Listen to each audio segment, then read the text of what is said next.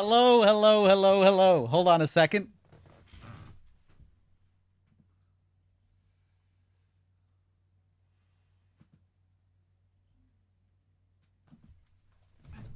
All right. You should see the game popping up on the screen any second now, I think.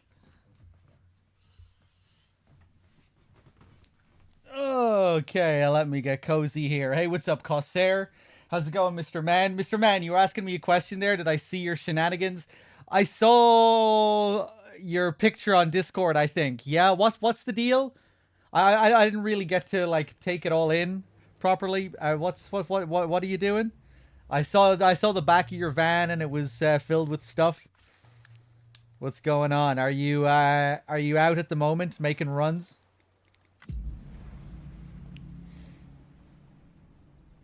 Oh, there's a cat. I didn't see the cat. Yeah, I looked at the picture. I didn't really quite understand what you were going on about. I didn't notice the cat. Beginning scan. Scanning bridges ID. Verifying ID. Clear. Weapons detected. Hey, what's up, Hey Hachiro? How's it going, man? All clear. Welcome, Sam. Thanks for all the generosity again during the marathon. Hold on a second here. It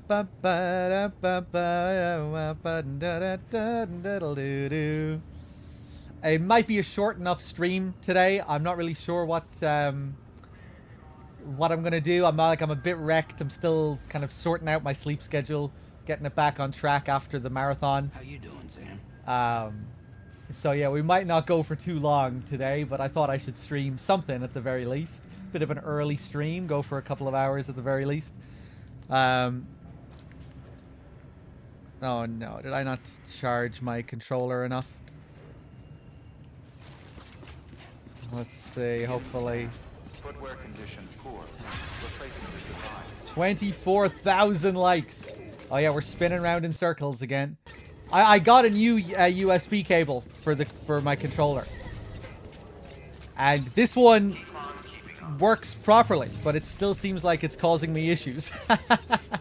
My controller issues just never end. Hold on. Maybe this time will be okay. No, now the controls are just being pulled away from me again. I have no control. What is this? Oh shit, now the controller is yellow. Or like kind of a shade of green. What the fuck is going on here? Sorry about this, guys.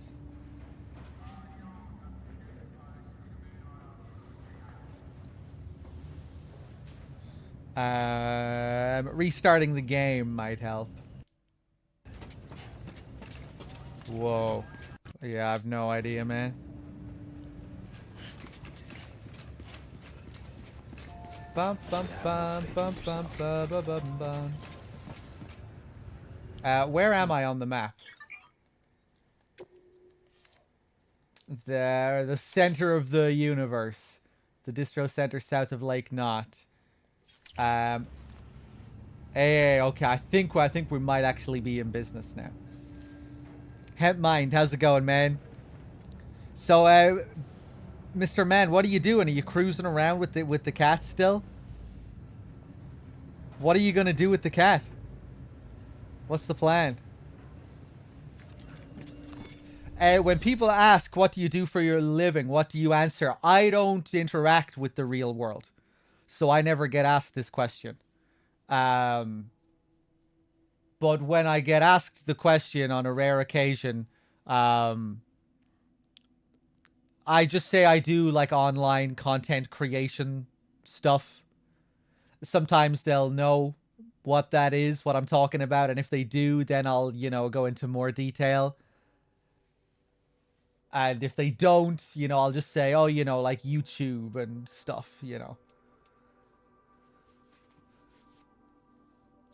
It's yeah, I'll usually just say like online content creation, and then I'll wait to see what their response is before I go into any more detail.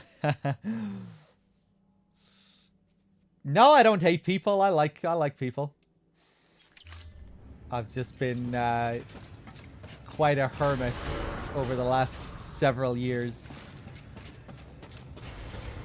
Right. I don't know what I'm doing. I have no idea what I'm doing.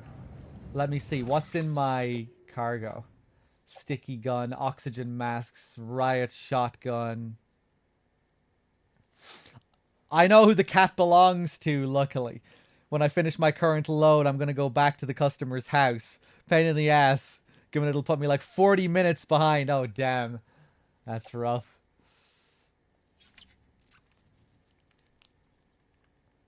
Oh, I lost control again.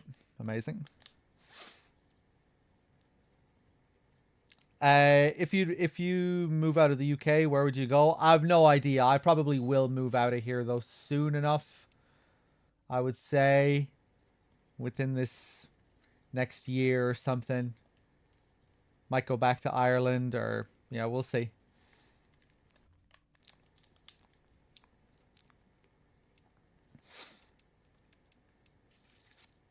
Okay. I think I'm gonna go over to Mountain Knot, or the distribution center south of Mountain Knot. Oh man, this is really rough. Just don't understand why the control is being taken away from me here.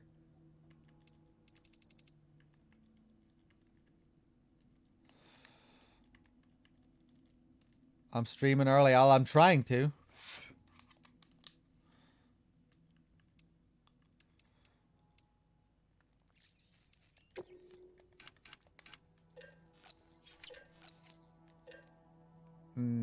Yeah, let's get a couple of boots.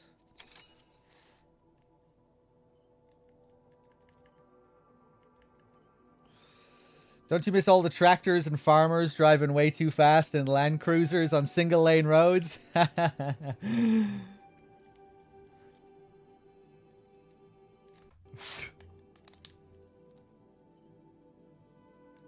Yeah, I have a feeling like this controller is just like completely out of battery or something.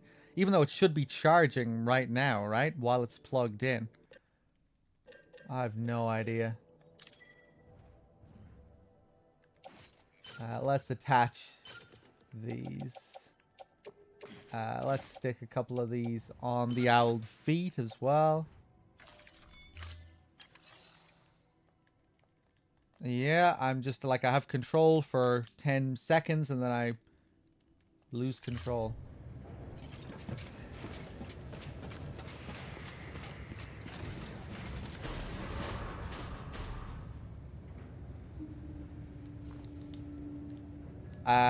I have no idea what it's plugged into.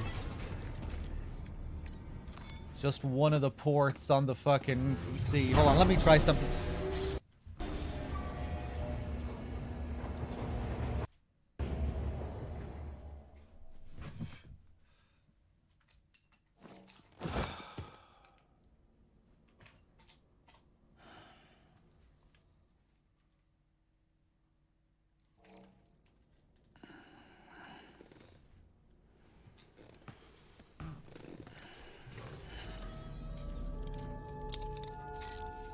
Good morning, Sam.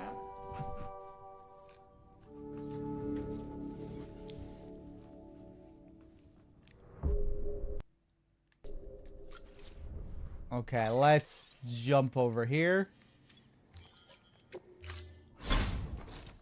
Bum bum bum bum bum bum bum. Hey, it's too early for you to stream. I can stream whenever I want. I don't answer to you.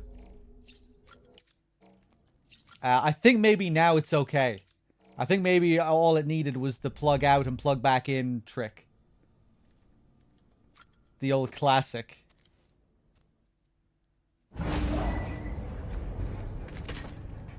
Should have tried that straight away. Let's see if we have any new mad scenes. I don't think we do.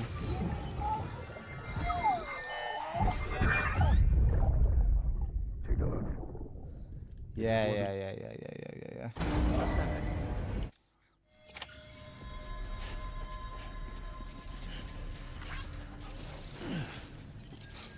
Okay, yeah, I kind of want to clean up some shit around this part of the map. Yeah, controller seems to be good now.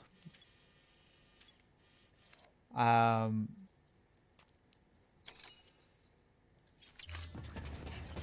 yeah, let me just take a look here.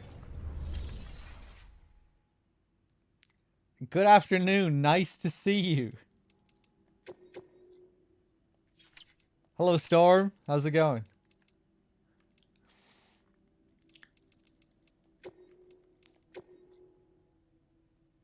Yeah, we still have this porter to rescue up here. I kind of want to do that.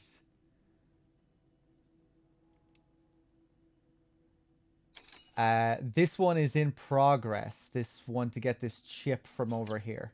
I think we'll go over there. I think that's what I'm going to do.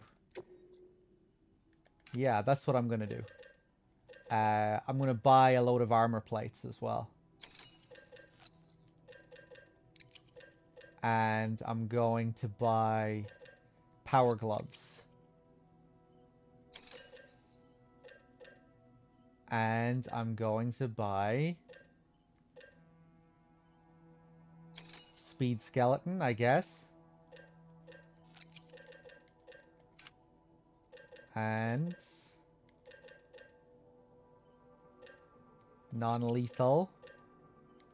And grenade launcher. And smoke grenades.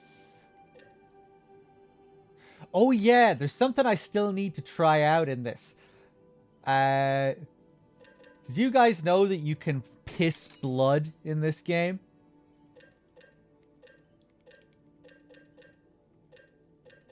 That is something that I still need to do, and I could have done it many times. Maybe I did actually piss blood at one point. I just didn't realize. Yeah, when your max stamina degrades almost completely, you can piss blood, and you can even create blood piss grenades. If you go back to your private room and then go for a piss, you'll get piss blood grenades. And I think they function similarly to what you see in one of the opening scenes with Sam, you know, when they first discover that Sam's blood is special, you know, and the BT crawls up to Sam, but then they fuck off once they reach his blood. You can kind of use the blood like that. Like, let's say you trigger an alert in a BT area and the handprints start marching towards you. If you throw a blood grenade on the ground in front of their hands, when their hand lands on the blood, it'll sting them and they'll fuck off. I'm pretty sure that's how they work anyway.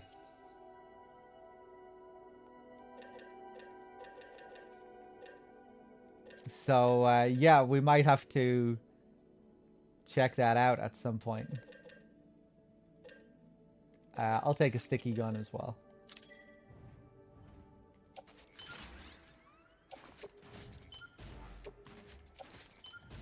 Attach all these. Oh, wait. No, no, no, no, no, no.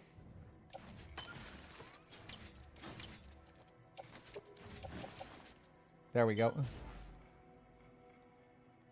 Oh, no. Where's the other one? Attach the suit. There we go. Attach the suit. There we go. Okay. Slap on the gloves.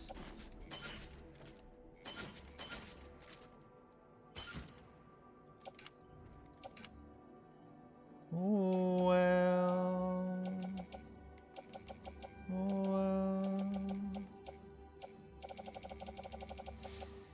I was thinking about finishing the story today, but I felt too tired. I thought, nah, I'll probably wrap up the story tomorrow.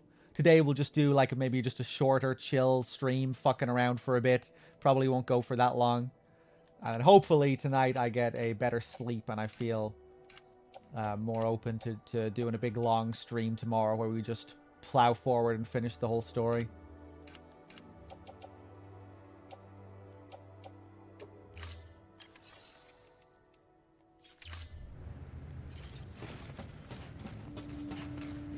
I think we're at a good... yeah, like I'm not really sure how long it would take to finish the story from this point on, but I'd say we could do it in one stream. Like, I can't see it taking, like, much longer than 10 hours. The next thing we have to do is go back to Hartman for the second time. And then I'm pretty sure after that, our next main mission is to cross the Tar Belt. And then from that point on, it's just, like, pure... It's just, you know, one big story sequence after the other. Hooking up the last area to the chiral network, fighting the giant BT, going to the beach to fight Higgs, going back, doing the last thing with Cliff, and then going all the way back to the first, you know, going all the way back to the capital. I'm not sure how long all those sequences take. They're pretty long, but probably do that in like 8 or 10 hours. What's the next game on the list? I don't know.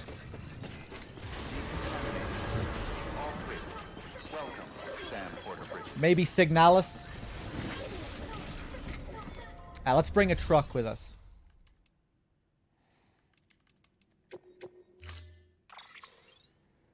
Level 3. Yeah, it looks good.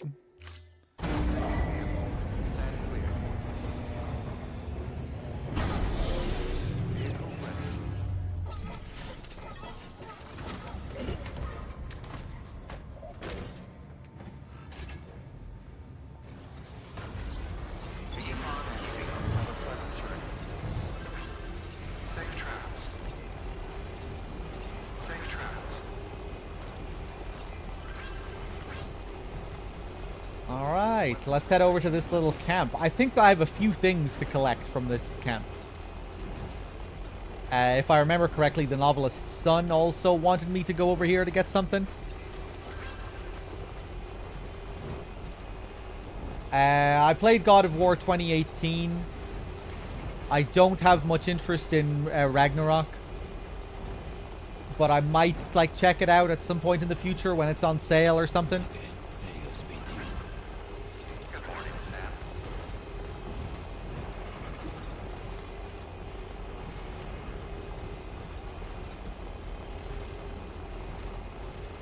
But, yeah, like, I have a few things that I want to play.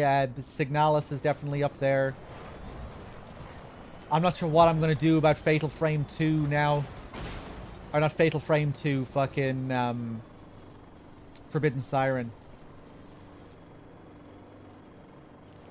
You know, like, all that shit is on my old PC. I don't have it backed up. I think I might just wait a while and like restart that game in a year or something.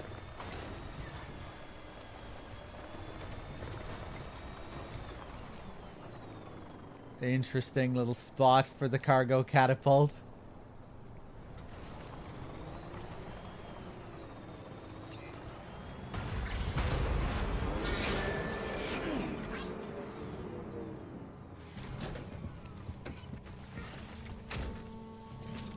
RE4, I don't know if you'll see an RE4 midnight stream. You'll definitely see RE4 though.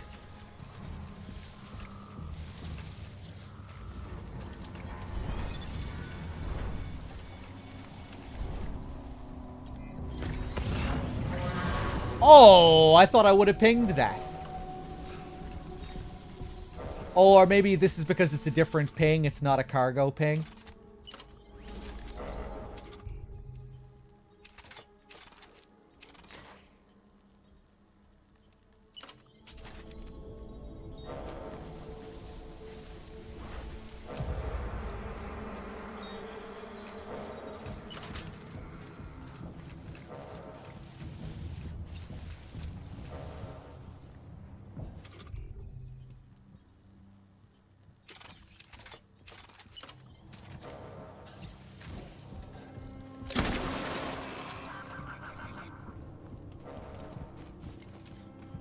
Ah, did he see that? Oh no.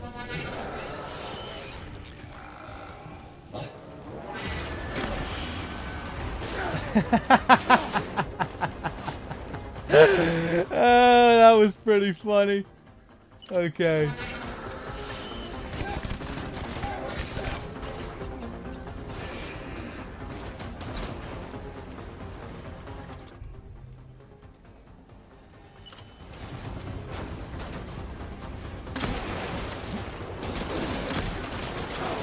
I really love those slip grenades. They're maybe not the most practical thing to use.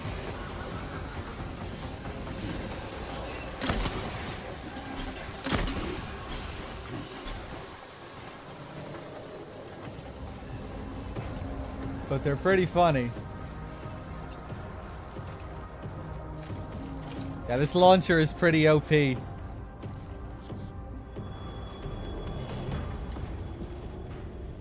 What are we talking about? Westlife?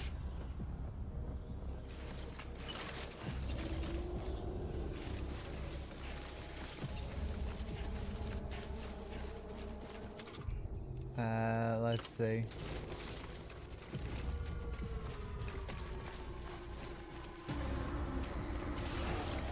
Hey, man. Give me your package. Oh, fuck.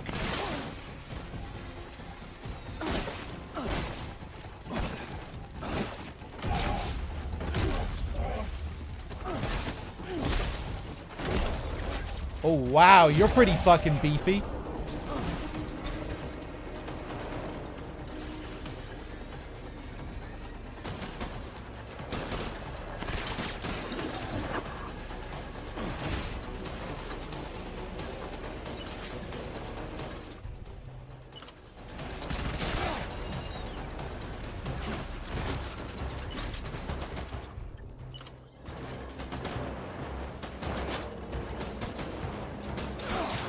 No packages? Oh, you do, you do, you do. Ah, I meant to throw it back at you.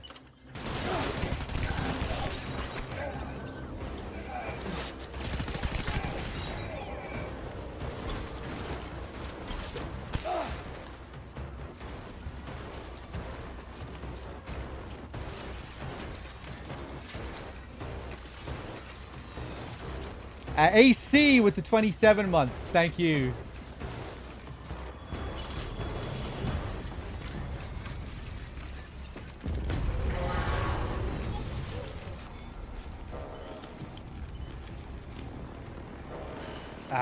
Is that all? Fuck, man. Oh, look at that. Look at that blue fucking ring. I didn't realize he could actually see that.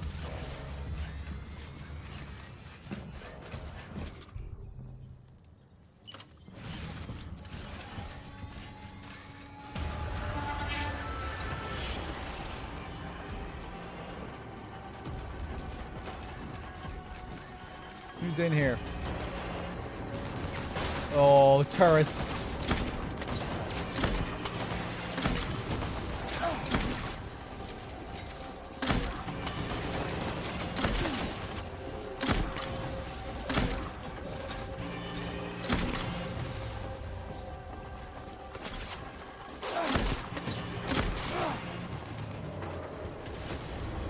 A lot of these guys around here.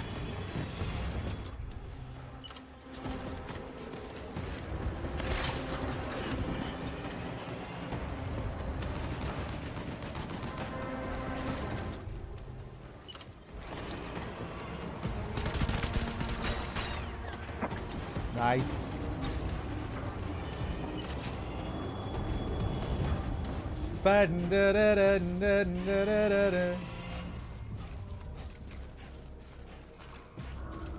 There's one guy left here, I think.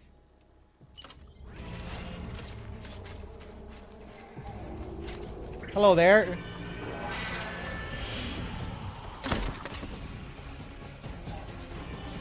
Is that enough? Just one? Yeah, it is. Or maybe I attacked him before.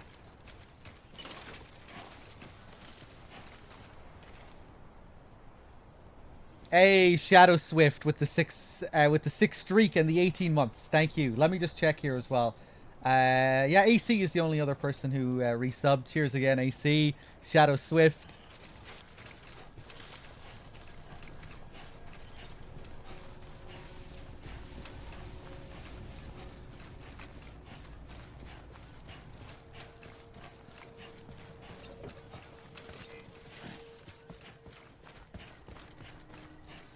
I dropped my smoke grenades.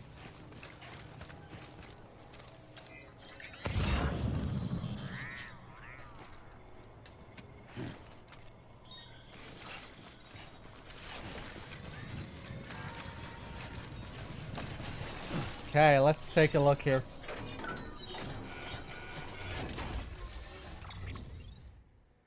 There's the V chip. Nothing else, really.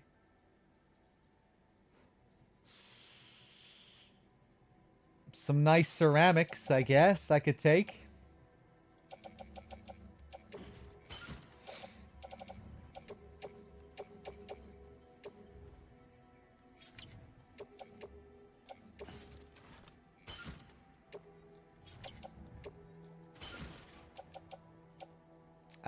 Oh, I brought the all-terrain skeleton with me. I forgot to leave it.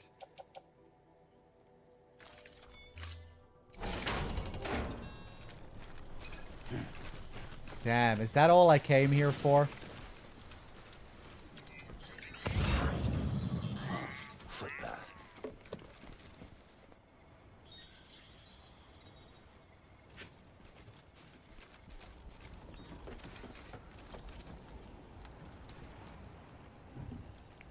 Okay.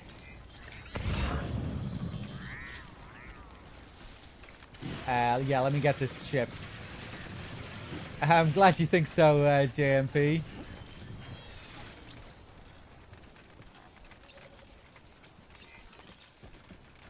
Yes, give me that. I'll give you a few likes.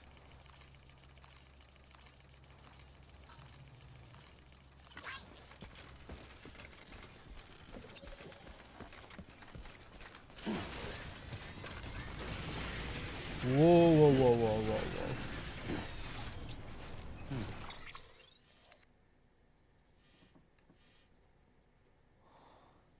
Ah, shit. So nobody else sent me over here for anything. Fuck. Okay, we're probably going to be back here later. Is that the only mule post box? There's another one over there.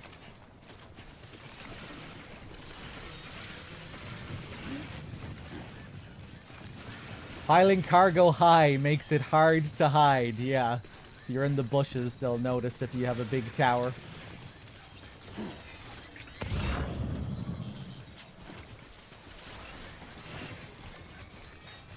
Okay, I guess we'll just head back and deliver the chip.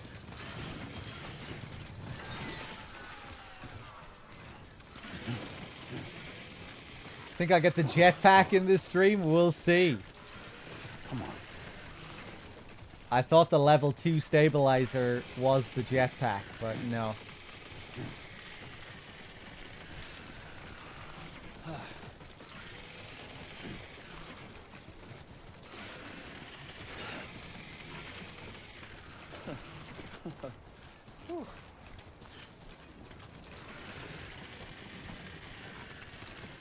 Oh, is that the sound of the stabilizer?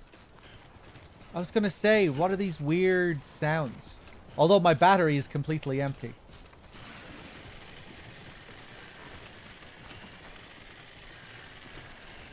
Those are not normal sounds.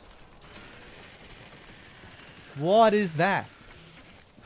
That must be the stabilizer, right? Even when it's completely out of battery.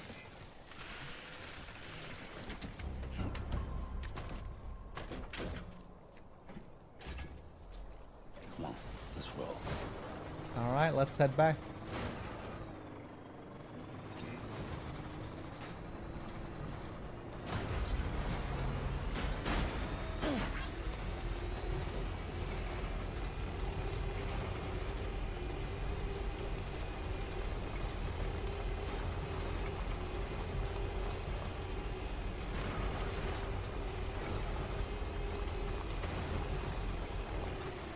maybe more... Yeah, maybe that is the low battery sound or something for it.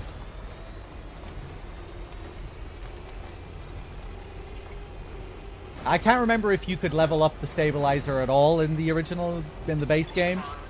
You know, in the original version. Was it just the level 1 stabilizer that you got? The level 1 stabilizer is massive. It takes up the whole space on your backpack. The level 2 is slightly smaller. Hopefully the third one is even smaller. So he can fit like another battery or something.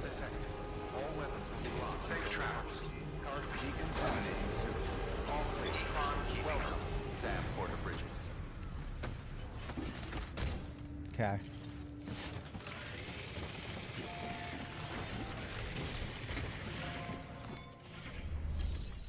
Let's deliver our thing.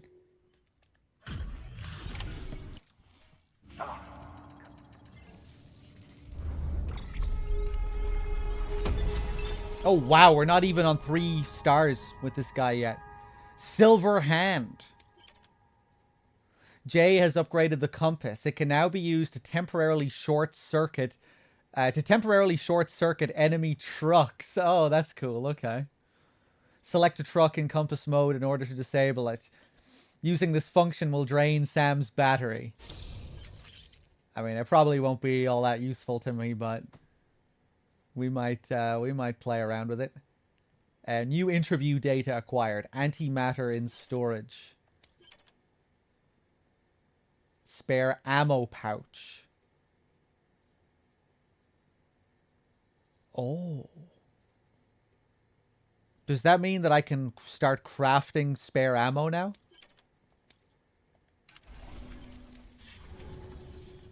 Watch your back out there. No one else will. Good work. Let's see if we can recycle all this. Oh, is that all I have with me?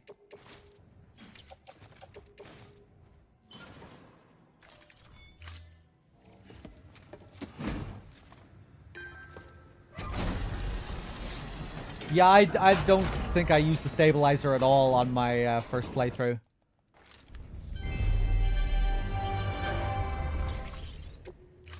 Batteries always seemed like the best option. But the director's cut has a really fancy upgrade for the stabilizer, which hopefully we'll get soon.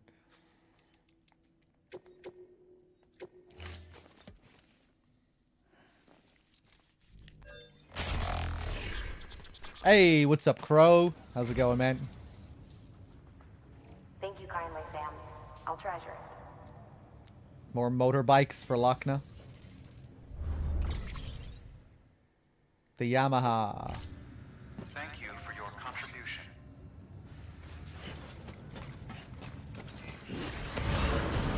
Okay, let's rest.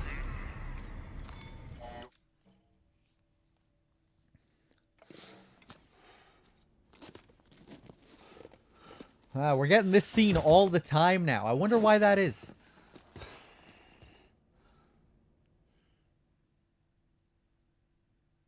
Swear we didn't get it once for like the first 50 hours playing the game.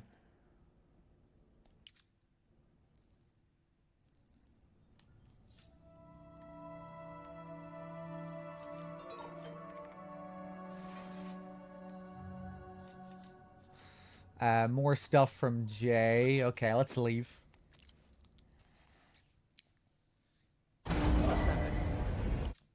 Hey, how's it going, Ghost? Let's check this email. Oh, I didn't read his last one either. Arasaka Corporation. You the man, Sam. That 4th chip you recovered had schematics for an artificial arm. No bargain bin chrome, neither, but quality cyberware worth real scratch. Makes you faster, stronger, all that jazz. And Harabe Tapatio. This model was custom made by Arasaka for some chum named Johnny. Wasn't any other info about the corp on the chip, but that name, Arasaka.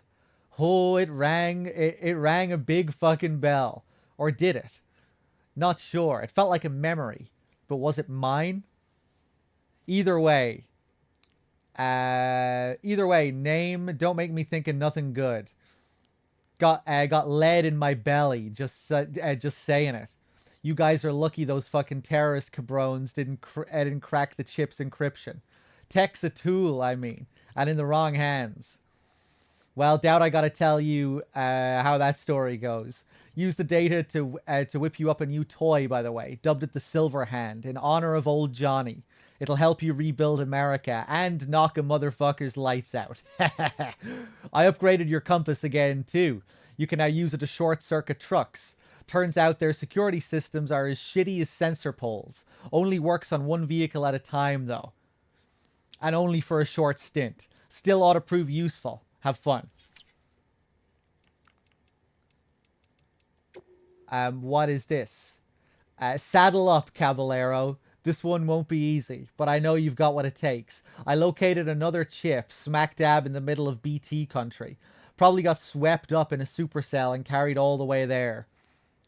You don't want to get caught in the rain, so it might be a good idea to check the weather forecast before heading out. I'll mark the chip's location on your map once you've accepted the order. Your world's one hell of a place, Sam, full of all kinds of crazy. And that means something where I'm coming from. Man, if you'd seen the shit I saw in Haywood. But hey, if there's any man who can handle whatever life throws at him, it's you. The order's waiting for you at Mountain Knot City. Okay.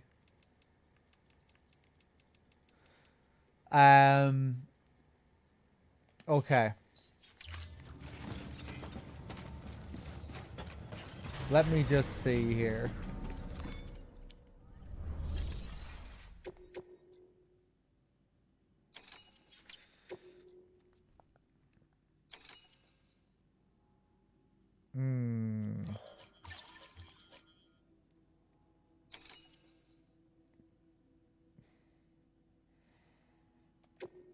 I think doing this one will unlock us more director's cut shit. This seems to be a new mission. And I think that's usually what these rescue missions lead to. Yeah, I'm going to accept that, and then I think we'll teleport up to that part of the map. Oh, right, and the Silver Hand is something we actually create here. A device developed using cyberware that greatly increases Porter something something something. I really wish you could control these windows.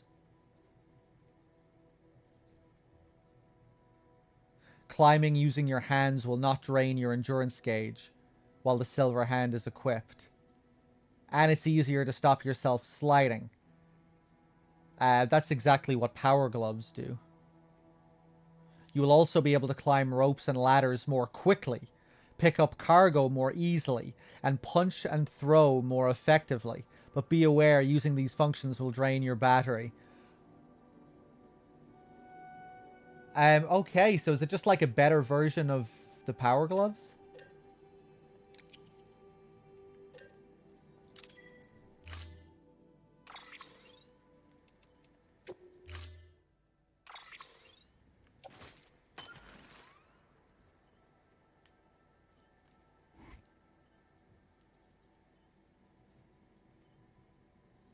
Huh, okay.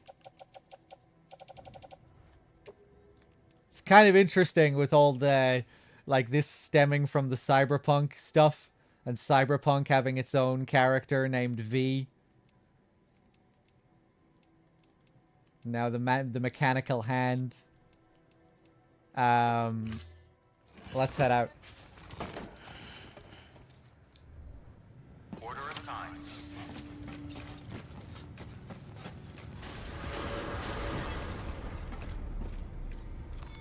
Your work.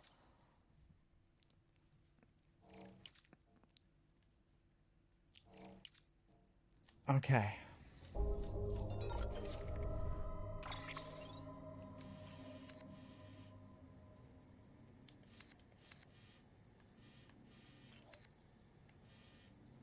Okay, I forget how far away this thing is. Let's, yeah, let's head over to this safe house.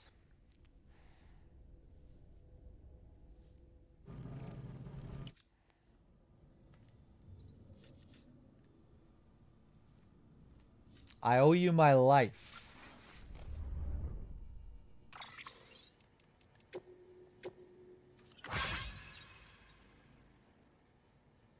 Oh, it's the guy that we helped when we first came here.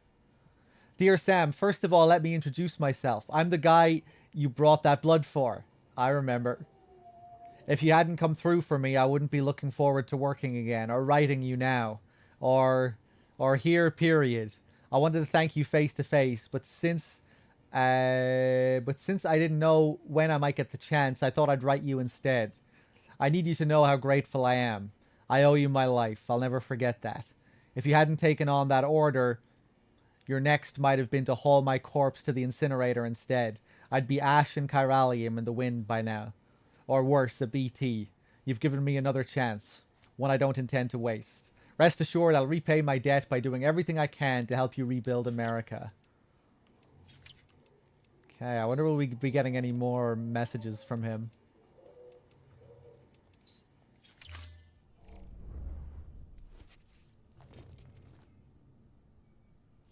Okay, let's just have a couple of cans as well.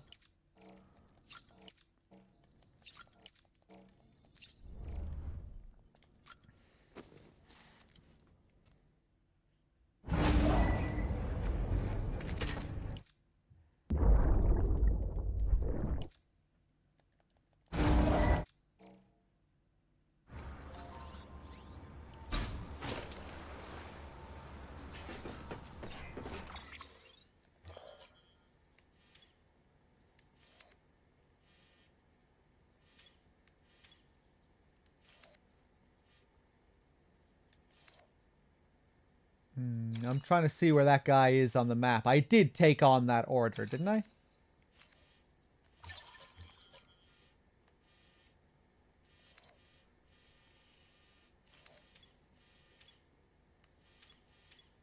Thought it would be highlighted.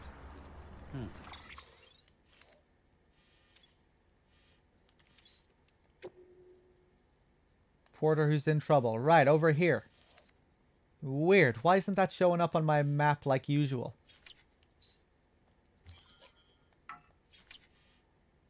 Did I turn off so... Ah, yes, I turned off the filter. Okay, makes sense.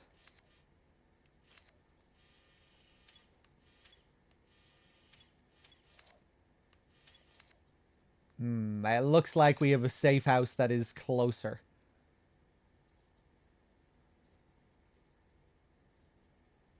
Okay, I think I might create a all-terrain skeleton.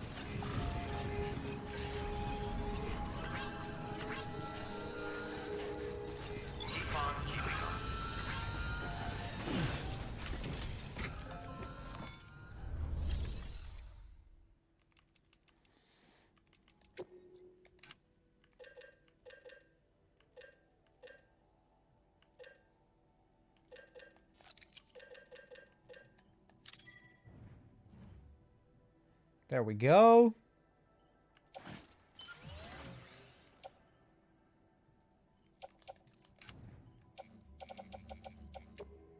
I'll take the oxygen mask as well. Let's stick that on. Any thermal pads here? Ooh, look at all this shit too. Although I won't be able to bring this and the body or anything like that. And we're teleporting anyway. Might bring a floating carrier along, just in case. You know, we might want to do a bit of snowboarding if we get the chance.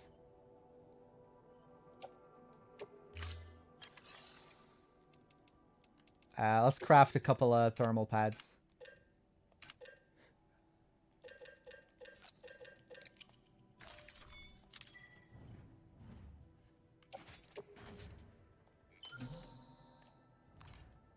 I wish you could just quickly apply all the pads.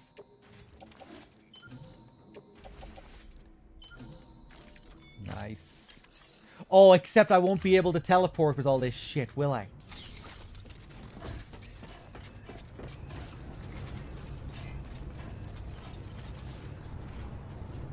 Yeah, no, I won't. That's okay. Fuck it.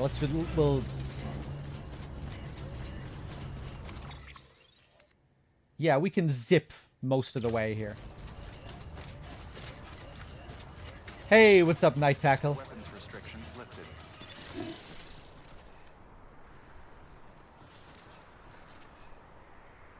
I'm thinking maybe I should trade out the stabilizer for the batteries. Like, I really don't need this. I'd much rather have 2 batteries than this stabilizer.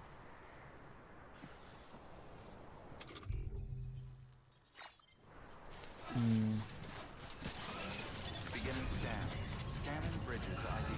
Verifying ID. Clear. All weapons will remain locked until departure. All clear. Welcome.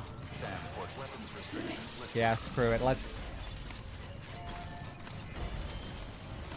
Oh, I'm not sure if the batteries really give me that much extra on this difficulty.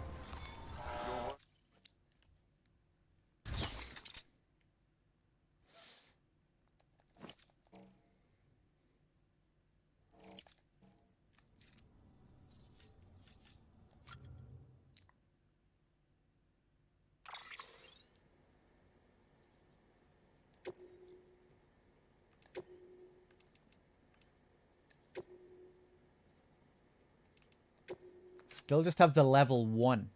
Can you get a level 2 battery? I feel like you must be able to, right?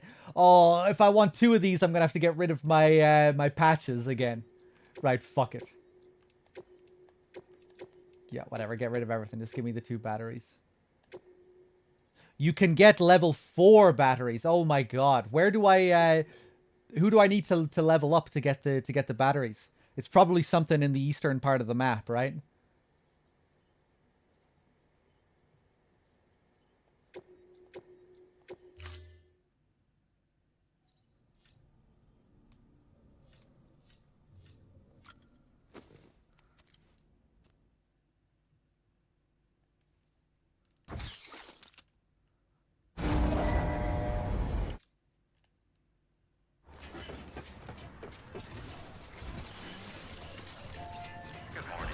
Yeah, it gives me an extra bit of length there on my battery, but... Damn, man. I wouldn't mind a couple of level 4s. Yeah, can anyone remember where you get them? Clear. All weapons will remain locked until departure. You're gonna Google it? Hey, cheers. Sam, Porter Bridges.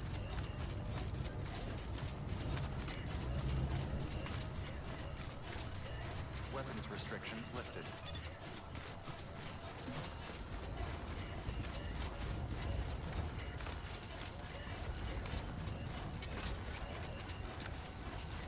Okay, I thought I remembered creating this here.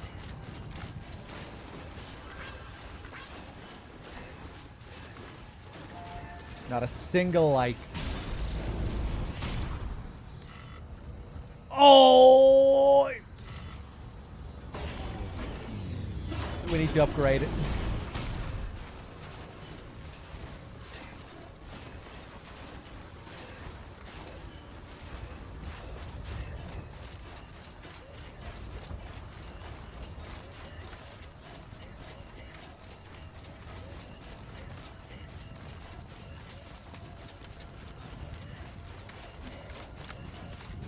Beginning scan. Scanning bridges ID. Verifying ID. Clear. All weapons will remain locked until departure. All...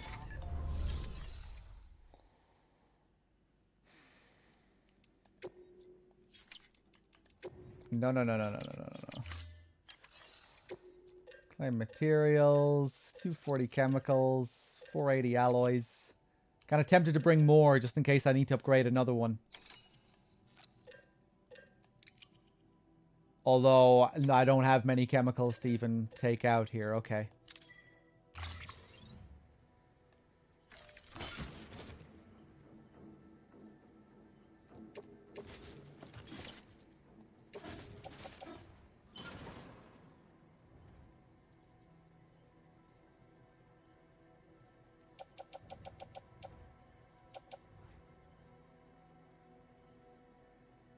Hey, I never really thought about that as an idea before. Like, just bringing a skeleton with you as backup for when you run out of battery, but you know, where you might be outside the chiral network.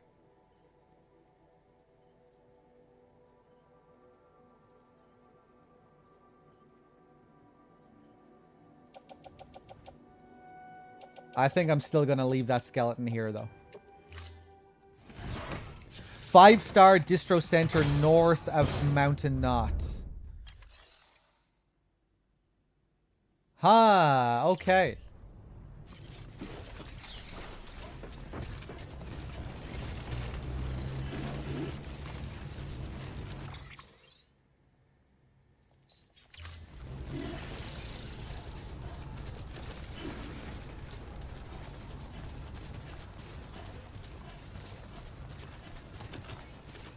Weapons restrictions lifted.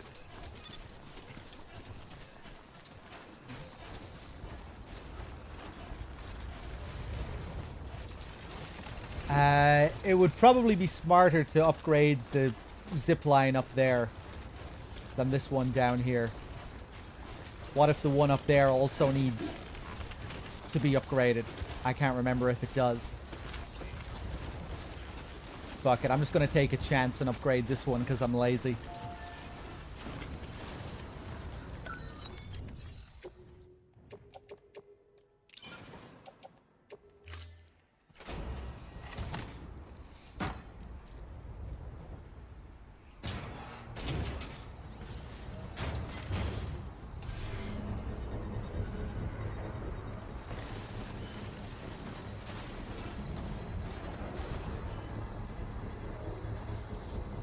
Love the design of these thermal pads. Big chonkers. Structure upgraded.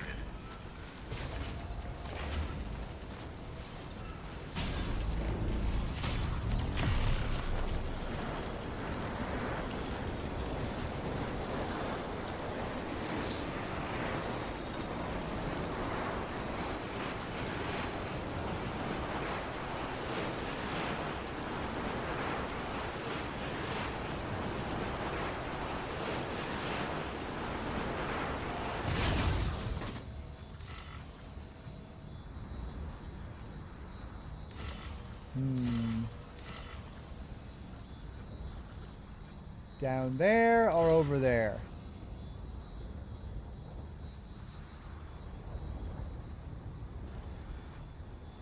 Damn, I'm not that far off that other one. That's 355. The mask helps with your breathing at high altitudes.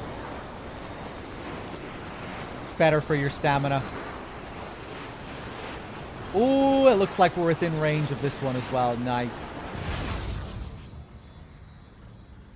Let me just see. What cargo do I have here?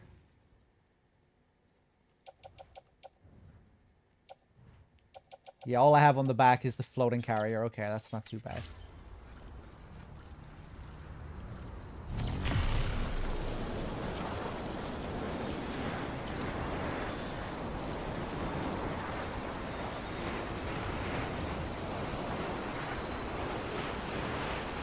Ooh, look at all the likes you have.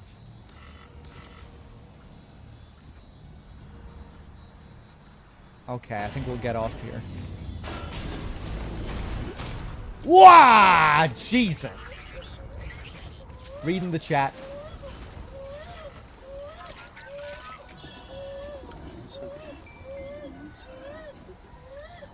Oh, I like the shadow of the Audra deck there in the snow.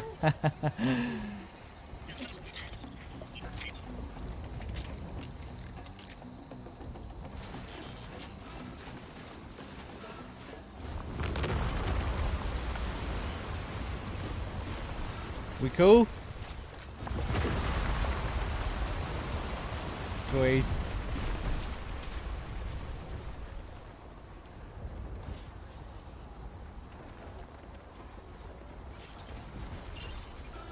There is the porter, yeah. Fuck, man, I wish I had the fully upgraded stabilizer here. I could just jump down. Pick these up.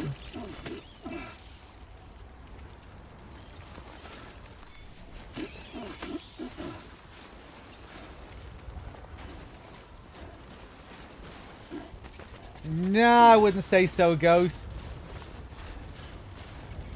A lot of people really like this game.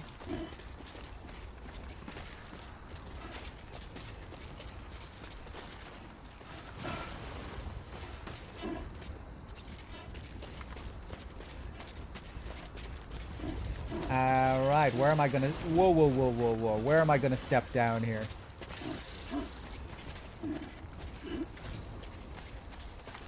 There we go. And then down this way. Nice spot for a jump ramp. Yeah, I was thinking of bringing a couple of PCCs with me.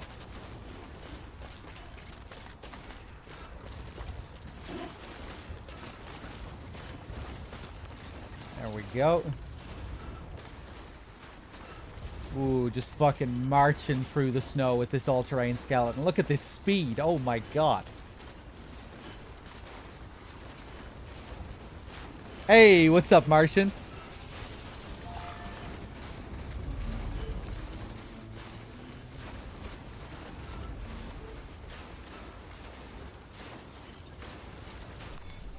Grab it.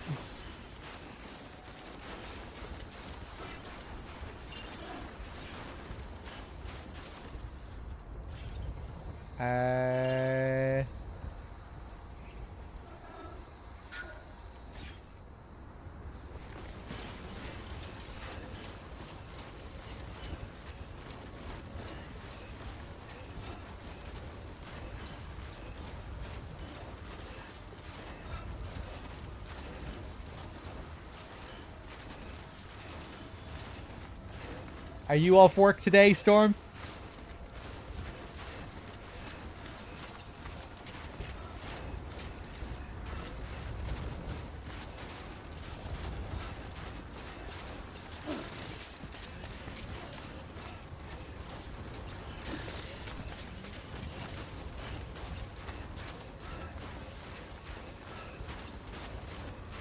I really should have checked the map.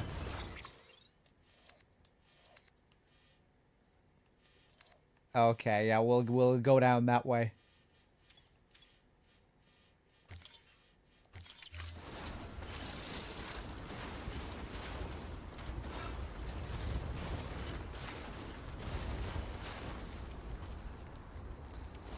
I really wouldn't call this a horror game.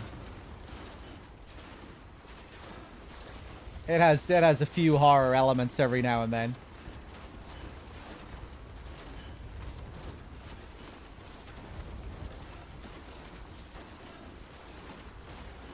I guess it's a mesh of genres with some sprinklings of horror.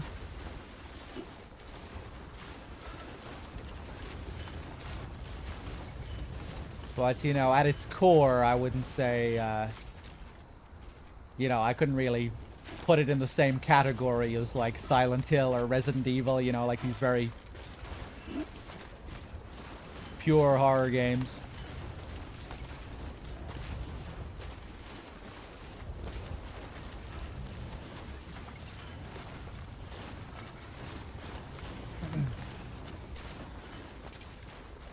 Yeah, like I think originally it was going to be much more of a horror game, or, you know, much darker in tone. Like we've brought up a few times if you look at the original concept art.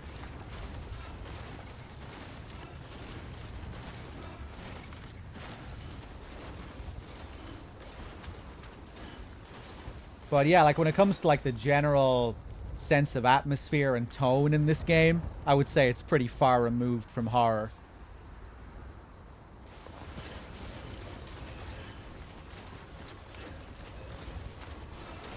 Much more of like a melancholic, somber adventure.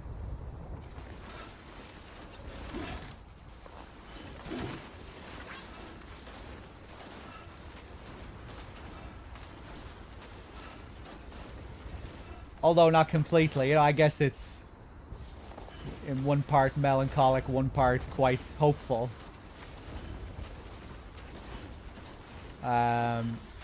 Okay, right. Let's see, where am I going? Where is this guy? He's around here somewhere.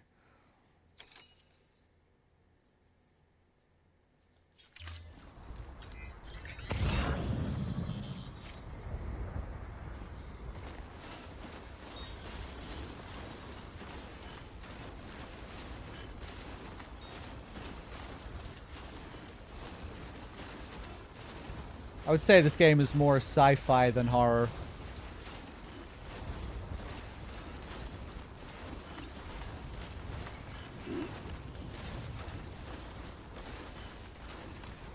Uh, oh, I thought, I thought this was gonna be the guy.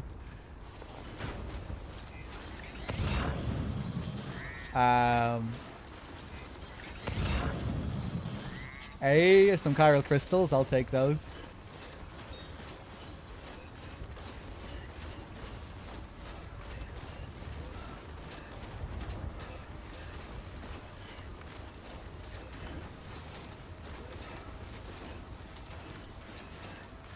Action adventure. Yeah, that's such a broad category, isn't it?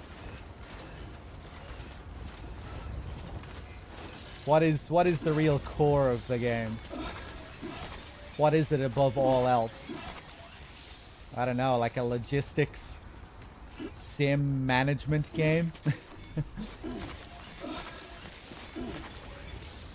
With sprinklings of stealth and combat. A traversal game.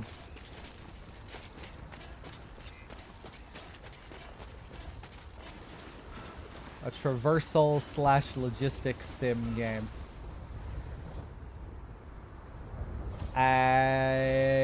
That is where I need to be. Or somewhere around here.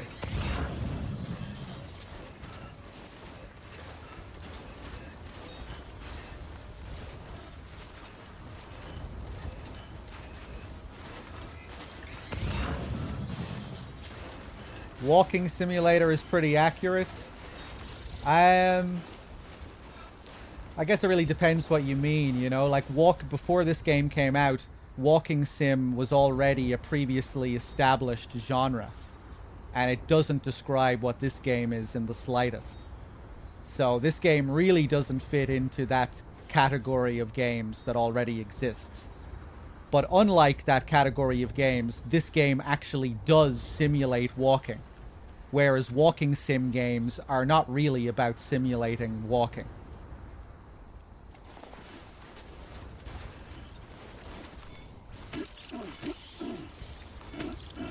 Walking sim are, you know, it's generally a term used to describe games that have no mechanics, that are interactive stories. Like games like Firewatch, like Amnesia, Machine for Pigs, and all those sorts of games. Generally, like those indie, completely story-focused, narrative-based games that don't really have gameplay systems or mechanics.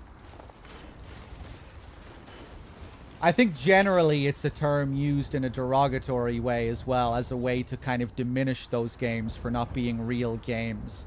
I think that's generally how the term is used. Maybe people use it in just like a general sense as well, that it's not meant positive or negatively. Maybe people do just use it to describe that type of game.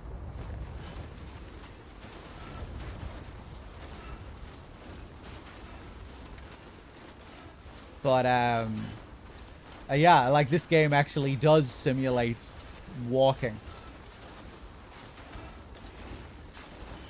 I would say that's one of the unique things about it that really stands out, is the way Sam moves and just the physics of Sam's movement, and how that constantly changes depending on the weight that you're carrying and the type of tools that you're using and whatnot, and how Sam feels to control. Sam, I take it you found our missing porter. Then let's give them the help they need.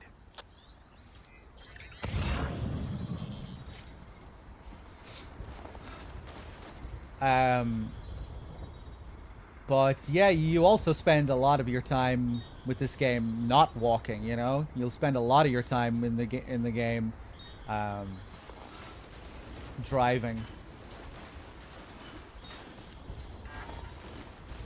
Sprinklings of little combat sequences now and again, stealth sequences.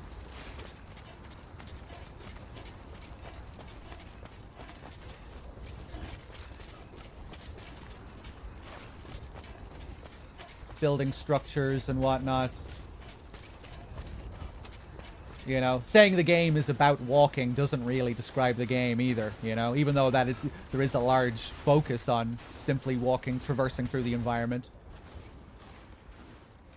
Still not really a good way of describing the game.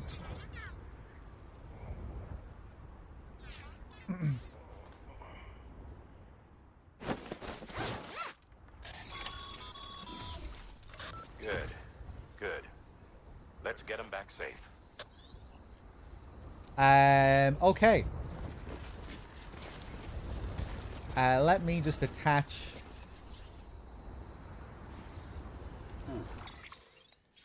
this thing isn't set down properly. Oh, weird. Okay, what the hell?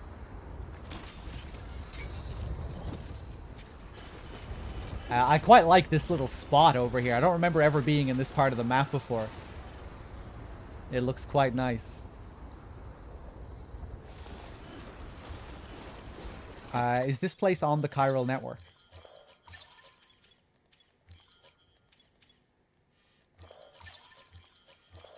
Yeah, I guess it is. Okay.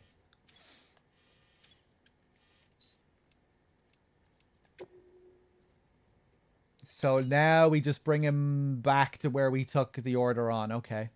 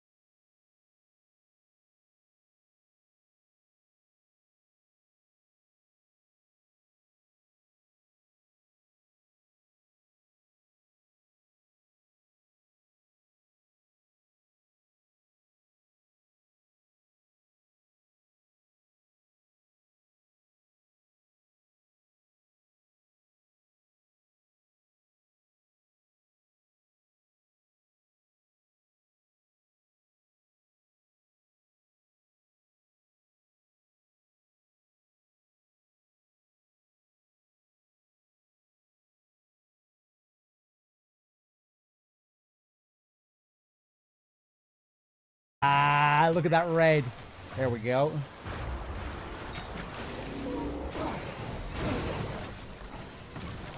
You doing okay there, Mr. Porter?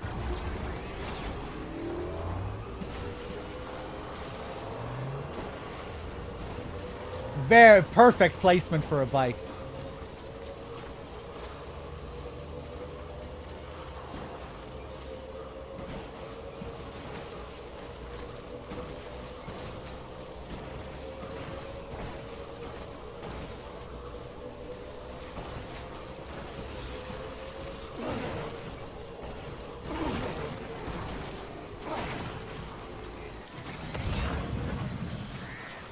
No, easy does it. Jesus fucking Christ. It's a much better walking sim than it is a driving sim, that's for fucking sure. A much more enjoyable snowboarding sim as well, really.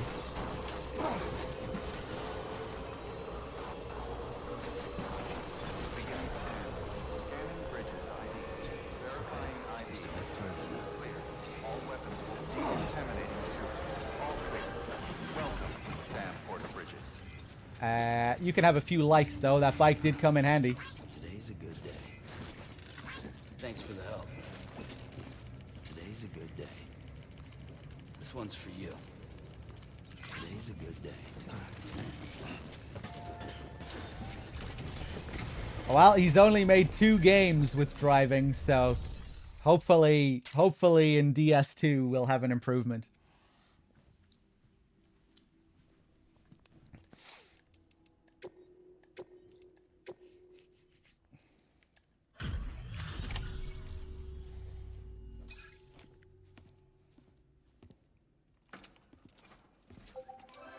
You can tell that movement was definitely more of a priority with this one. And even the movement isn't completely perfect. But it's, you know, head and shoulders above how the driving feels. Must have been quite a challenge, you know, to create movement around traversal and also stealth and third-person shooting.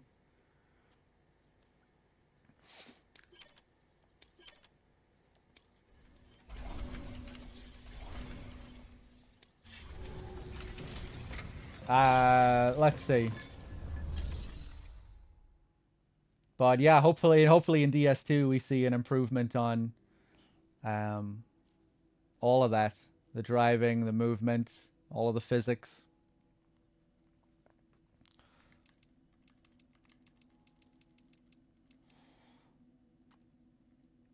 Wait, did you not give me anything special? Am I not getting rewarded?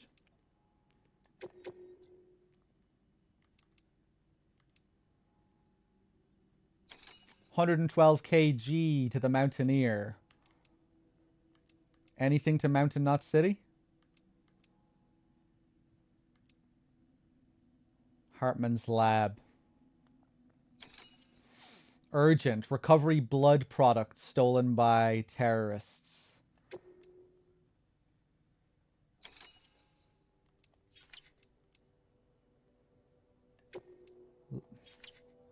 Let's bring this over to the novelist.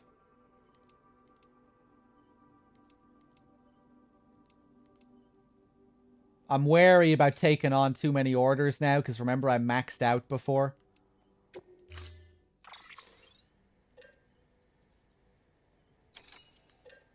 No, actually, I don't think I want to do this at all. Cancel.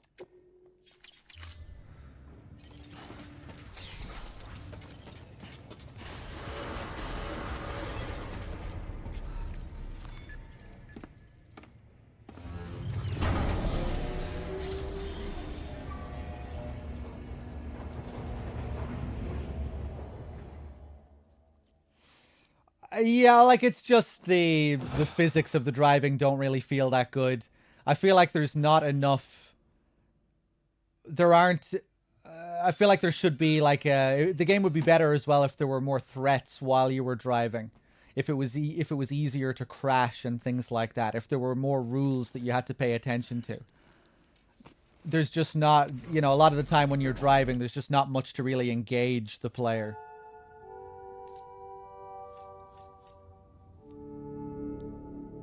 You know, there aren't too many risks of failure, like when you're driving around with the truck and you have a big load. It'd be cool if there was just more things to engage you while you were driving, or if there were more threats that you had to pay attention to. More things to go wrong, to fuck up your big deliveries.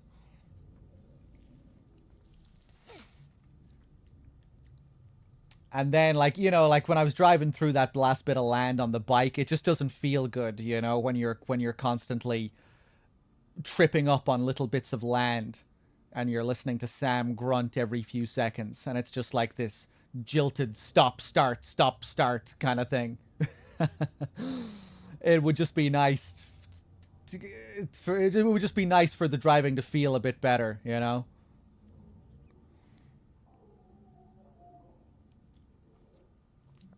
I think as well they probably allow you to drive in areas where you shouldn't be allowed to drive. You know, they let you force the truck through areas where you probably shouldn't be able, you know, where I don't think you should be able to.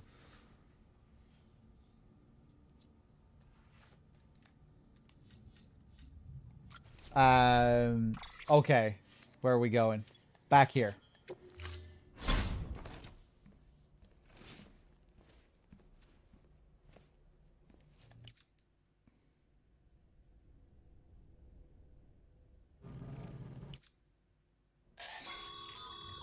Sam, has your unread mail been piling up? It has. You might be missing out on helpful tips or even special rewards. At Now least fuck make sure you. to read the priority mails, the ones with yellow subject lines.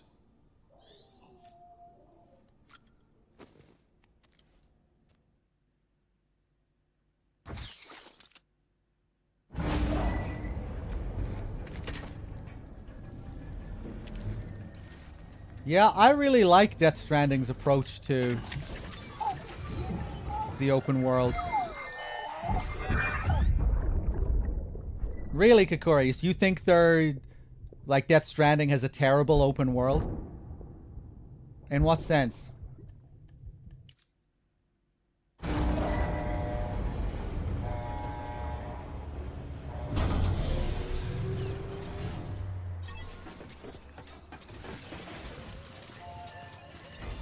morning, Sam. I think it's quite like I don't even know what I would compare it to, you know? I feel like it is a really original take on the open world.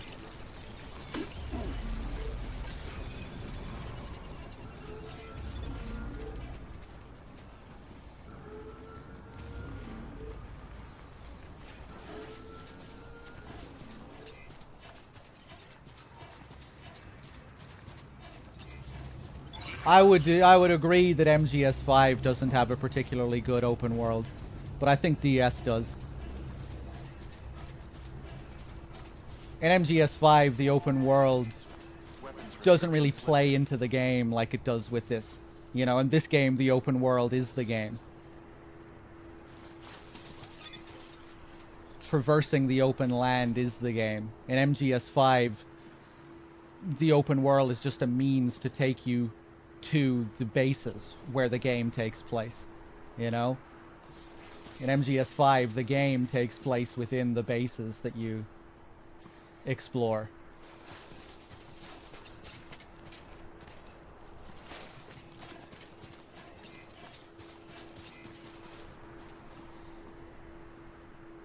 Oh, I completely disagree, Kakurius.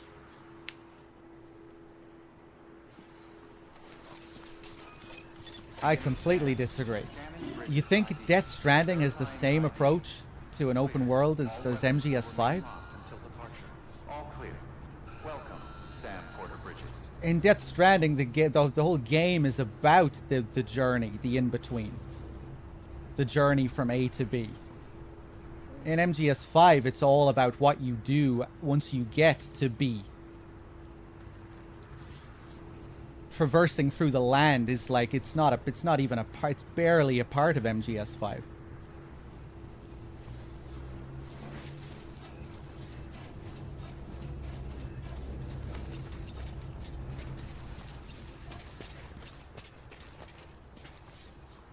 That's yeah, I don't know. I feel like that's just like really inaccurate.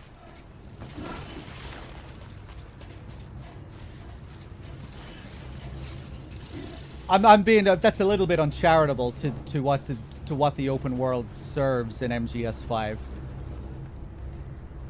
I think it is more than that. You know, you use the world when you're deciding how you're going to approach the base. The world lets you choose the direction and from where you approach.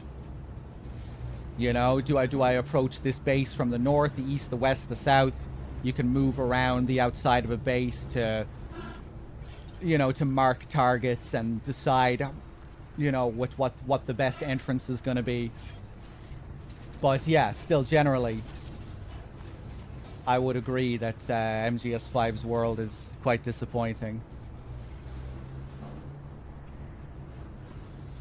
Because, yeah, apart from that, it doesn't really do much. But with Death Stranding, I feel like, you know, the world is the game.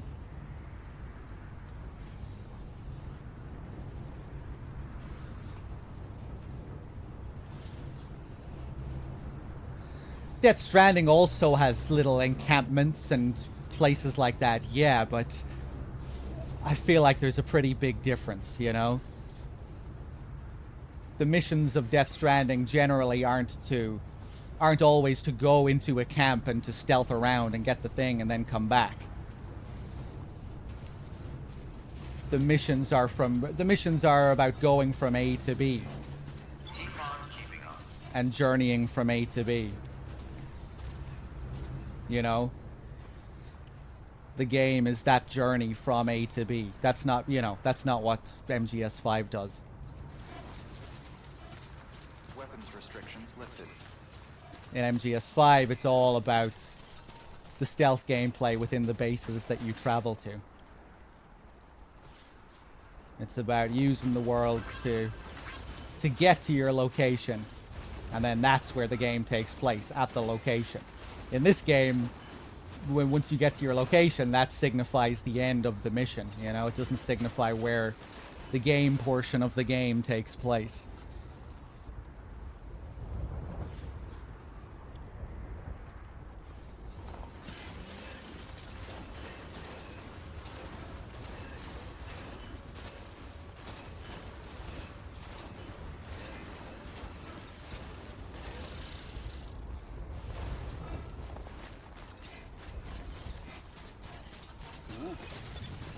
Beginning scan. Scanning bridges. Verifying ID. Clear. All weapons will remain locked until departure. All clear. Welcome, Sam Porter Bridges. Hold on a second, I'm just catching up with the chat here.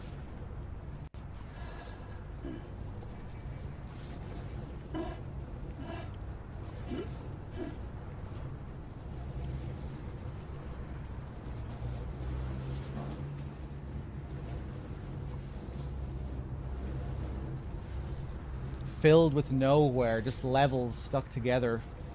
Yeah, I don't know, but like for me, the terrain and the environment is so much more meaningful in this compared to MGS5. Like surely that's not even a fucking like question, right? Like the terrain and the traversal through the terrain is the game. You know?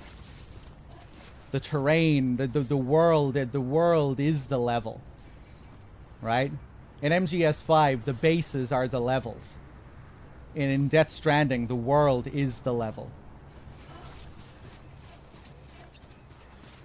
Traversing through the world is where the meaningful gameplay takes place.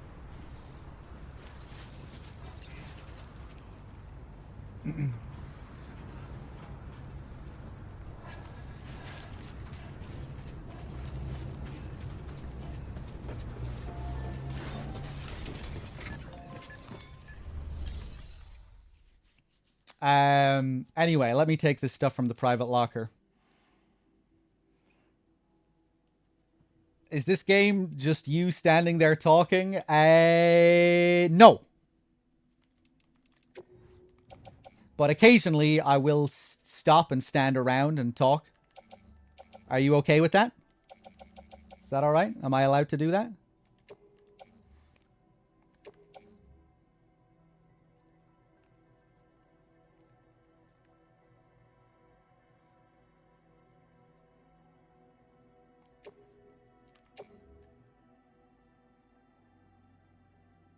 Yeah, I don't know.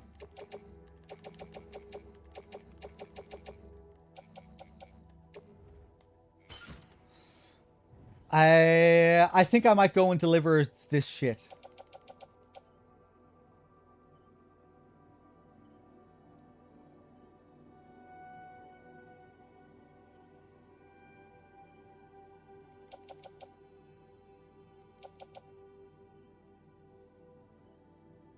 Yeah, I always just found it to be a weird criticism when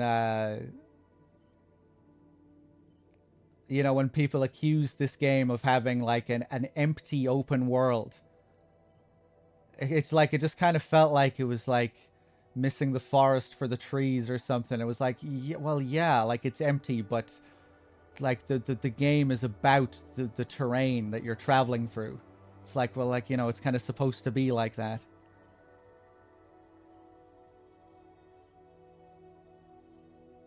You can see it clearly near the director, the junk dealer. There are so many clearly defined parts.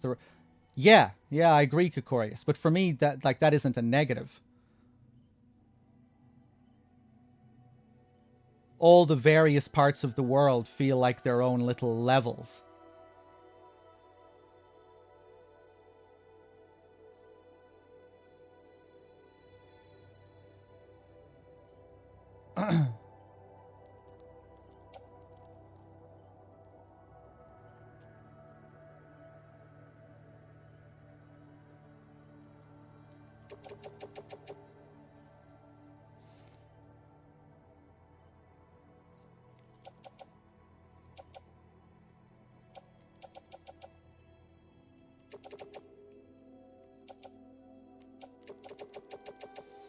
You know, like I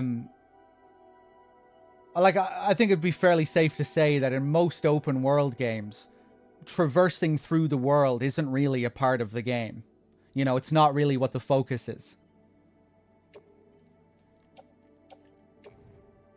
Usually, in most open worlds, the open world itself is like a hub, right? You're often allowed to just fast travel whenever you want, wherever you want, and like the game portions of the game take place in little locations, little spots. You know, you take on a mission, you go into a little dungeon, and that's where you engage in combat and do your thing. In Breath of the Wild, traversal is more of a focus, yeah.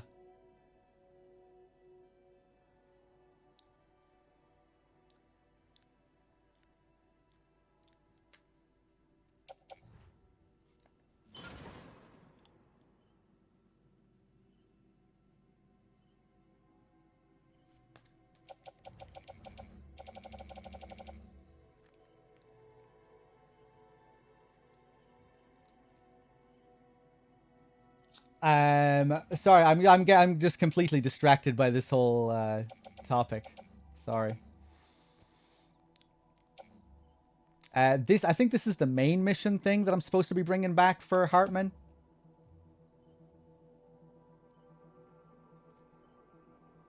Hold on a second here.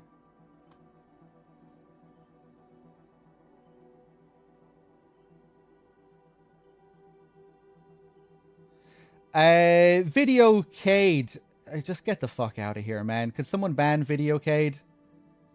Just fuck off. Jesus Christ.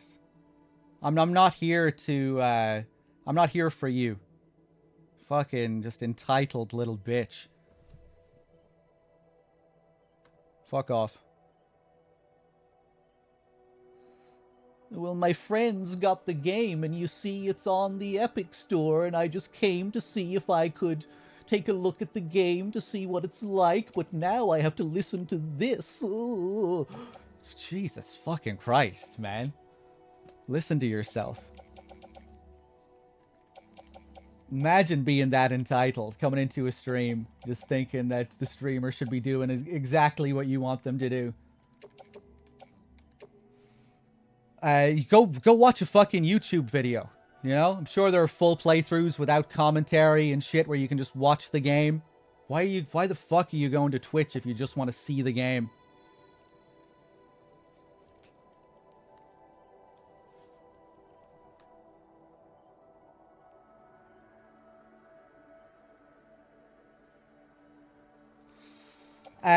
Right, anyway, I don't know what I want to do.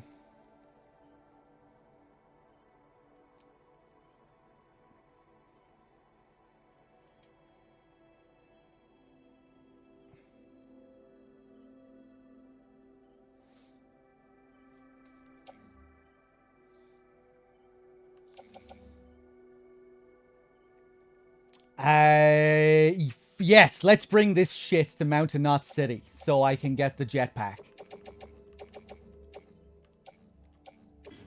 That should be enough, right? Let's bring a couple of PCCs so I can build a few zip lines along the way as well.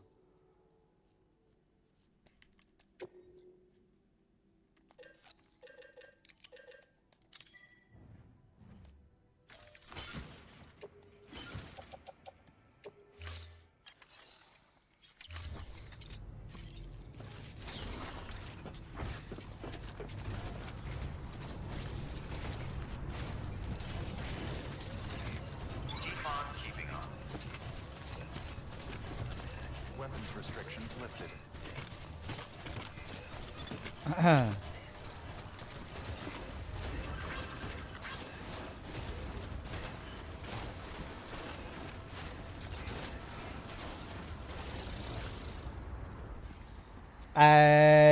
No, let's go back down this way.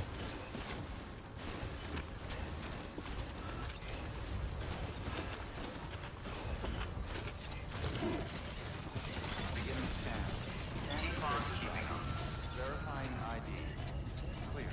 All weapons will remain locked until departure. All clear. Welcome, Sand Porter Bridge. Weapons restrictions lifted.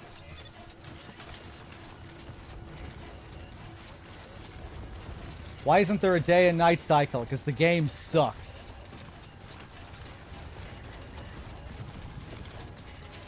I don't know. Probably because they didn't have time to include a day and night cycle.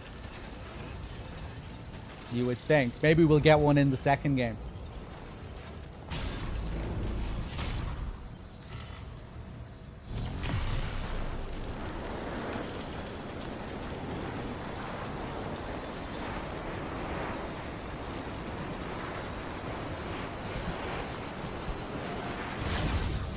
I do wonder why Kojima is so averse to having towns in his open worlds, though. I don't think Kojima wants to create open world games that are like, you know, those types of open world games. He wants to create open world games that are completely focused on their core gameplay loop. They're like, you know, not games that are. Like, in my opinion, I don't think this game has exploration. I'm sure some people might say, "Wait, what? This game doesn't have exploration." Well, I guess it depends how you define exploration in a game. For me, exploration, or at least within the context of an open world game, exploration is saying, "Fuck doing what I'm supposed to do. I'm going to go out and explore the land and see what I can find." If you do that in this game, you won't find anything. The game is completely focused on its missions, on delivering. That's what it's. Sure, you can find memory chips and like other people's cargo to deliver, and like all of that just ties in with the main loop anyway. You know, it's a game completely focused on its core gameplay loop.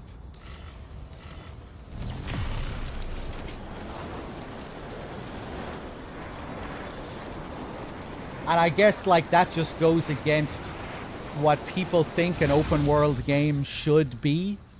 Like, is that also, like, why people just think this game is a bad open world?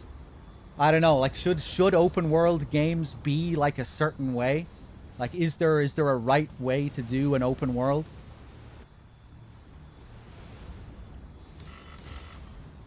Yeah, I don't know.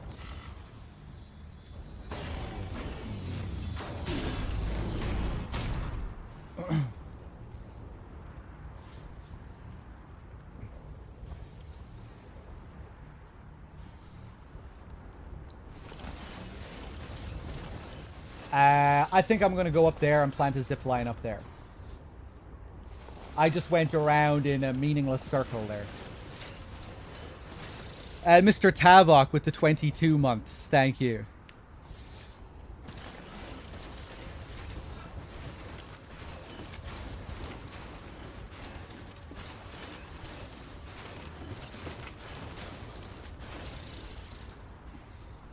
RDR2 is how to do an open world.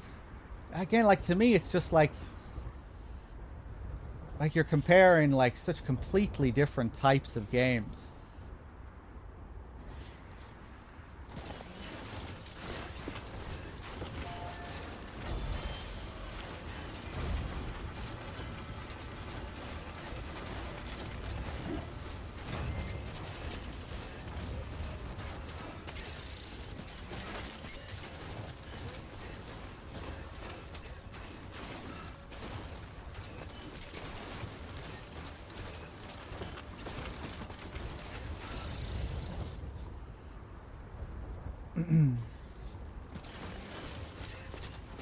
Yeah, I really enjoyed RDR2. I'm like completely sick to death of their mission structure. It was everything I feared it would be. Worse than what I feared it would be.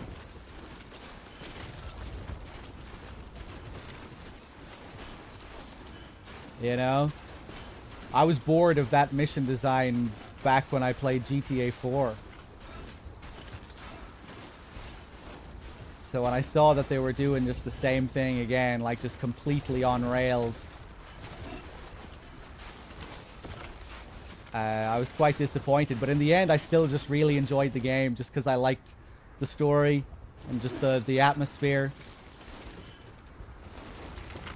the visuals, the art direction, just riding around the land and enjoying the story, the production of it all.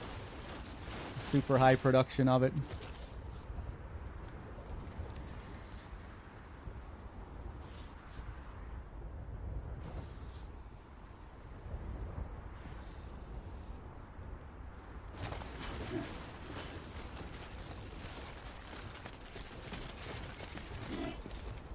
DS is always eager to eliminate heavy penalties for all risks taken, which in turn devalues all of your actions, doesn't allow for resource scarcity to support its own economy, which makes any item management pointless. I love DS, but I think that's the reason why people see little reason to endure the walking. Okay.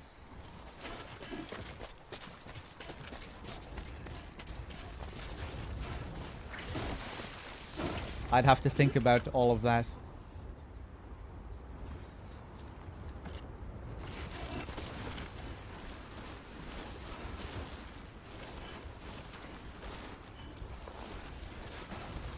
Eliminate penalties for all risks taken. Guess I'm not really sure what you would mean by a risk.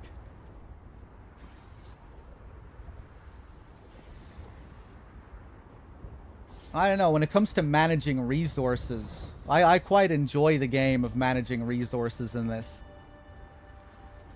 You know, how you can only have a certain amount of stuff at each distro center, calculating all the things at each distro center.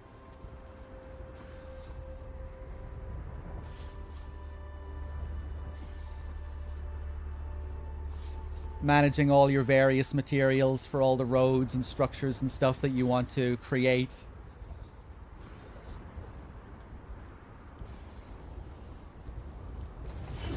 Managing all the orders and, you know, like I was saying before, I think the game really shines once you get around like midway through chapter 3, once you start opening up all this part of the map.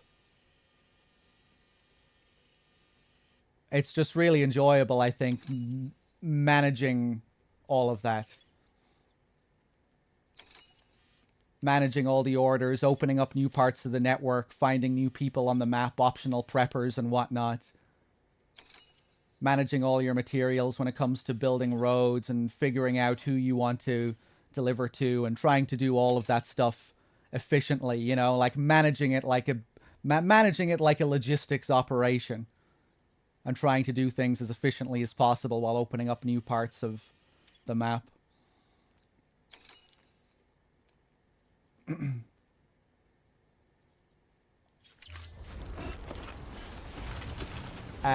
Let's see. I don't know where I'm going. I want to get up to the top here somehow.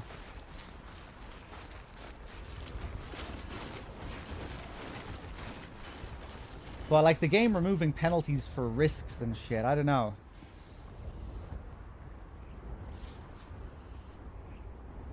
I guess it depends how much you care about, like, getting a good rank as well.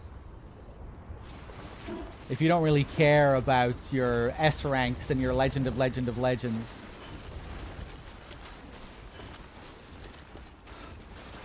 then maybe I could see that. I do think I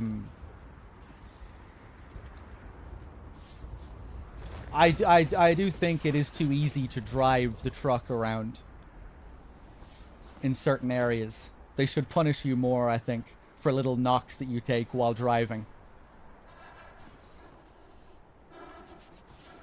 Is he talking about Sam being immortal? Sam being immortal is a pretty interesting part of the game, I think, right? Because it's your packages that matter. The health of your character doesn't matter. It's the health of your packages.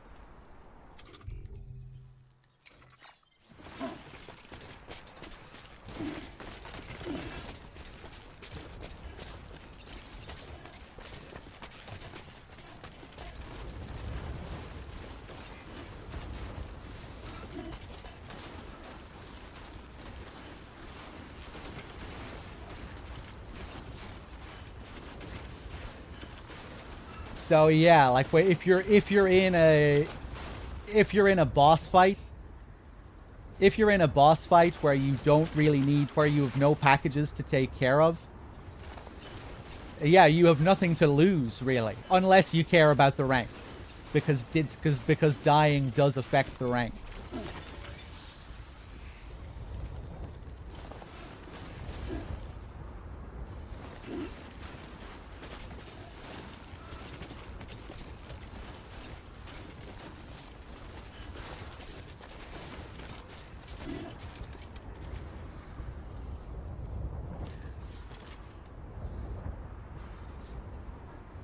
Only thing I dislike about immortality is when you die in BT bosses, you just repatriate. Yeah, unless you get eaten by the boss. Unless you get eaten by the BT. Then you get an actual game over. If it's a boss fight, anyway.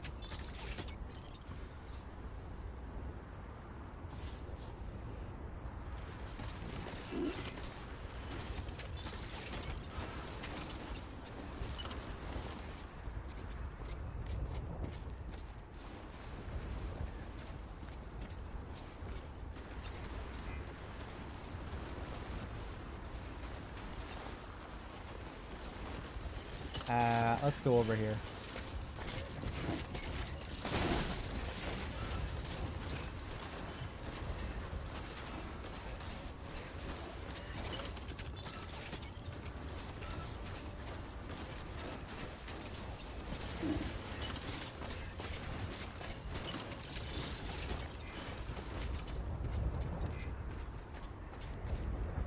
Ah, for fuck's sake.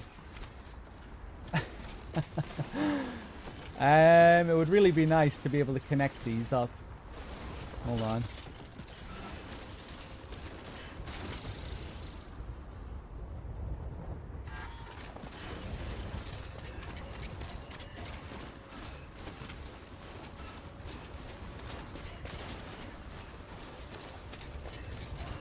Hey, what's up, lad?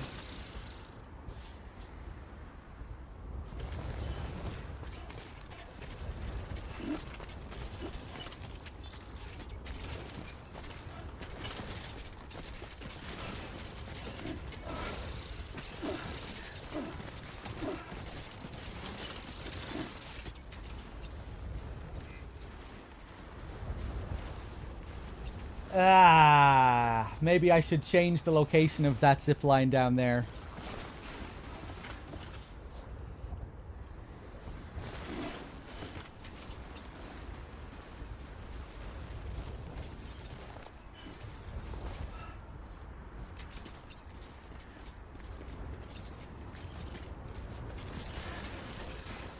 Keep on keeping on. I guess it's the bridge that's in the way of that one? Oh, wait, no, it's another rock. Okay, yeah, I think we'll just change the location of that one.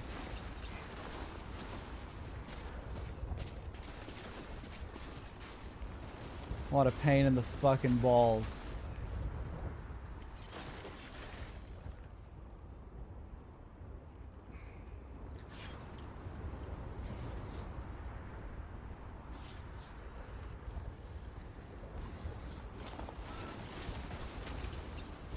Okay, whatever. I'm just gonna stick this one here. Ooh, wait, actually, no. Let's go over here.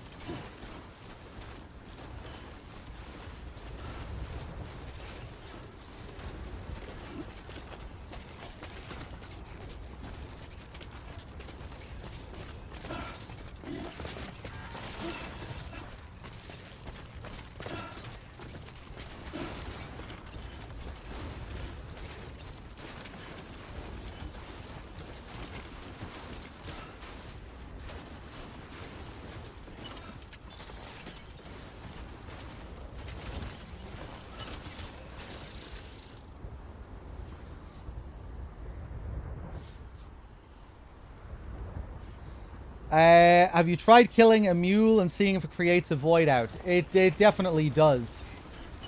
Although I think you have to... maybe if it's not in an area that's surrounded by BTs, you can get away with it. But yeah, it takes quite a while before they'll turn, though.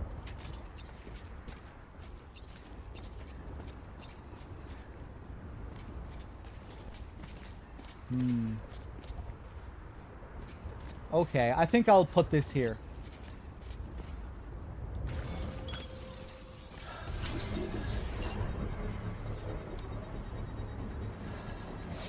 I'm not going to play the Dead Space remake on release. No, I thought some of the animations looked really dodgy in some of the footage they released.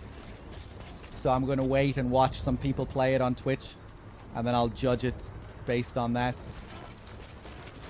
Construction complete. In some of the footage they released, the necromorphs looked kind of shitty. Their floaty ass crawl animations. I thought Isaac's walking animations also looked kind of bad compared to the original game. He kind of looked floaty as well. He didn't have that same hulking quality to him in the original game. I'm getting the sense that it might be a bit of a lazy job.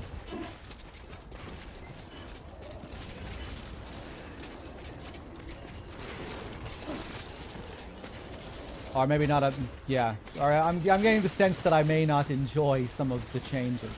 Let me put it that way. I don't know. I haven't seen any of the dialogue changes.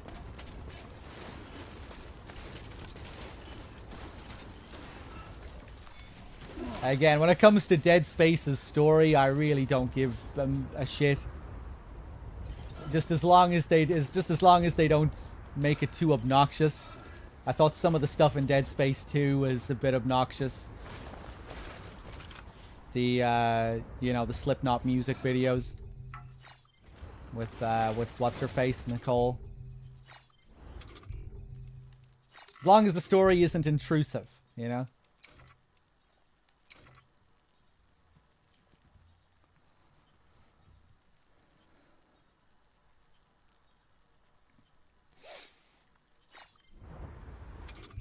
Let me take off this mask.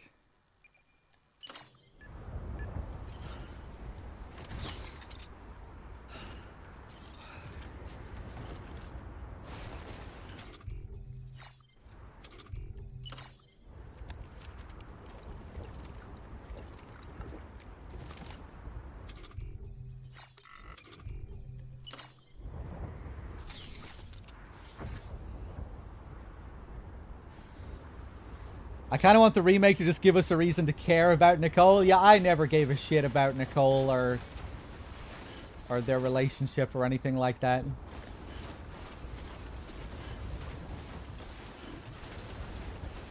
But like I said before, I don't really care, you know?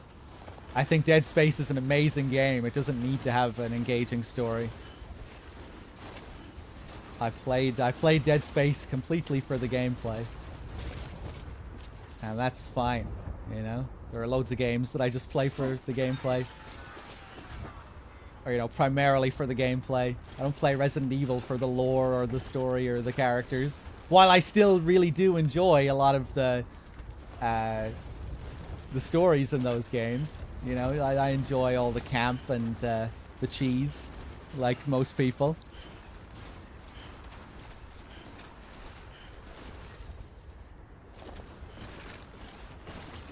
You're excited for the Dead Space remake because you really like the RE2 remake? Oh man, I love the RE2 remake. Well, we're talking about completely different developers.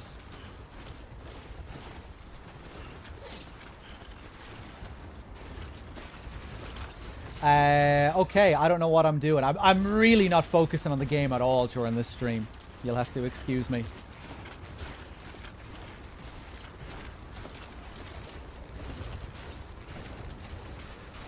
Let's get this show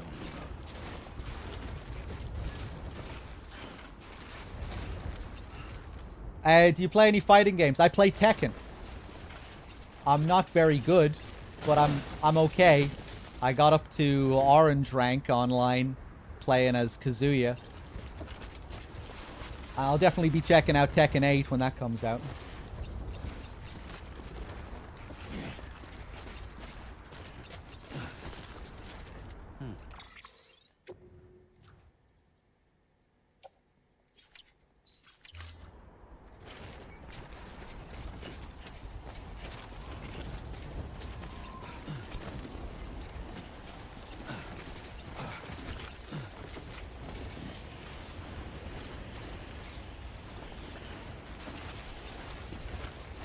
When is Tekken 8 coming out?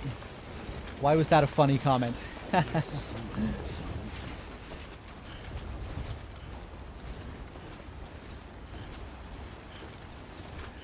Tekken 8 should be out soon enough, I think, right?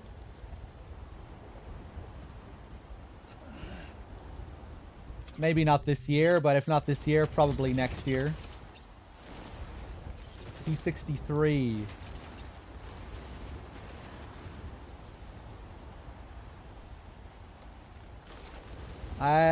Should I just hook up a connection between these two? Or keep going up further here? I don't know.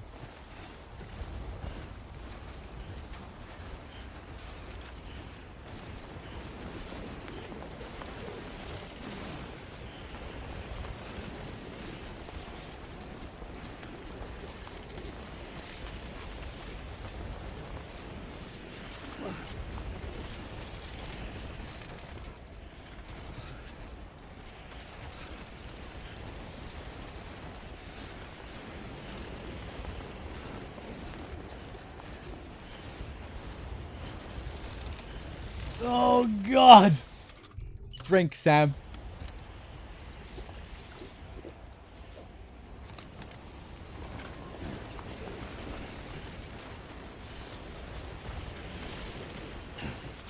Fuck it, let's plant down a generator here.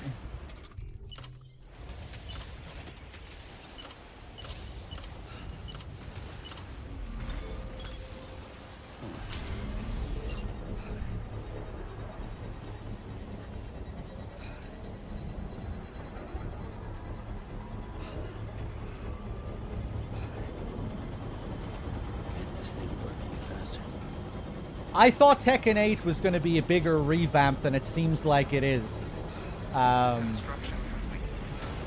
You know, when that first trailer came out, didn't they say as well that they were like redoing all the animations for characters and shit like that? But based off the recent trailer, I could have sworn I saw a lot of old animations, and it didn't look like the big visual leap that I thought it was going to be. Generally. Um,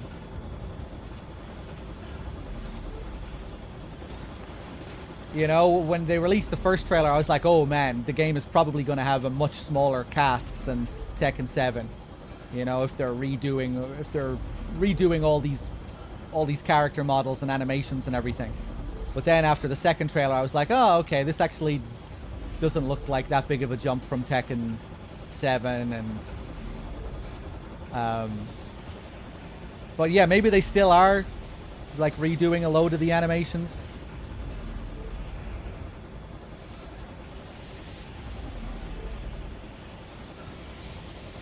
I think they're only redoing the animations that look really awkward.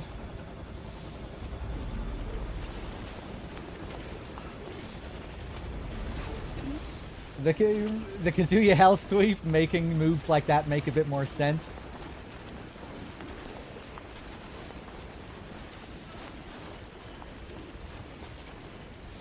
Yeah, when I went back to play Tekken 3 a few months ago, I could have sworn I recognized many of the animations that I saw.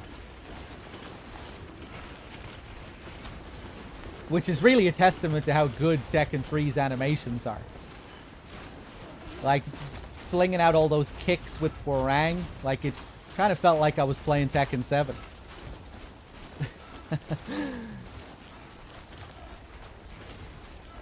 You know, the animations didn't feel too far apart.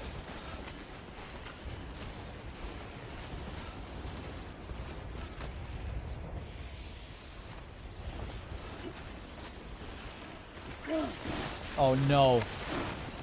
Jesus Christ.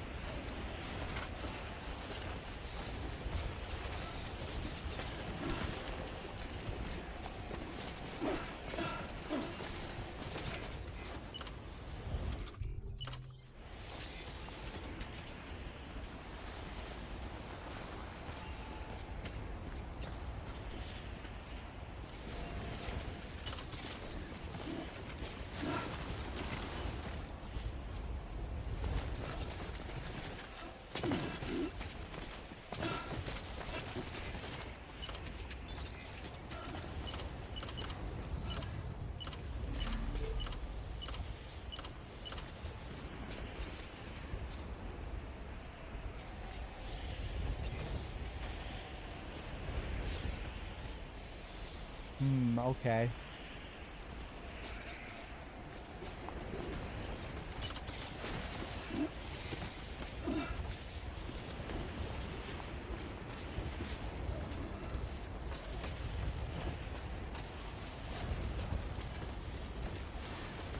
Yeah, I mean, if the animations still look good, I'm sure they want to keep certain attack animations that might be iconic as well.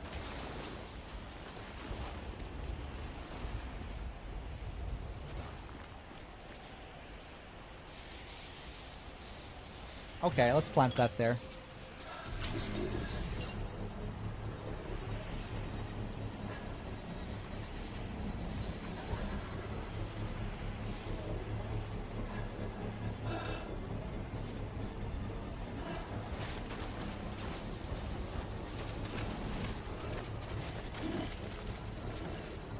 Construction complete.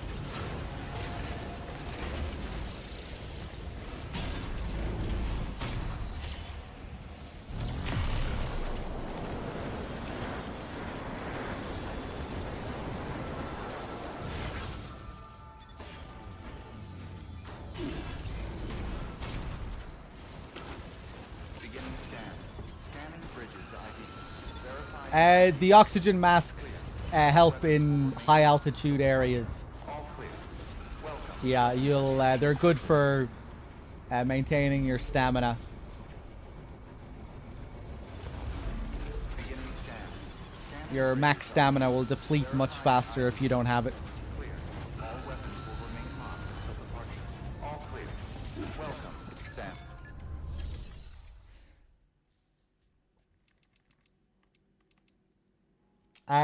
Okay.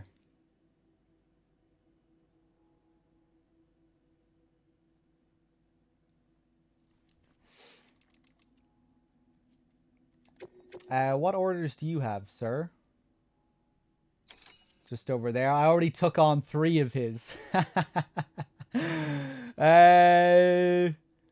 shit, where is all this stuff?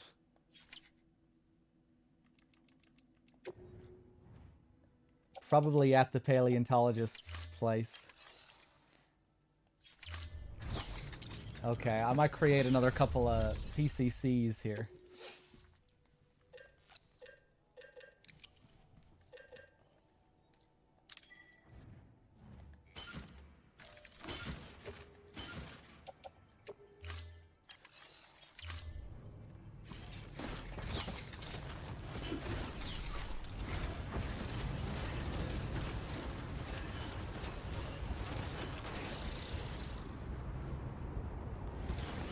Hold on.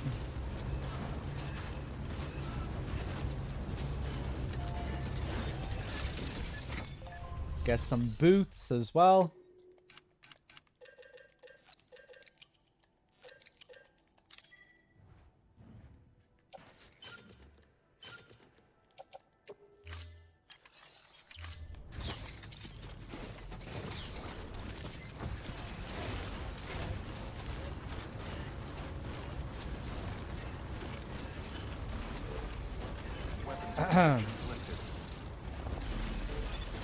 Still just thinking about this whole open world discussion in my brain. What makes a good open world? You know, like the idea that Red Dead Redemption 2 is like a really amazing open world game.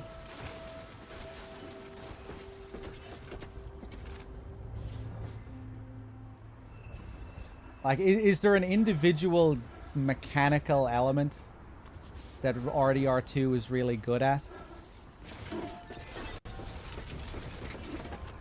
I really liked RDR2, but like when I think of it, it's not really a game that really like excels gameplay wise, really. You know, it's just, it has like a, it's where like it's just great, where it's really much greater than the sum of its parts. You know, it's just about the experience of it, of playing the game, and just the story and the atmosphere and the sound and the aesthetic. You know, it's not really about the gameplay loop. You know, like the mission design is like, unbelievably stale. Combat is like serviceable at best.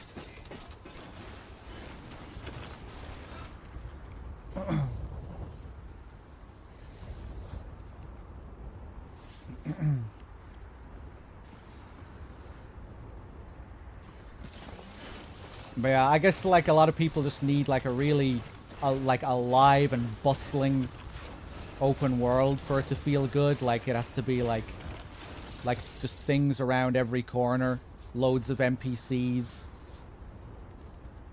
like lots of little interactions with NPCs, and like secrets to find, optional missions, and yeah, where it's more about like exploring and getting lost in the world and being surprised by what's around the next corner when you go off looking.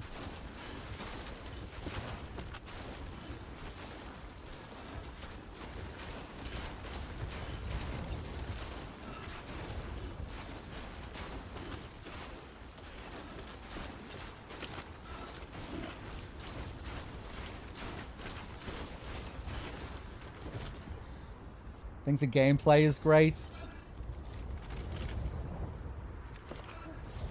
Yeah, I guess it's just hard for me to even like think of what is gameplay in Red Dead Redemption outside of the missions.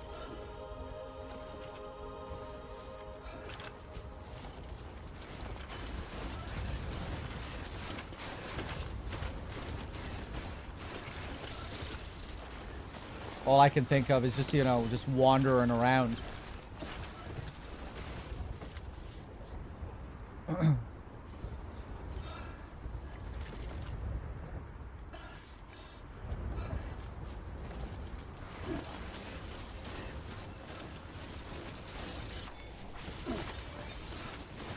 Which I'm not trying to like just say is not a meaningful part of the experience. It definitely is.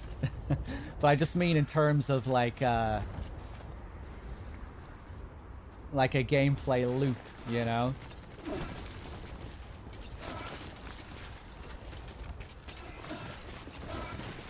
Or something mechanically focused.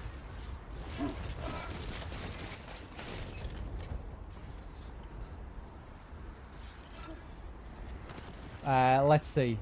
I should have got more of those thermal pads.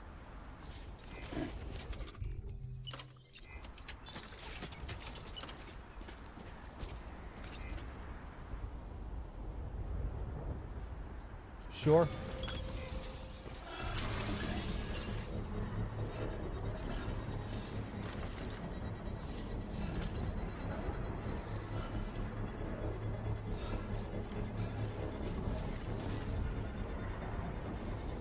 Yeah, I think a lot of open world games are like kind of like a they try to be a jack of all trades.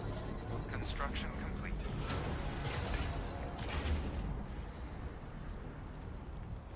You know, where they'll have like combat, but it won't really be the selling point. They'll have loads of mini games and little things. You know, it's kind of like an all-you-can-eat buffet or an amusement park.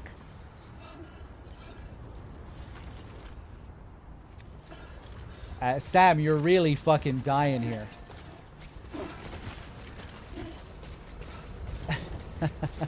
Really feeling the lack of thermal pads. I might go back and get some.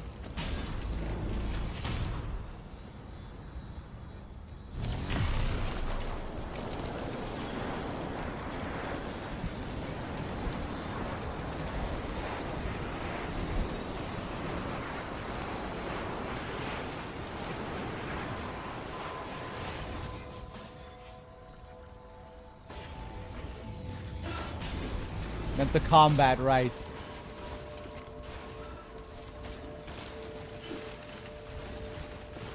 Yeah, I guess when I played the game, you know, the only meaningful combat that I engaged in was during the missions, right? Verifying ID.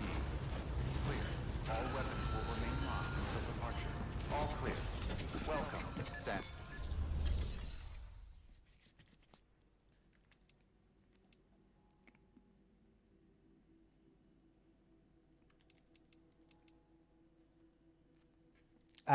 Let me see.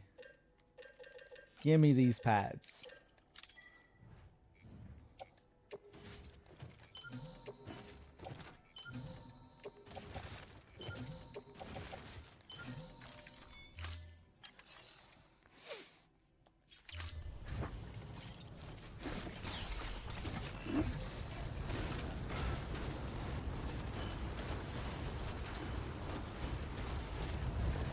Weapons restrictions lifted.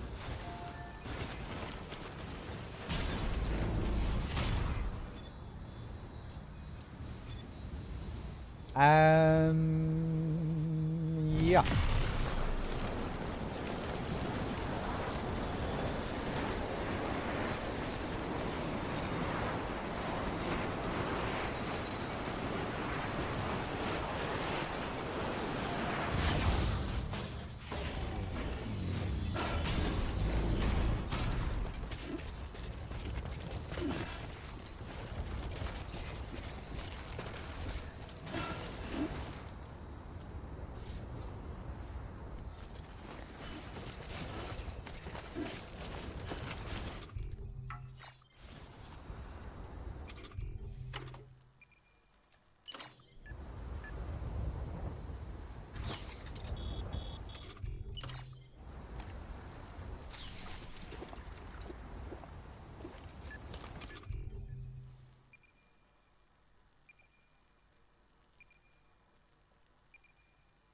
Yeah, sometimes it felt like RDR2 kind of wanted to be more of like a sim game. Like it almost felt like it couldn't really make up its mind whether it wanted to be like an on rails game or more of a sim game that left you to your own devices. I remember people talking before the game came out that like you would have options where you would have to like ask directions and stuff, ask for directions from NPCs and follow signposts to get to where you need to go. You know, that you'd be able to play it without a GPS system. But that never really happened, it seemed like. Wasn't that, am I imagining that? I'm pretty sure, like, I remember hearing that that was, like, going to be a thing. But then it was never really a thing in the game in the end.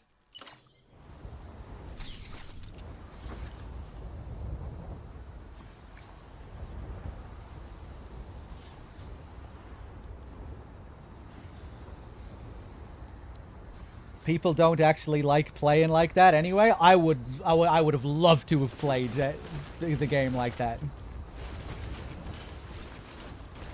But I do agree that that generally, if you want your game to have mass market appeal, that is probably not the best way to go about it. You're better off just having your GPS system.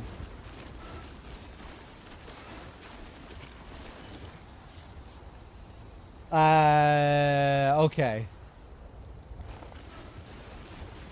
But yeah, I remember people saying that that was going to be a thing. I remember watching another streamer on Twitch, Excessive Profanity. I think he tried to play the game with the in-game map. Like, he got a physical copy of the game that came with a physical map. And I think he tried to just use that physical map. Like, turned off the hood and just tried to use the map. Can't remember how well he got on doing that.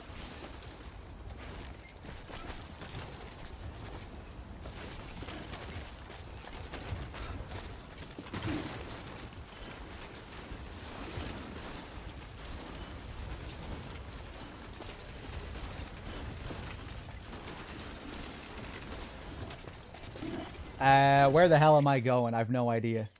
There's the roboticist. Okay, we're almost back home.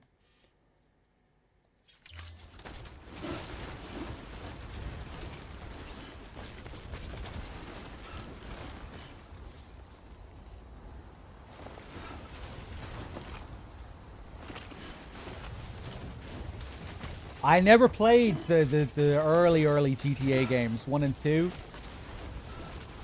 GTA 3 was mind-blowing as a kid. Oh, I was hoping... well, actually, hold on. Maybe when we get over there, over to that peak over there.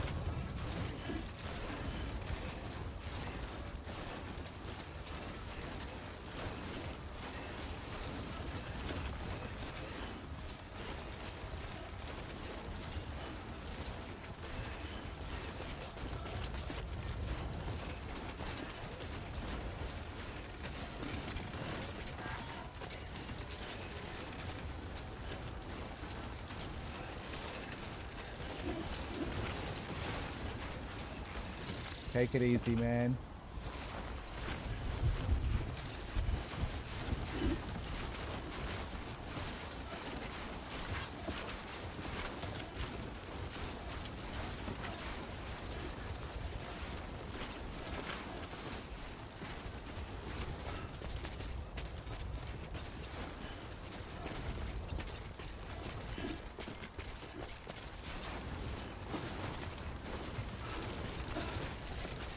Hey, now, how far away am I here?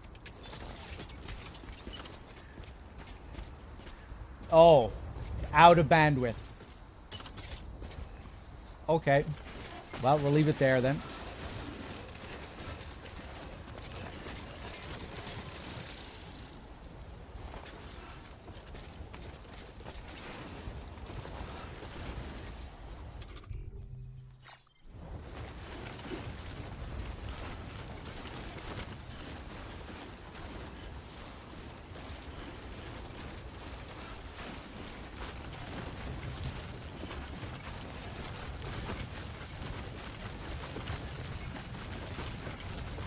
Remember feeling like such a little rebel playing GTA 3 for the first time.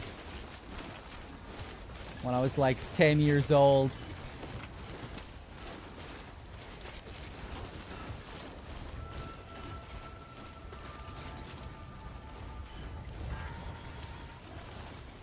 All the adult themes and the swearing and the prostitution. Scanning bridges ID. Verifying ID. Clear. All weapons will remain locked until departure. All clear. Welcome, Sam Porter Bridges. Let me see. Give me a floating carrier. Although a bit fucking risky if I want to deliver this shit. I probably won't use it.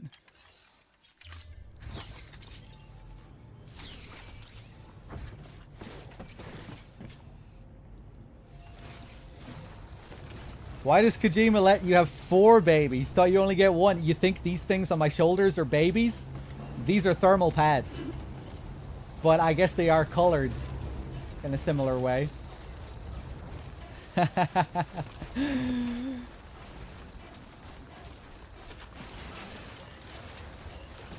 Imagine if you could fabricate babies.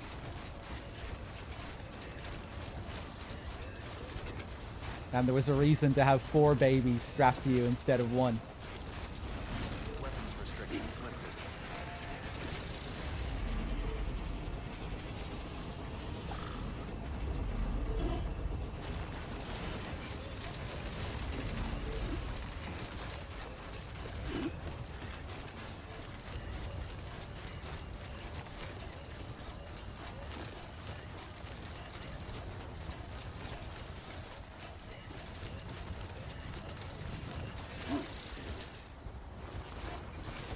Okay.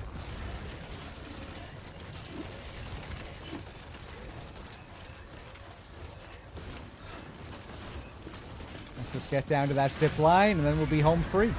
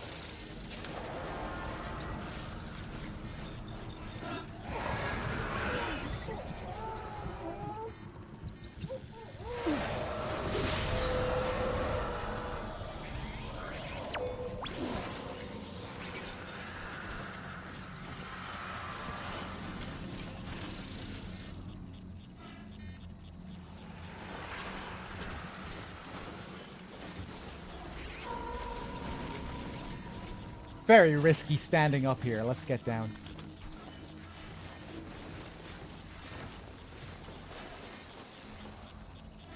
Oh yeah, the fucking mask.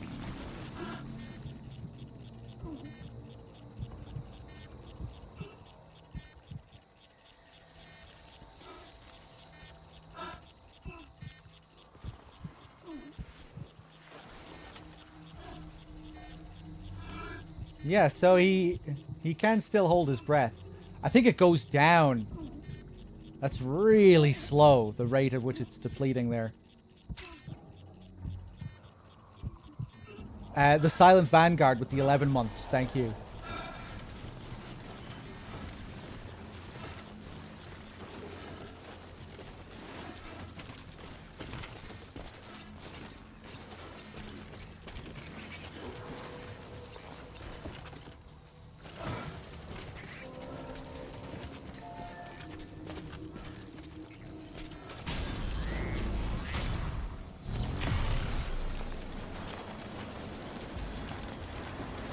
Oh man, I'm kind of exhausted.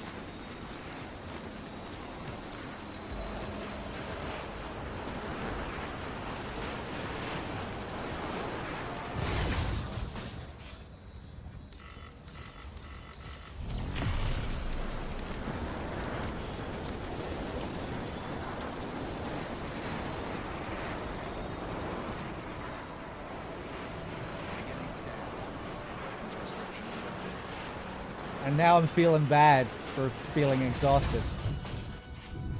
because I'm just sitting on my ass pressing buttons, not actually lifting all this shit in reality.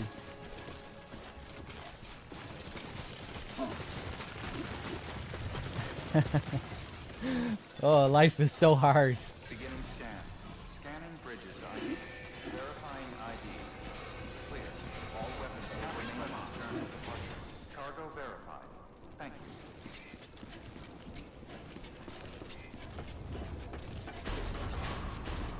Decontaminating suit. Footwear condition poor. Replacement is advised. Whoa.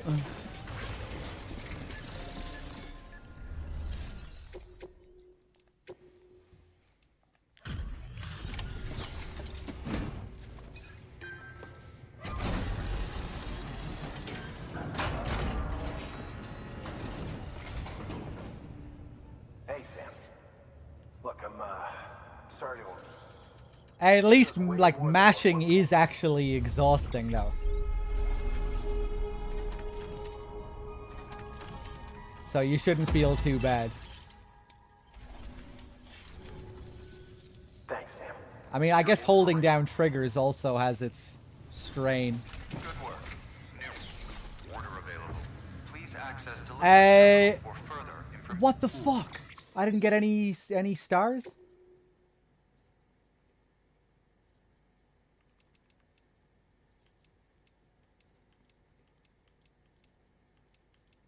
I am up to date on your emails, yes? I am. Jesus, what an asshole. I guess I didn't have that much to bring over. Okay. Beginning scan. Keeping footwear condition poor.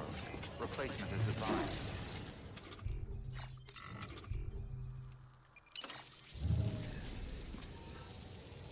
Fuck it, yeah, let's have a little quick rest.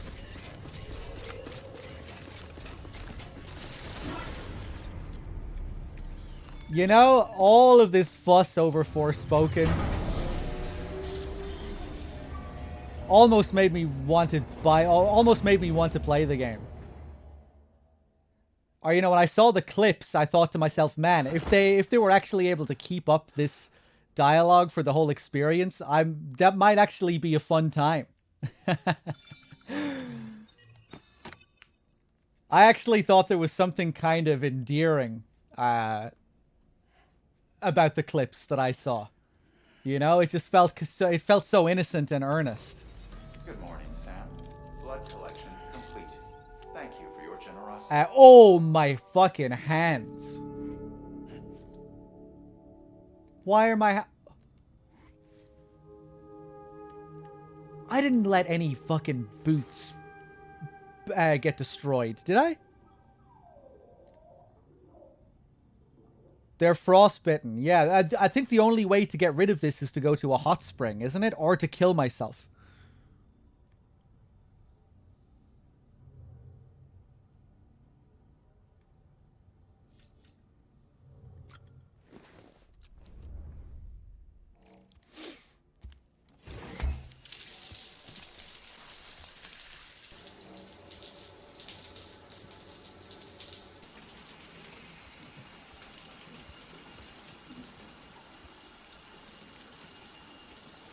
But, yeah, I probably won't get Forspoken. I don't have a lot of money to spend on just random games right now anyway. EX grenade number 0.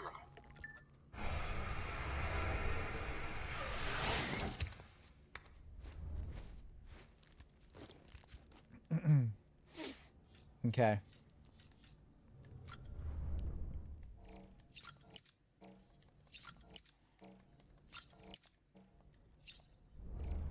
Let's head out.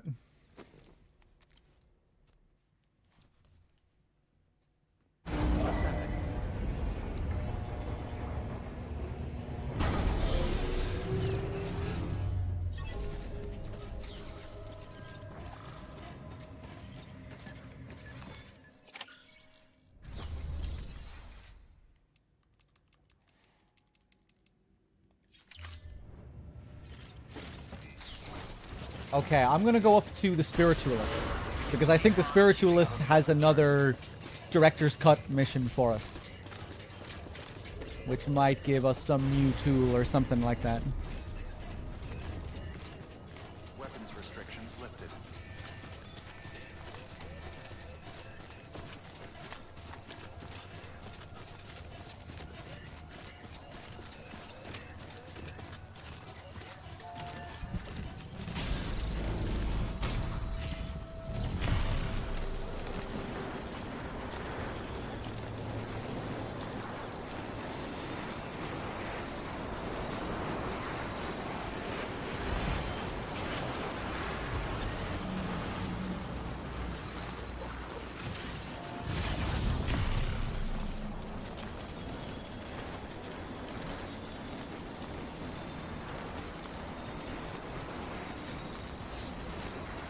Pew wanted me to upload an emote earlier of Pepe crying tears of piss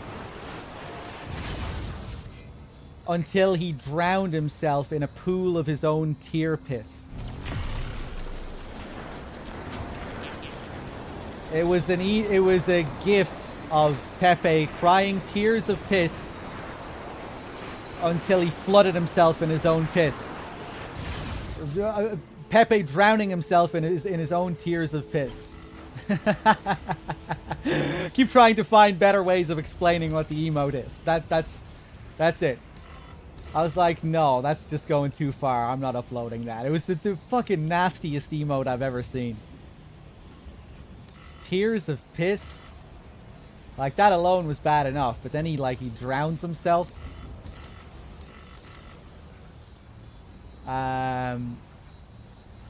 Let me just take a look and see what this Mountaineer has. Beginning scan. Scanning bridges ID. Verifying ID. Clear. Weapons detected. All weapons will be locked.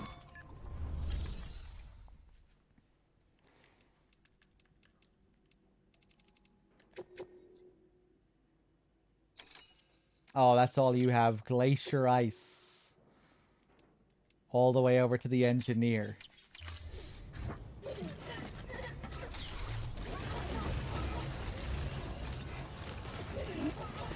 Like tears in piss.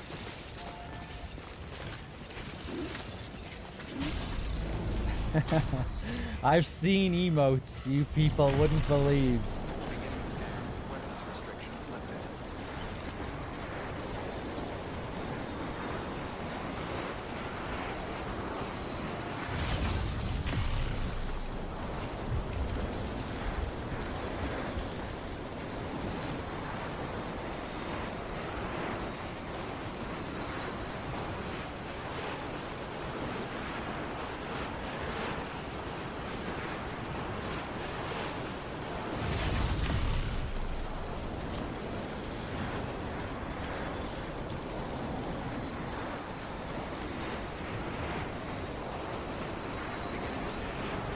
Restrictions lifted.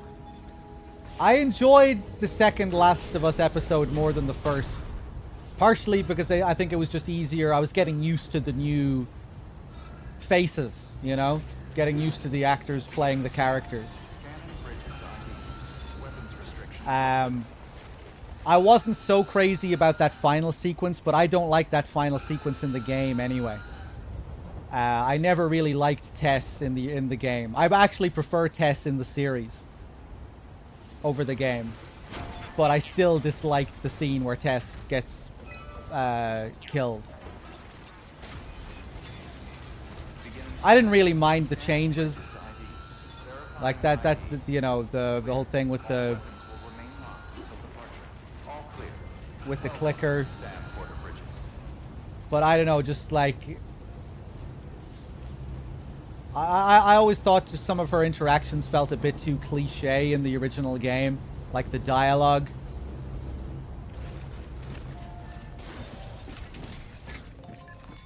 And I don't know, just tonally, it just didn't really work for me.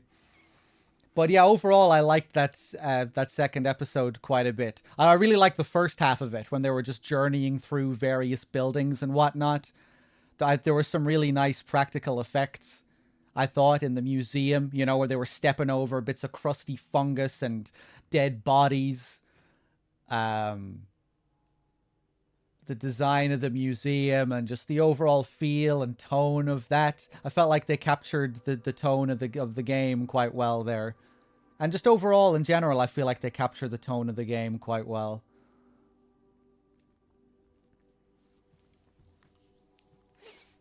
But yeah, I thought that the last sequence with Tess, like, it could have been a bit more understated, or like, thought it just like went on for a bit too long, or it could have been just a bit more subdued or something.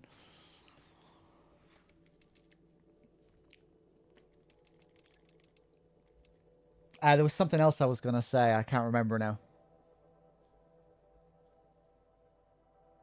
Oh yeah, certain things don't work as well. Like when the show recreated that iconic shot of Ellie crossing the plank.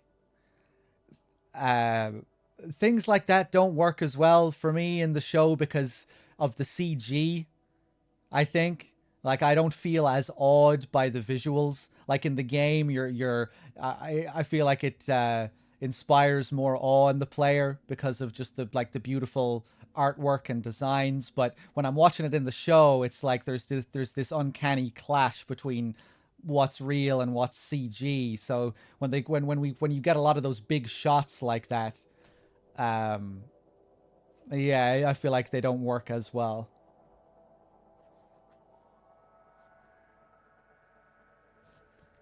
It's hard to be as awed by the apocalyptic setting, I think, when there's a lot of CG. And you don't really have that issue with the game because, everything is animated.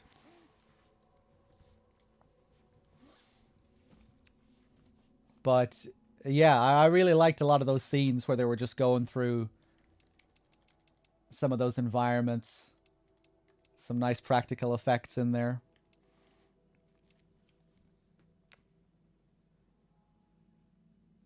Yeah, I think the CG is okay for the most part, but it's just you really notice it, I think, in moments like that where they're like recapturing things from the game, and it's just, yeah,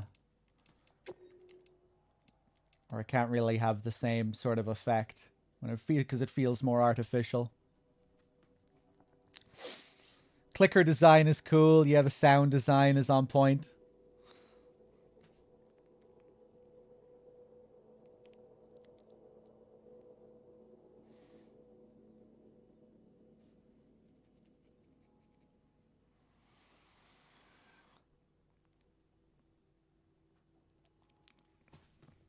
Let's see. What do you have for me here?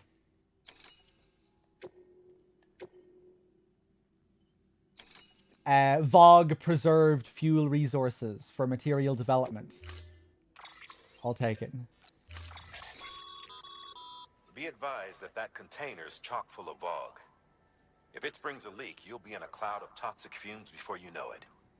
If that doesn't sound like fun, maybe pack some extra repair spray.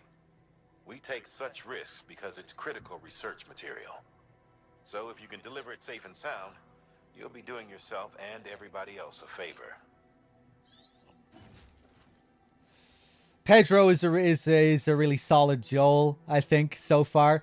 I really like that little moment where, because there haven't been too many scenes so far just between Joel and Ellie.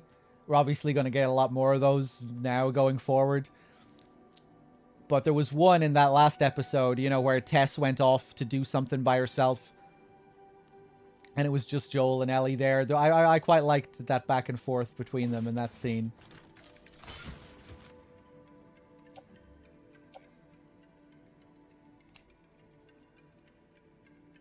Let's offload this shit.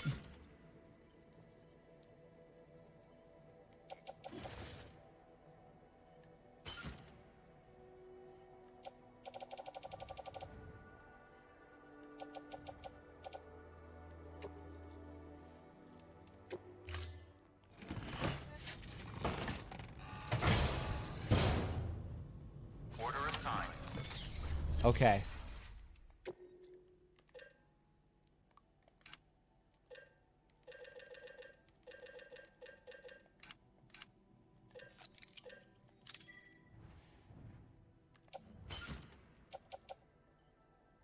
Bum bum bum bum bum bum. Stick that onto the carrier. Oh, this is a whole load of VOG stuff, right? Up until now, I think we've only ever had like one piece of VOG cargo.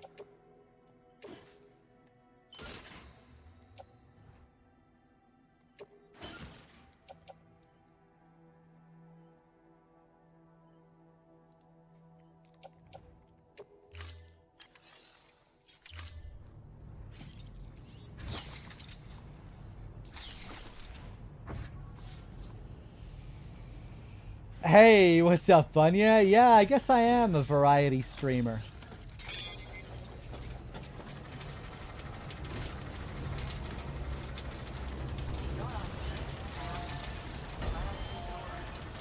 Weapons restrictions lifted.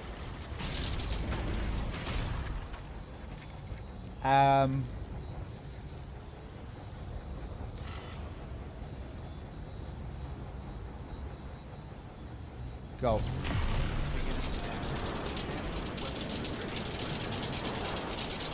Singing variety streamer.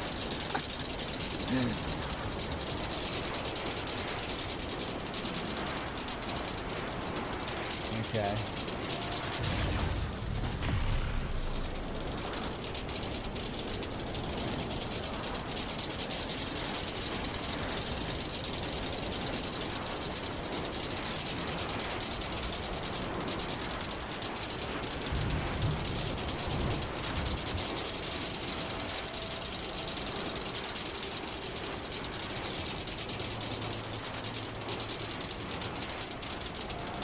I'm not really sure what I'm gonna do here. I guess just put all this shit in a truck when I get down to Mountain Knot.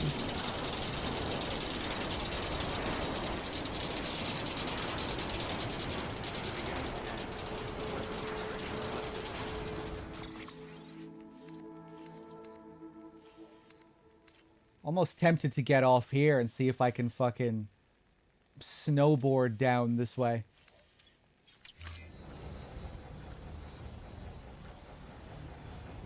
I feel like going a bit crazy here for the hell of it. Might actually be faster. Beginning scan. Scanning bridges ID. Verifying ID. Clear. Weapons detected. All weapons will be locked until departure. All clear. Welcome, Sam Porter Bridges. Hey, look who it is.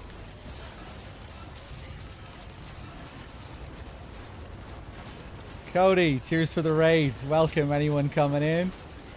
I'm probably not going to be going for too much longer this evening. I'm a bit tired. I did a 28-hour solo MGS marathon a couple of days ago, and I've been struggling to get my sleep schedule back in order after that.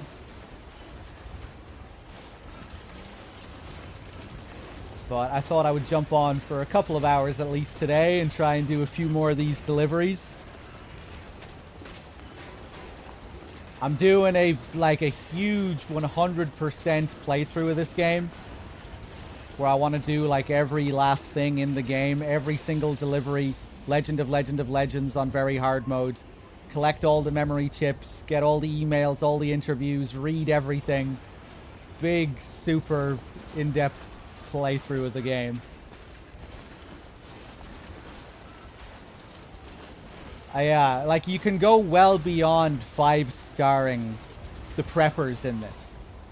I'm kind of intrigued to see, you know, what happens with the late game deliveries, or you know, with the deliveries after the post 5-starring, you know.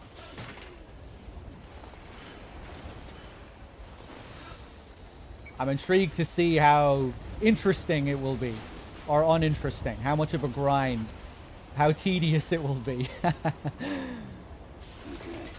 You know, it'll be. I'm interested to see if there are any interesting post 5-star deliveries.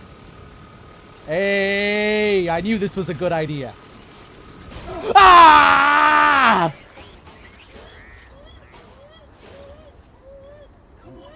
Fuck. You know what? What's the deal? Can you snowboard over small rocks or not? Make up your mind, game.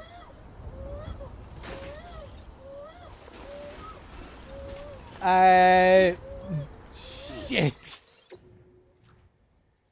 Well, we're probably not going to get an S rank in this anymore. Hold on.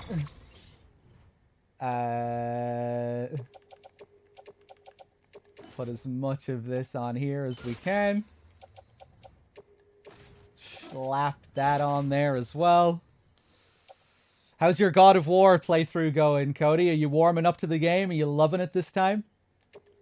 You taking back everything you've ever said about the game?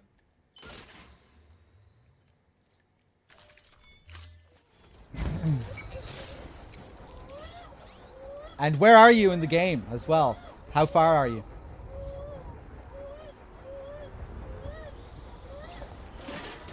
Cody is a notorious God of War 2018 hater.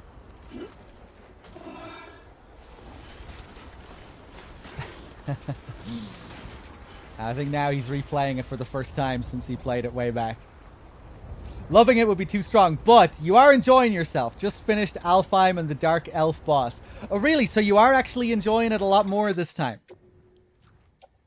Yeah, like I had a pretty decent time with the game. I didn't grow up with the old God of War series like you did.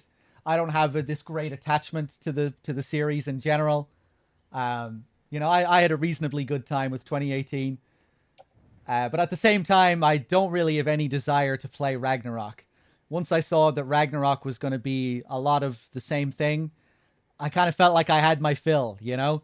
When I saw the trailers for Ragnarok and it was Kratos and Mimir and the boy talking shit and bantering and riding around on boats and, you know, it's like, I was kind of hoping that Ragnarok was going to be like the Two Towers to 2018's Fellowship of the Ring or something like that, where the first game was going to be this slow-paced drama, and then it was going to be some big bombastic boss rush type thing. You know, maybe I wasn't hoping for like a big boss rush game, but I was hoping that Ragnarok would take a different form, like significantly. I was hoping it would be a bigger reinvention rather than another iteration. I guess that's one way to describe it. So yeah, when I saw that Ragnarok was a lot of the same thing, I was like, kind of feel like I had my fill. Feel like I had enough of that with 2018. Well, I did still enjoy 2018. I'm seeing a lot of people say that, JMP, the Ragnarok is too big. I don't know, I know a lot of people really love it, but I am seeing a lot of opinions from people where they say that they much preferred 2018.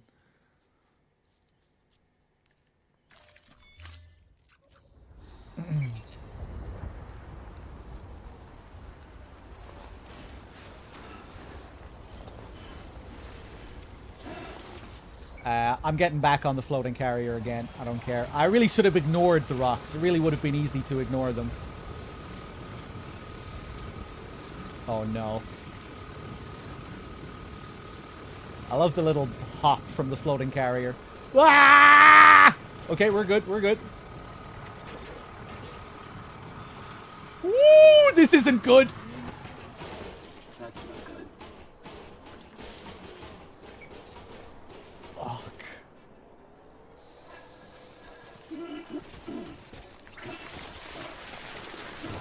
Alright, I couldn't resist. Oh well. Should have been safe. Got off the carrier.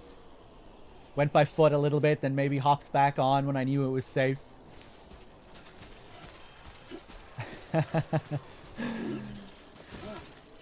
Oh.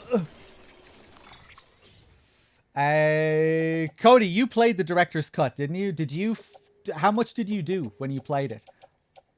I don't think... Did you even finish it in the end? I know you played a lot of it, but I'm not sure if you actually finished that playthrough. The main story, I mean.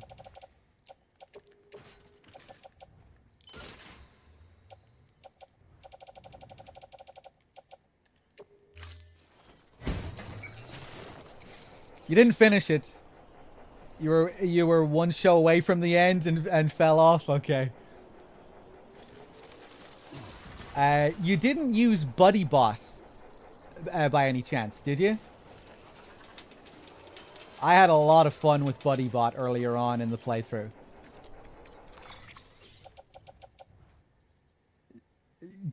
He's so good for just, you know, he's extra cargo capacity that follows you around. He's always good to just have following you. Because you never know when you might need him, just to carry that extra little bit of cargo that you can't carry with what you already have available to you. He's especially good when you're going on like big runs, when you're taking on as many orders as you can, trying to do as much as possible, making stops, going full postman mode, making stops all around the map at the various preppers. He's really good in situations like that, just to have to because he'll always allow you to make one more delivery.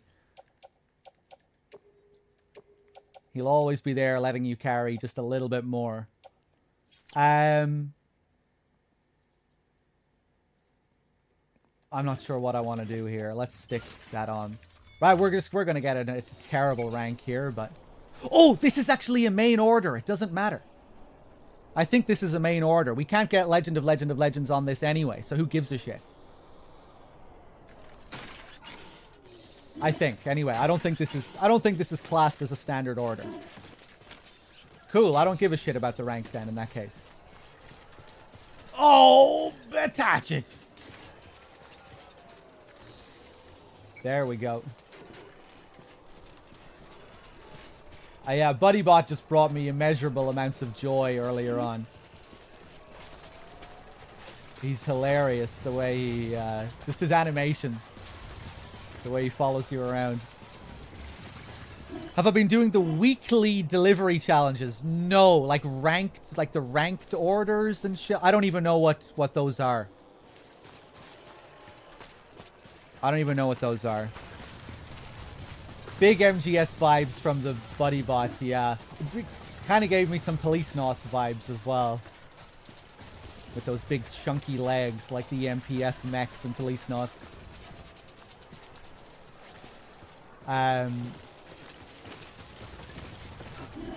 But yeah, the little AI pod head, a little bit reminiscent of the dwarf gecko.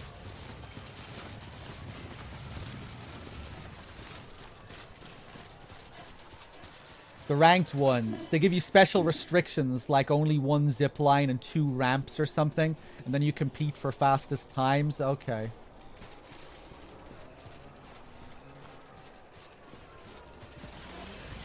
Let's go over this way. I think I'm in between mule camps right now, so we should be okay. Yeah. Alright. Let's just run the rest of the way then. Really, I'll have to give them a shot then. Just trying to figure out how someone can get from A to B in 120 and then coming up with a sick plan. What I really want to get is the new stabilizer, the upgraded stabilizer.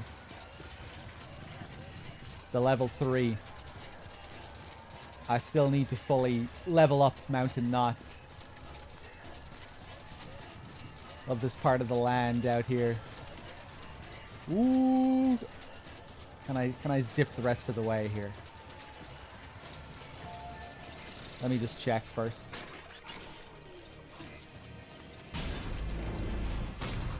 Nice.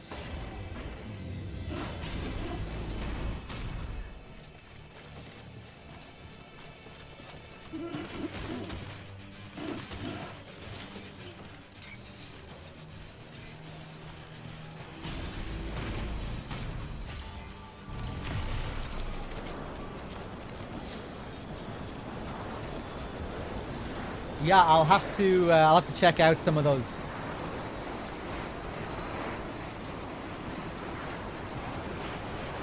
You did a lot of those VR missions as well, didn't you? I did a few of them earlier on. Some of them were actually pretty enjoyable.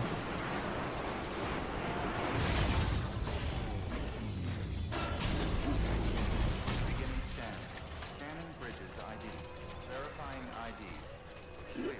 All weapons will remain. Okay, I think this is going to give me some new tool or some exclusive director's cut thing. Or maybe not.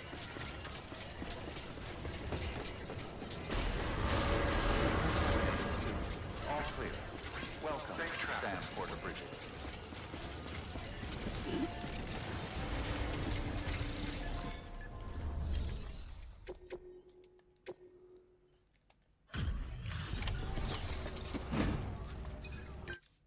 Hey, Sam. Yeah, give me my C rank. Oh, okay, I'll take it. And finally, we get an upgrade for that battery. Watch your back out there. No one else will. Good work. New order. All right, so it's these. It's where should I be looking for these? Ranked order. We don't have any of them here for whatever reason.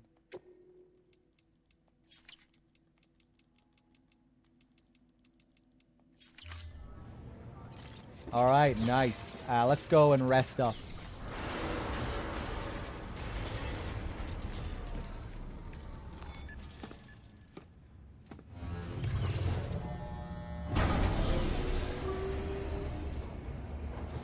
It's not that the stabilizer wasn't as useful as I thought. It's that it's not what I thought it was. I thought it was the level 3 fully upgraded stabilizer, but it's not.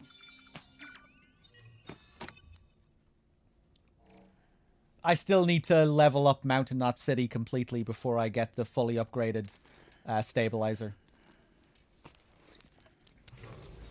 Good morning, Sam. Blood collection complete. Thank you for your generosity. Sam, as your unwritten Shut the eldest fuck piling up. You might be missing out on helpful tips or even special. Yeah. Ones with yellow subject lines. Yeah, okay. It's my fault, but I refuse to read all the emails. I'm not doing it. I'll read the emails when I want to read the fucking emails. I'm not reading them just for you, diehardman. Let me go back here. You call?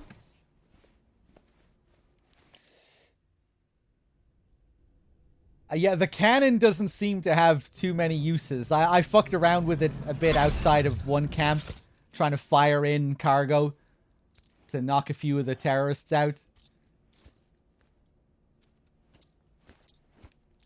It's kind of hard to find practical uses for it, I think. It's a fancy fucking thing, though. Like, you send it off and then it kind of becomes its own separate structure once you fire the pod. You know, the pod becomes its own little structure. Let me go out here.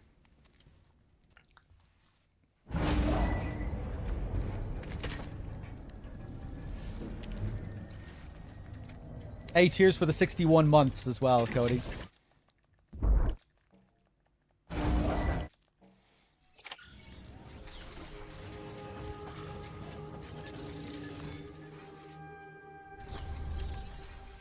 No ranked orders here either. Huh. Why is this? Does anyone know what the deal is with ranked orders and where I can take them on?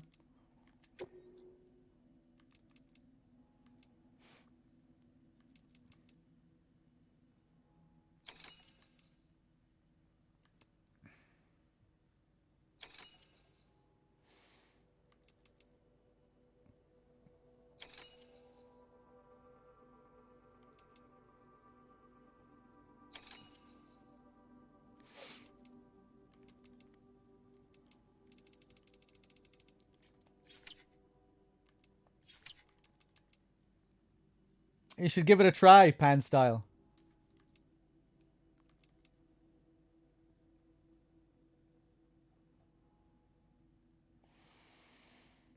Look at the map for a crown icon. Jesus, the map is just covered in markers.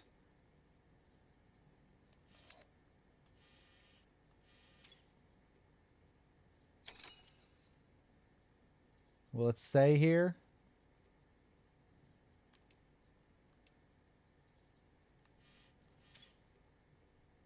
Um...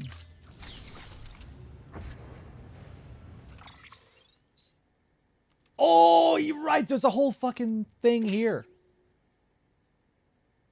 Here it is. Okay.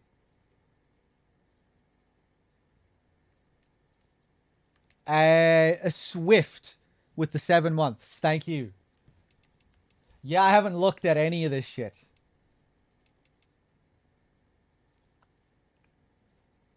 But this is this just like ranked? This is like the VR stuff, isn't it? Ranked drills.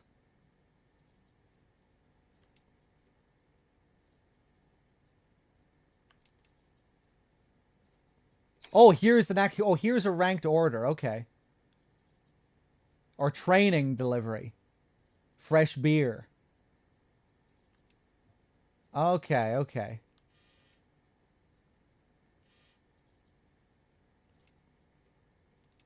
Right. I might not do this right now, but that's good to know. I might fuck around with this later on. The bottom two are always deliveries. And oh yeah. The here we have the thing with Cliff. Ranked nightmares as well. Okay.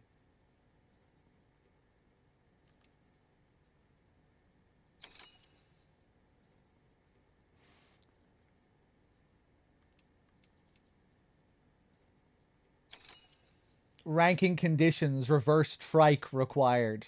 Right, okay. 3 or fewer structures. Right, okay. Oh, that's pretty cool. Right.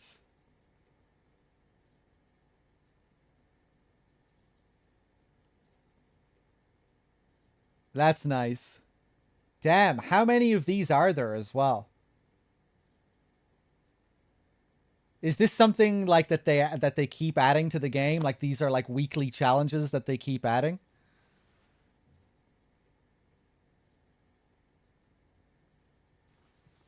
Huh, cool.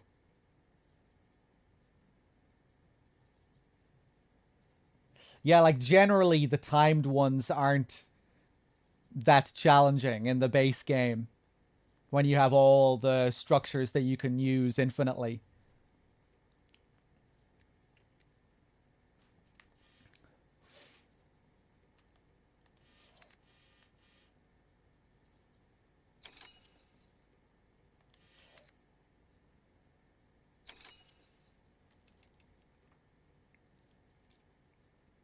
Okay, cool. I don't think I'm gonna do any of this now, but we'll definitely fuck around with this at a later date. What makes this challenging is that you're competing with everyone else. Okay. Yeah. Beginning scan. Have a pleasant journey. Good morning, Sam. It's cool having the 3 roads now. They all lead back here.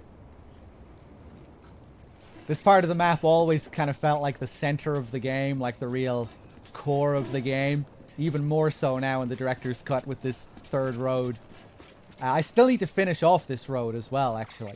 But I can't... Well, I can if I want to spend all the materials on the paver, but I don't want to do that. We still need to level up the first prepper.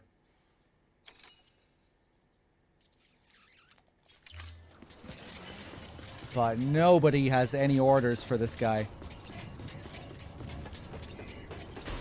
Decontaminating suit. All clear. Welcome, Sam Porter-Bridges. And always a robot, Salami.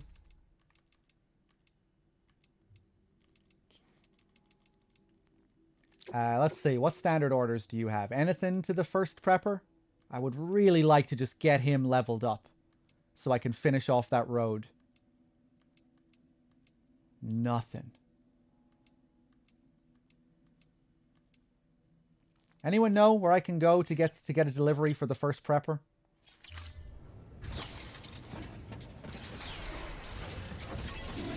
Let's zoom up to Lake Knot. See if there's anything up there. What is my accent? Irish.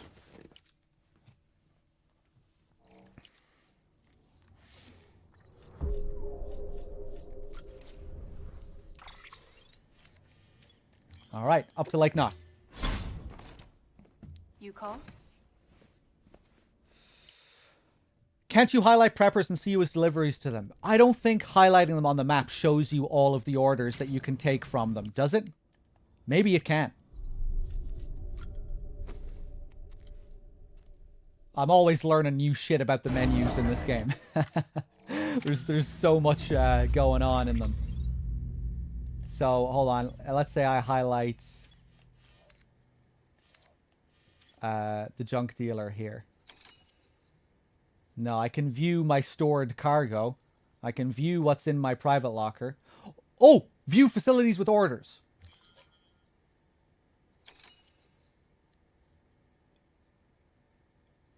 I can! Okay. Nice one.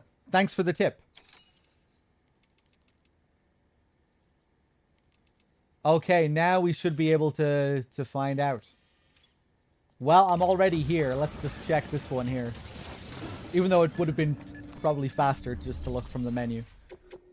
What do you have here? Just the urgent pacemaker.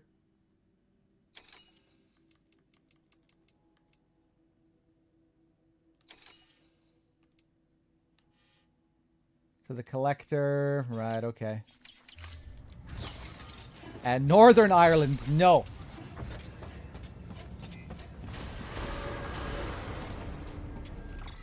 No, definitely not from Northern Ireland. Western Ireland. Northern Irish accents are generally quite strong. Like, diddle-de-doodle-de-doodle-de-doo. Who are you? Who the fuck are you? Diddle-de-doodle-de-doodle-de-doodle-de-diddle-de-doodle-de-doo. That's how you talk when you're from Northern Ireland.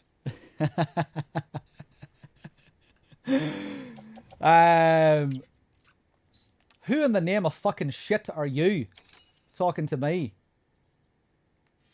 Driving your car. Right, hold on. Let me see here. Let me check this guy. Anything for the first prepper? Nothing. What about the elder? Do you have anything for the first prepper? Nothing. What about you? I've already been to you. You have nothing for the first prepper. Junk dealer. I already checked with you. Chiral artist's mother. Junk dealer.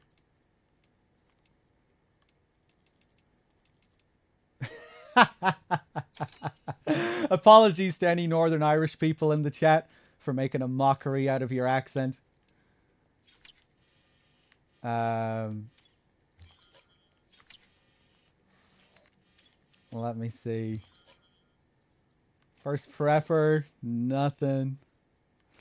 I have watched the Banshees of Inisherin. Yeah, I really enjoyed it. I actually know a couple of the people that are in it as extras. I really enjoyed it. I'm a little bit mixed on the McDonaghs as filmmakers. Overall, I don't always like enjoy their movies, but the Banshees of Inisherin really worked for me.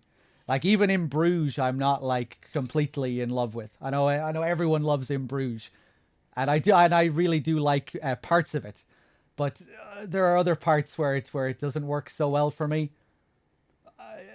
I struggle with a lot of Irish films sometimes because I feel like they try to be too they're too like self-aware about the Irishness, portraying the Irishness of the characters, where it kind of feels too played up or overdone.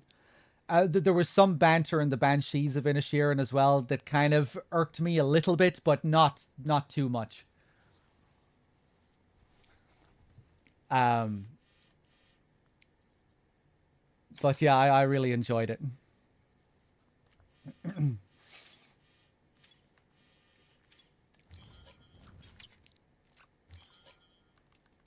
We're really struggling to find any orders here. Sorry, Snake. I really do like how musical the Northern Irish accent can be, though. How rhythmic it can be. Novelist's son. Oh my god, man. Mountaineer? No. Maybe the spiritualist now. Did I check her?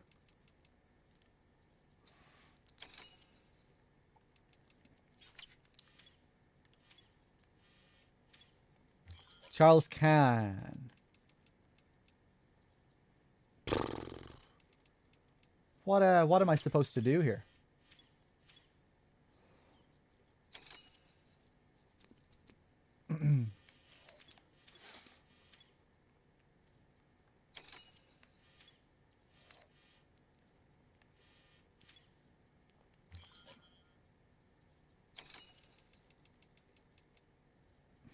Fuck.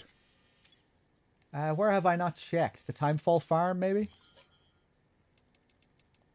I still need to open up Sam Lake as well, the veteran porter. How the hell do I open him up?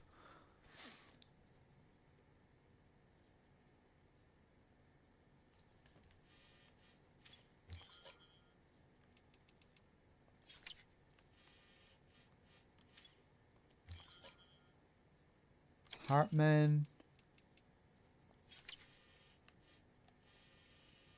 I'm going to go down to the Timefall Farm. Just to look around. Your work is greatly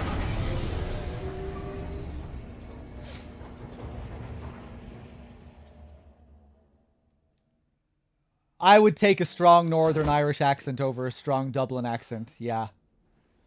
The strong Dublin accents can be a bit much for me.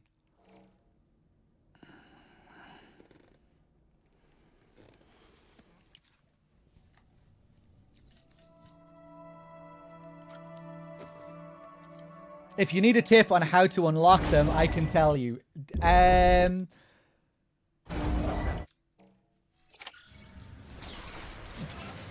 Don't tell me about the veteran porter just yet. I mean, I've already played this game. I've already done all this before, so I don't really mind being told.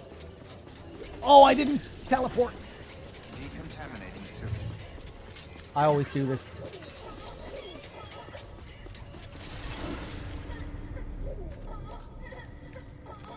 Your work. Yeah, last time I went up around the veteran porter, his whole place was locked.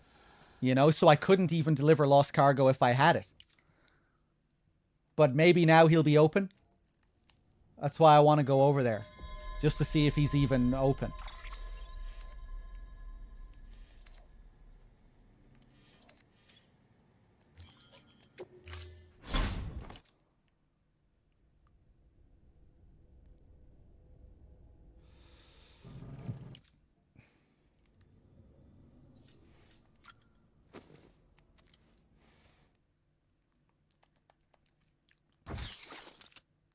The Cork and Kerry accents can be very musical as well, yeah. That cadence. Alright, let's go and see what the deal is with the veteran porter. Oh.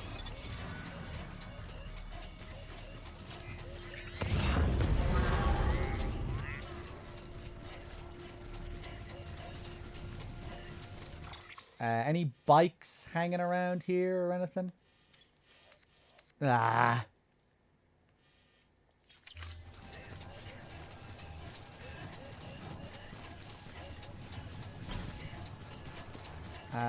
Fuck. Kinda wish I got a speed skeleton now.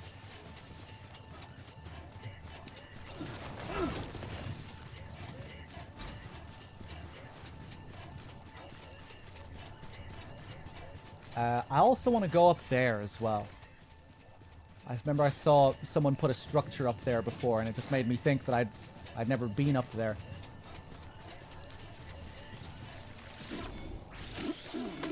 Stock up on cryptobiotes.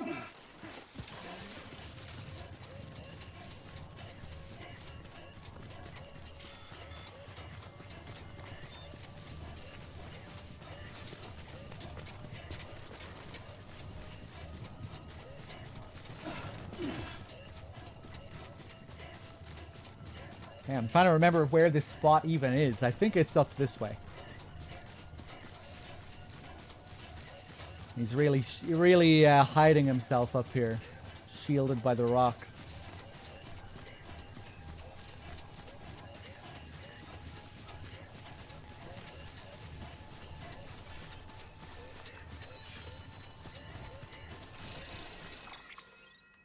Yeah, here he is.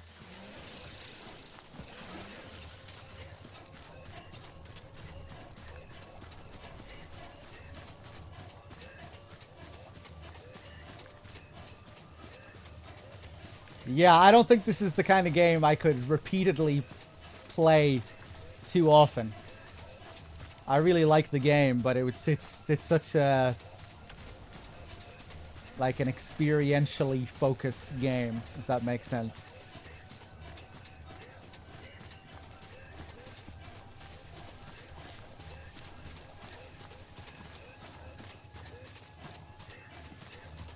I could probably play it once every. I was thinking of. I was thinking of making it like a Christmas game, doing it every Christmas. But now I think I might do it like once every 2 or 3 Christmases. I think that would be better. Hey, he's open. Nice. Okay, so maybe now there's lost cargo hanging around.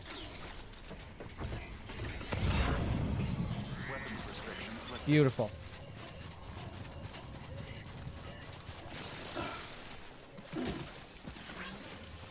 It's a good Christmas game. You know, you even get your Santa hat from the first prepper. It's about delivering presents, packages. You have your Christmas scenes with Mads coming in, delivering stuff to BB, doing his Santa Claus impression. Scanning bridges ID. Fragile Express ID.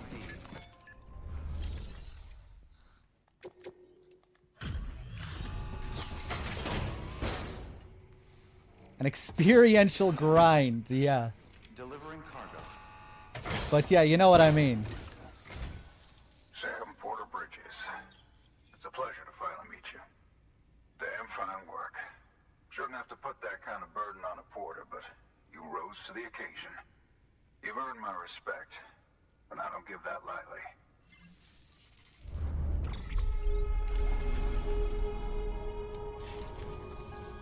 In case it ain't obvious, I'm a porter too. It was, rather. My health being what it is, I've not been able to make runs for a while now. Reckon I'll be calling on you again, Mr. Sam Porter Bridges. Hope to see you soon. Just chilling in his porter suit, it looks like it. Good work. New order available. And maybe this guy's friends with the first prepper. Nope.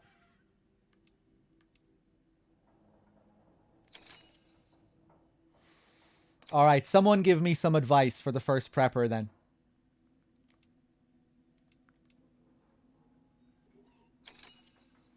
Charcoal for use in pizza ovens. That reminds me, we have another Higgs pizza delivery to do. I think I'll do that next. Rock samples.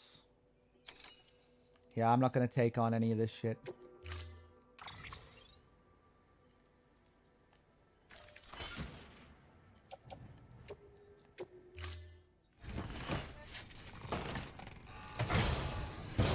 Oh, I can just highlight the... I can highlight the first prepper to find out who delivers to him. I'm an idiot. Okay.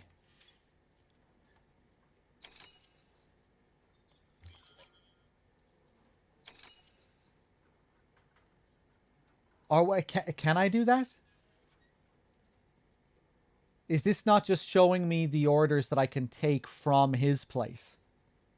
But maybe I need to deliver some packages from his place before the other people will deliver stuff back to him. Is that how it goes?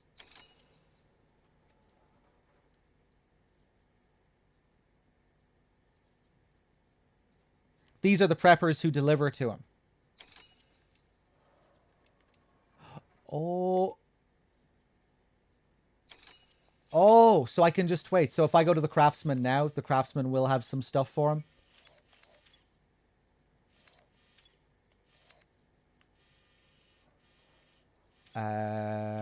Craftsman.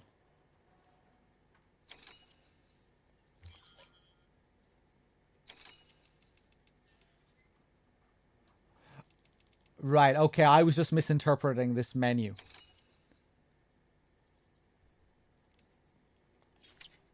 So if I go to the craftsman now, he will have an order for the first prepper. Okay, right, I had it backwards.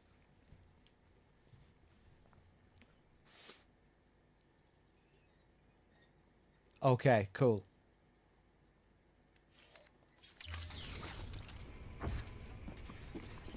Hold on.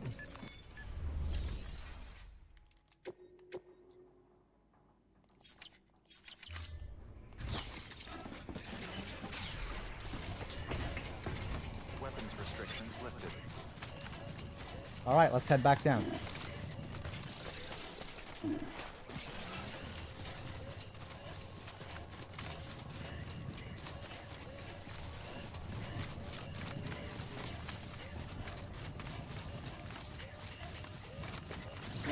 Oh! Oh, that looked pretty cool, at least. Oh, there goes that fucking rank. Oh, well.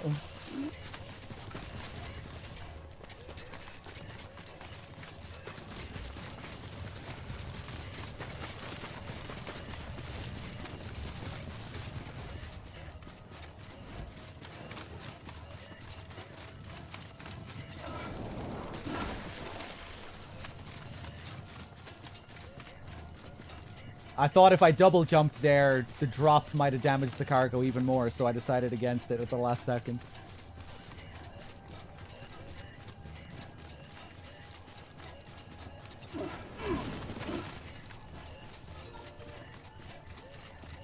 Mail from the veteran porter. Let's check it. Oh, Jesus Christ. What an essay. Thank you. You saved my life. Sam Porter Bridges, eh? I've heard an awful lot about you. I'm a porter too, see? And I like to take an interest in my fellow delivery boys and girls. Okay. Now you probably don't know the first thing about this, but the fact is, after the Stranding hit, the government didn't come to the rescue. Matter of fact, the almighty USA did jack shit. And you know who picked up the slack? Private porters, that's who. Making deliveries that kept people alive, stepping up and doing what no one else could or would. That's the world I grew up in. I learned that at the end of the day, it's only people you can trust. Individuals, not organizations. That's why I want no part of your UCA or Bridges neither. Sorry, but that's just how I feel. Nevertheless, I will say that I am mighty grateful to you for bringing me those meds. I'm not sick or anything, just so you know. Not even injured. Just worn out. Burnt out. Fucked on a quantum level, if you like. That's what happens when you push yourself too far, make one delivery too many. Used to be there wasn't a single mountain I couldn't climb. I'd even trek down south to places most porters had never even heard of, much less with their own two eyes. Not anymore. I'm not full on retired or anything, but I'd be lying if I said I wasn't worried about how much longer I can go on. I tell you what, though, I was doing a lot better after you dropped by to see me. Felt good to know I had a buddy out there. Someone who'd keep fighting the good fight long after I'm gone. You'll do that for me, won't you, Sam?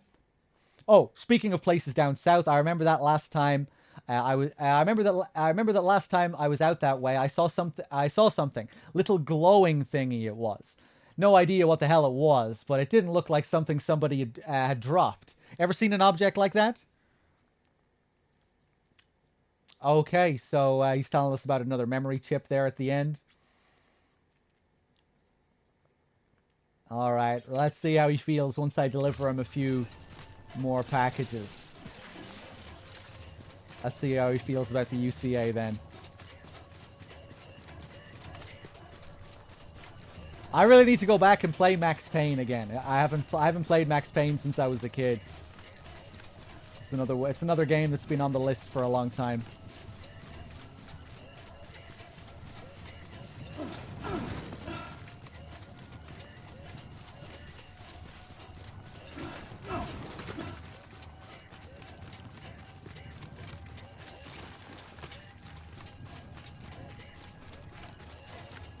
I remember being really terrible at the game when I played it as a kid. I played the PS2 version. I couldn't even finish the game with all the cheat codes. I remember unlocking some kind of level select. And I went to the last level and I couldn't finish the last level. Beginning scan. Scanning bridges ID. Verifying ID. Clear. All weapons will remain locked until departure. Cargo verified. Thank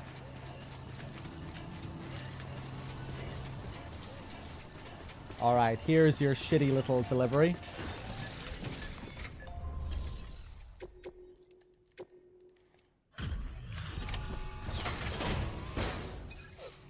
Last level was too hard in PS2. Like, I couldn't even get anywhere close to the last level playing the game legit. But even when I cheated, I couldn't finish it. It's so kind of you to come and see us again. Damn. Yeah, whatever. You'll accept it. Oof.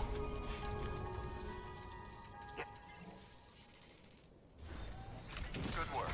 New. Order available. Please.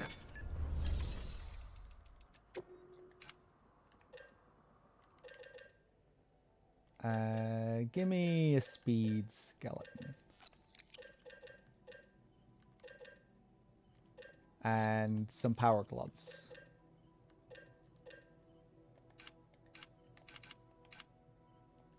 And a couple of ladders and a climbing anchor. A couple of climbing anchors. And a PCC.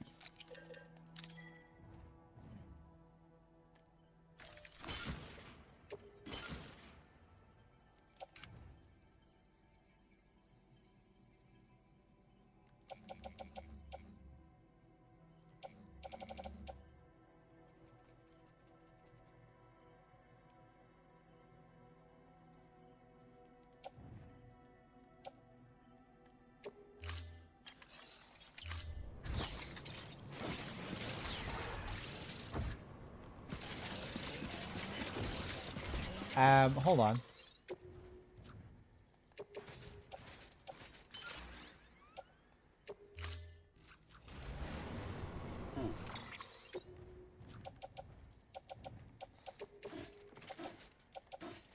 Stick on those gloves. I'll put these back in the private locker. I just want to check out one area around here. That little mountain over there.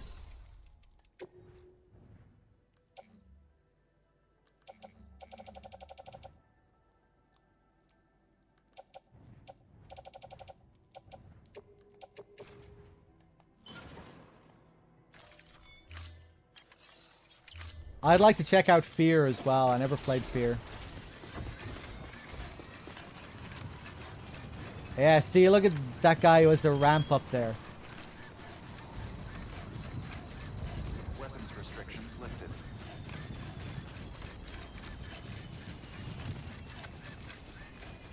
Oh, hey, Hennessy with the 23 months as well. Thank you. Always supporting behind the scenes. Cheers, Hennessy. Sorry, I'm just seeing that now. Az with the 22 months as well. Swift with the 7. Cheers, guys.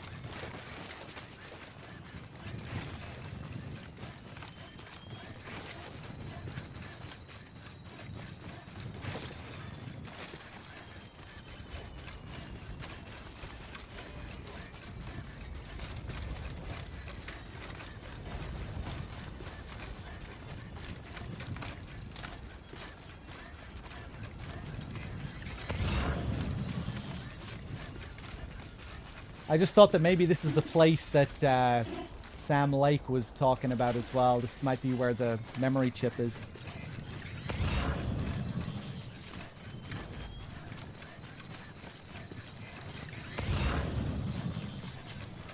Although, we might have to reload the game before it appears here. Oh no, there it is.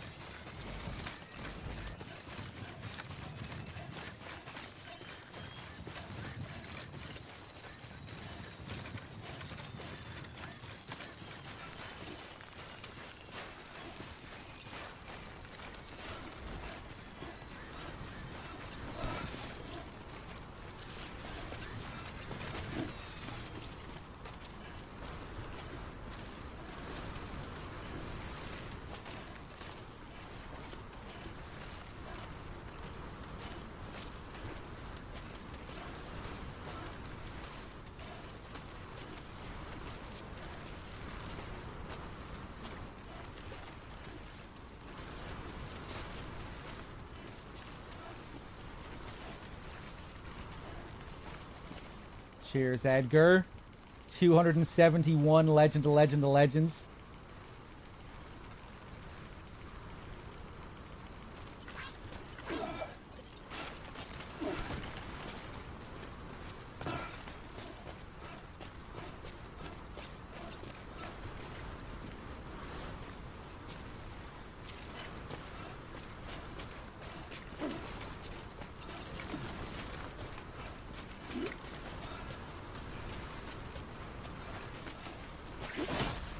Whoa!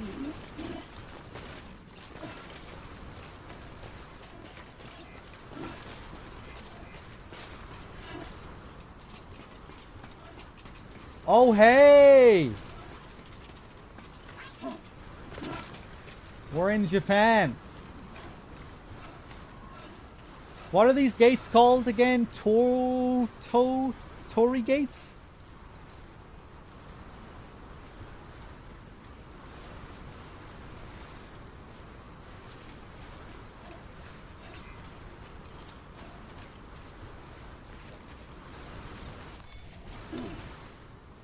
Torii gates? What's the deal with Torii gates? It is something to do with like the spirits. The spirit crossing over to the other side or something like that.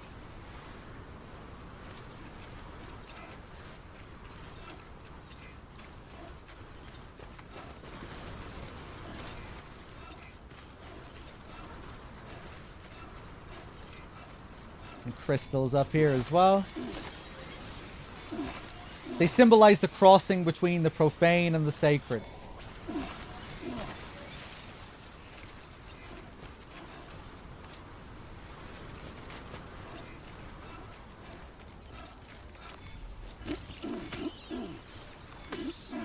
The sacred and the profane, as Carmine Jr. would say.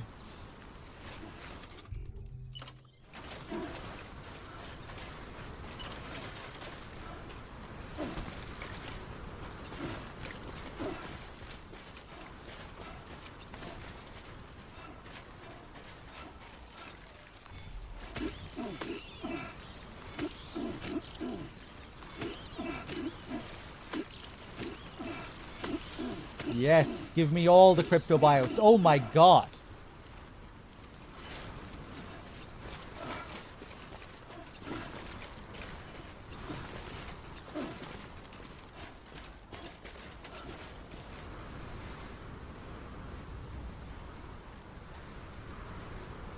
Nice spot up here.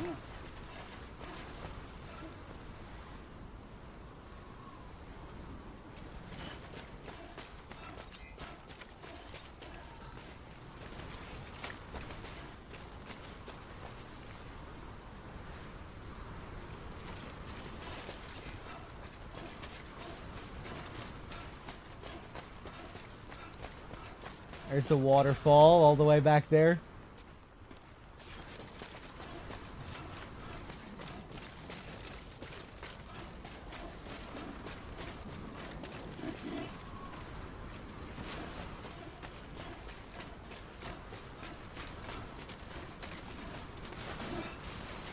Yeah, I wish I had the stabilizer.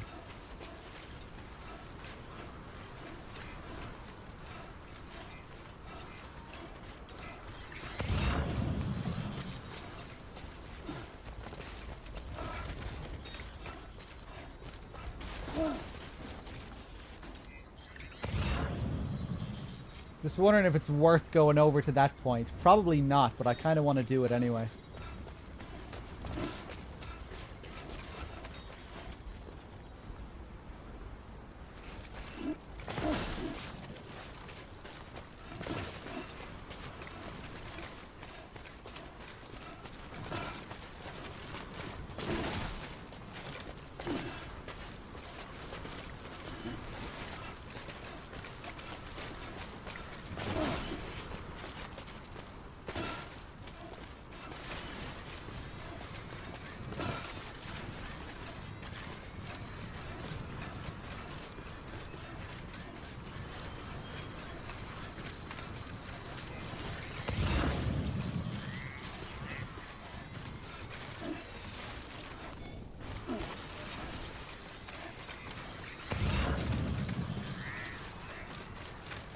Chunk of chiral crystals, at least.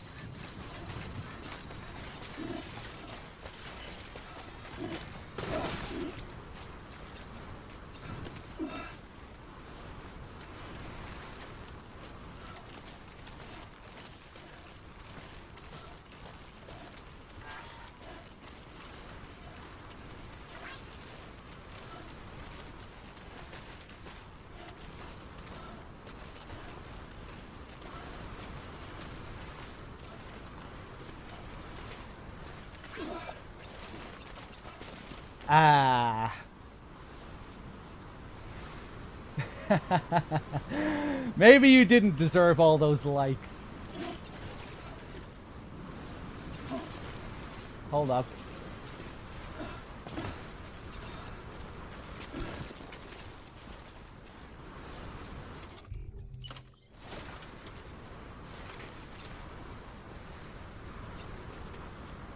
Ooh.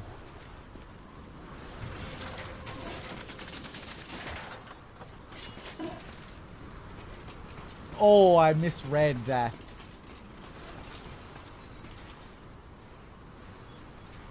Oh, yeah, I really misread that. Oh, my depth perception. I thought this ladder was going to take me all the way up.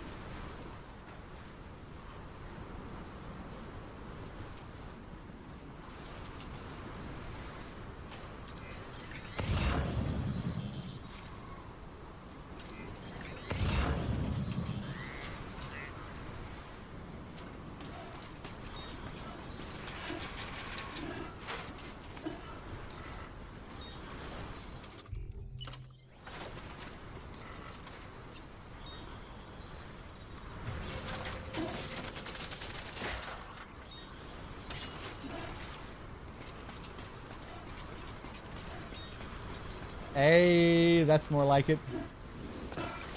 And now I should be able to climb up here, maybe? Yeah.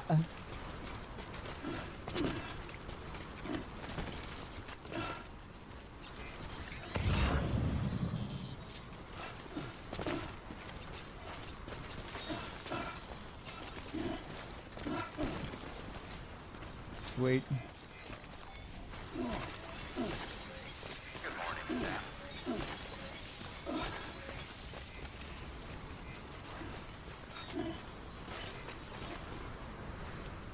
500 Legend of Legends. Damn. Jesus, there are a lot of fucking optional deliveries in this. That's pretty crazy. I think that's the most I've seen.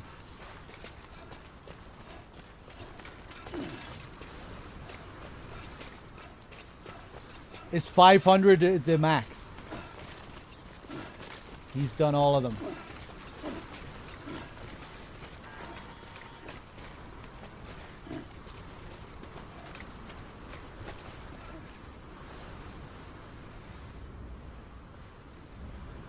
$540 is max for director's cut. That's all optional deliveries. Yeah, that's 500 S ranks for the optional deliveries.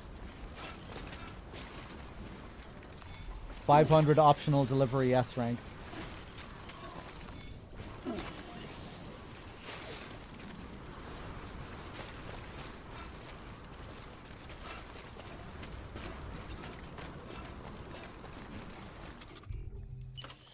I've some level 2 anchors here. I could maybe...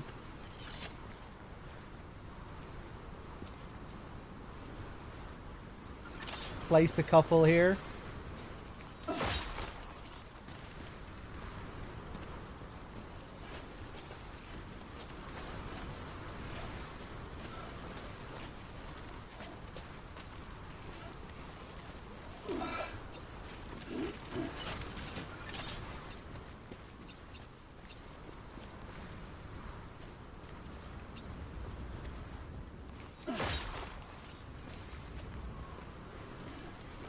If all you care about is are like our achievements and trophies, you don't have to do all those deliveries to get all the achievements.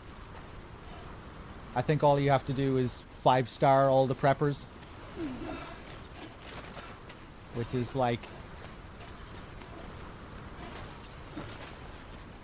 way far away from all the deliveries.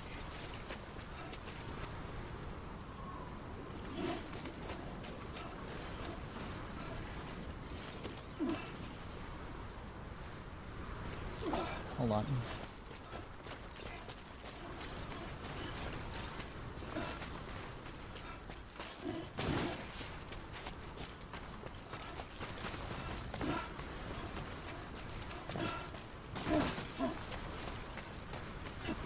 Ooh. There are lots of optional emails and data logs locked behind optional deliveries. Even ones that go well beyond 5-starring a prepper. Like you keep getting emails way beyond the 5th star. That's pretty cool.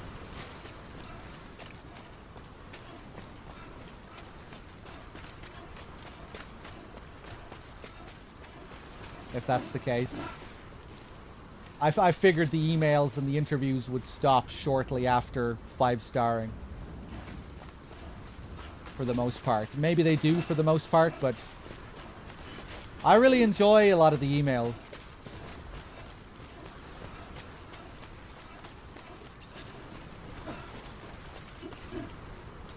Hey, what's up, Mr. Man? Got all these jellyfish down here.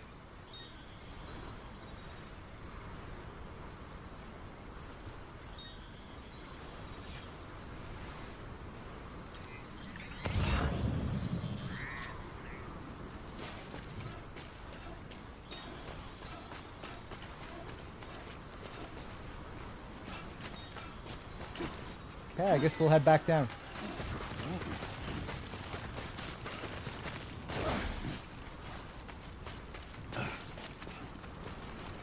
Oh God.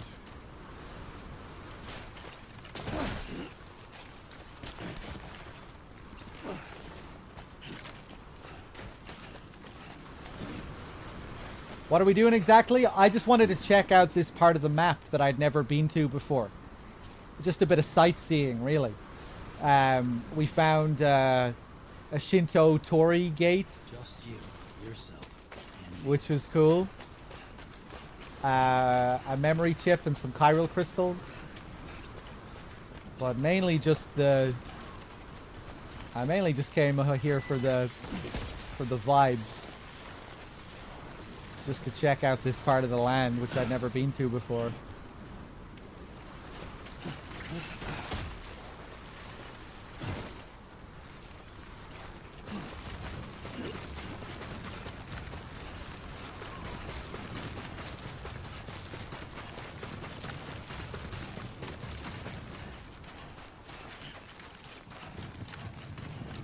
I thought this wasn't an exploration game.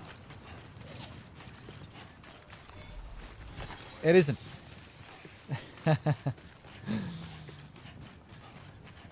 by my definition.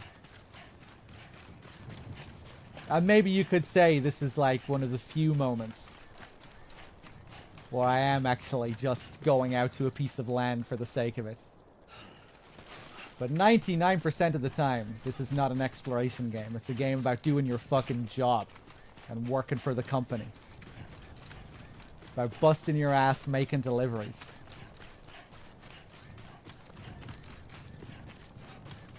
With the occasional little break every now and then.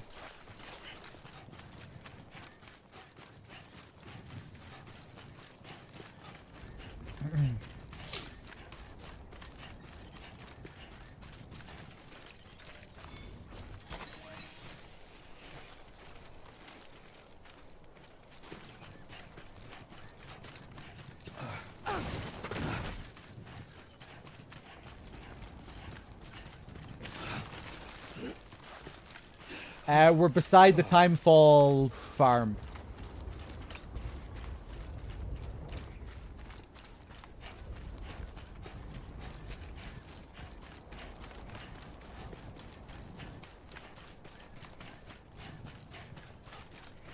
It's always nice when you're just not surrounded by structures all the time. And you get to these rare parts of the map.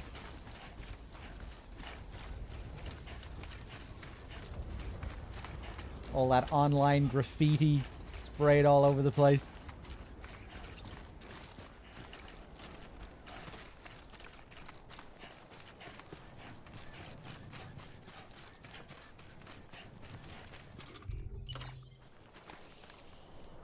Hey, what's up, user?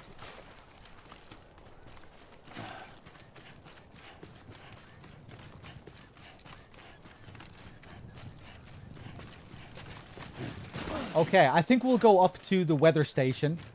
Because I think the weather station was on that list.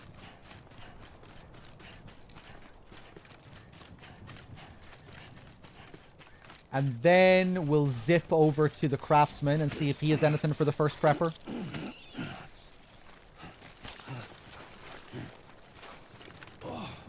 Let me just check here. Where is this guy? Craftsman, weather station, way station, and the doctor. Yeah, we'll stop at the weather station, the craftsman, and the way station.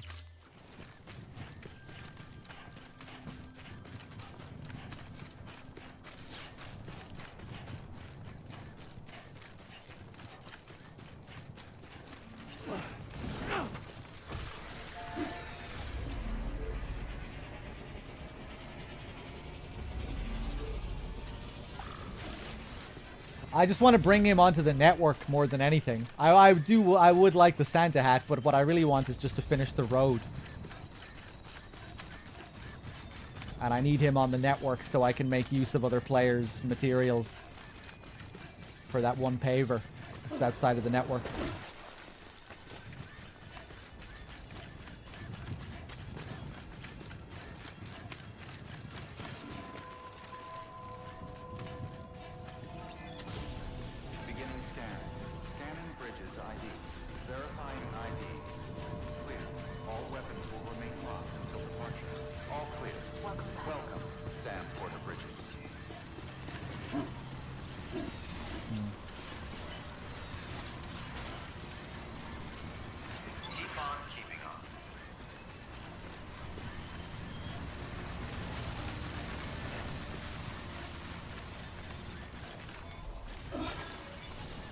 Ooh, my zip lines, they're getting rusty here.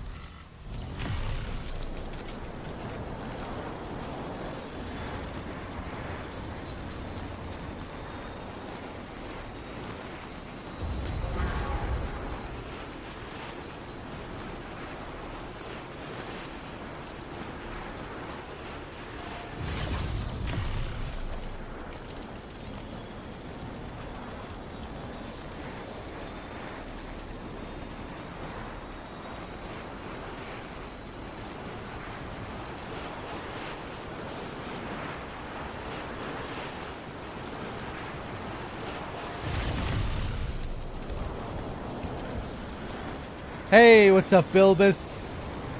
I'm getting pretty tired, chat. I'll probably wrap up soon enough. Just so you know. Just so you don't... Just to prepare.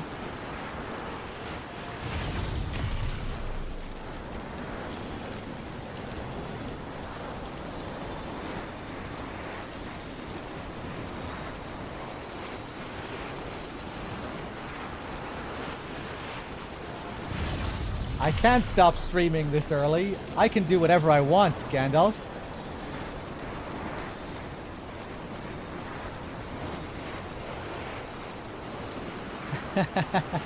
Was it you who said at the start of the stream that I can't be streaming this early? I think it was, wasn't it?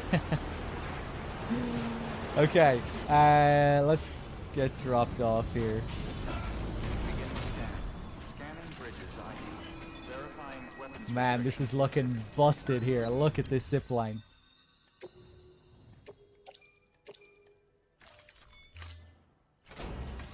Let's repair it.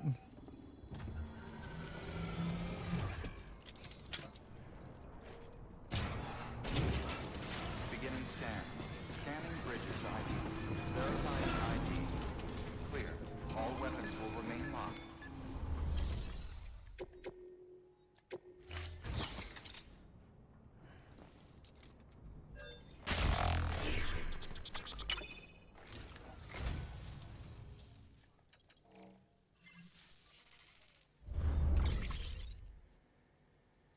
The following data can now be viewed via your cufflinks. Valhalla Rising original soundtrack. Cool, I'll have to take a look at that. Oh yeah, what we came here for. Take on orders. First prepper, 10 kilograms. Is that all we have? Let's take it.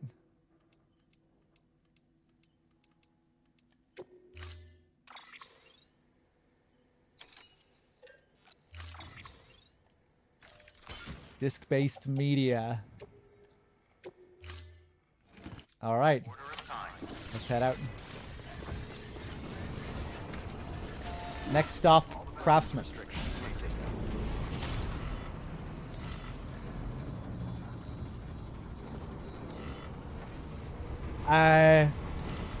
I should be able to zip right over there, but maybe the zip line is completely destroyed.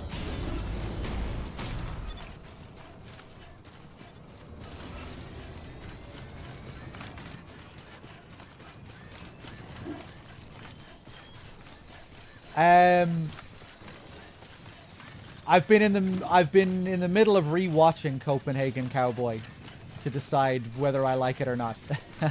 I think I like it for the most part.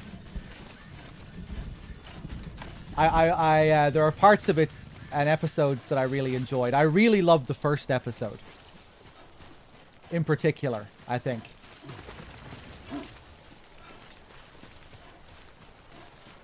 In that grimy brothel with that mother character and Sven the pig.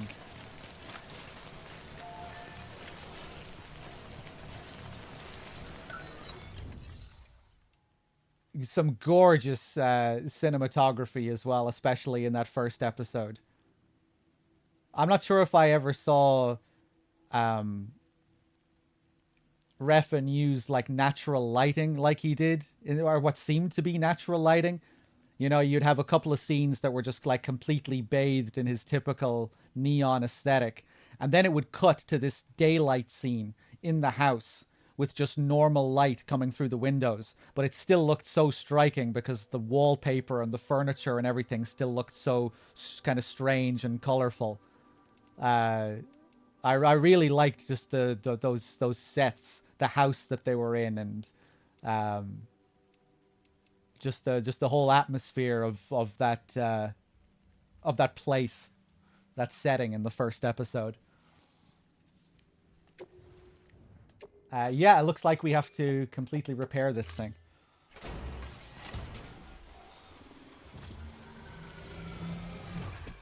I agree, Vilbus. Yeah, I'm often quite mixed on his stuff. I think the only thing that I can say that I like really love for sure is Too Old to Die Young, which I really love. I think it's his best work.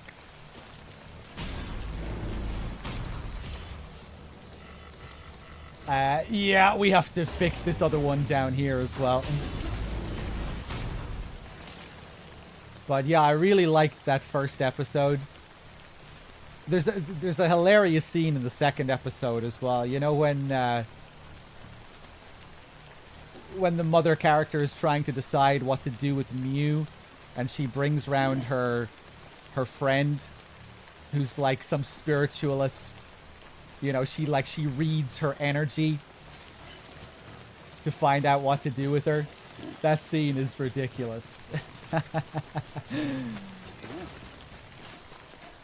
When she tells her to go and fetch her bloody panties.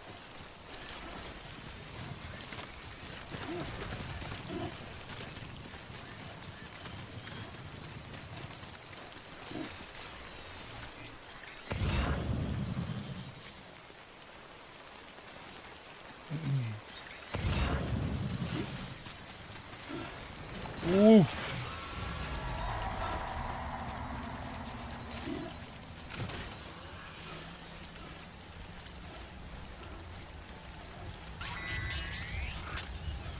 Yeah, I just thought Too Old to Die Young was just his most compelling story. With the most compelling characters. You know, out of all his silent protagonists, I thought Miles Teller's character in Too Old to Die Young was the most interesting. I loved Yaritza as well, the High Priestess of Death.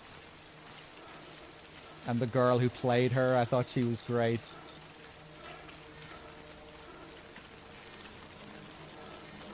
And how the show kind of evolved into something that felt almost like apocalyptic. All of a sudden it felt like some kind of post-apocalyptic show. Or that we were on the verge of the apocalypse.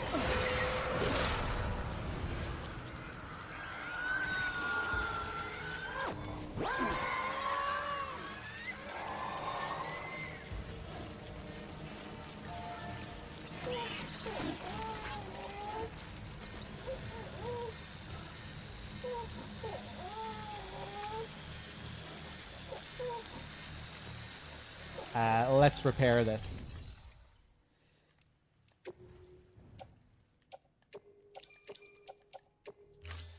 Copenhagen Cowboy was crazy with how supernatural it was. Yeah, kind of like it evolved into vampire fiction by the end of it.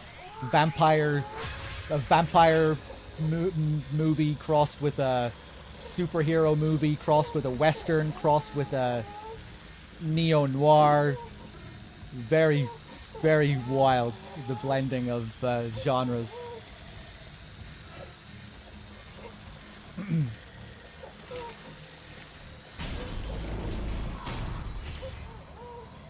All right.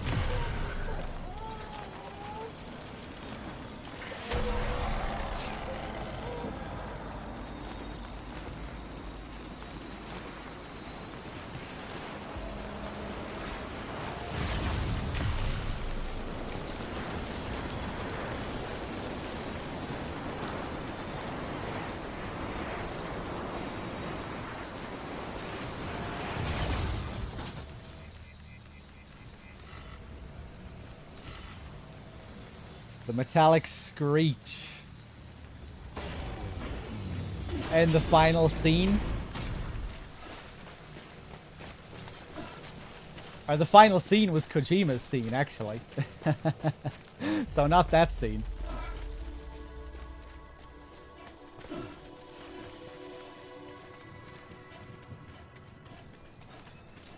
I really liked the actor who played the vampire son.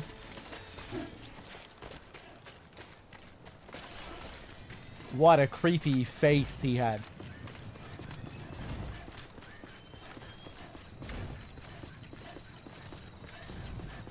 Wearing that 80s style Tony Montana jacket in one of the episodes.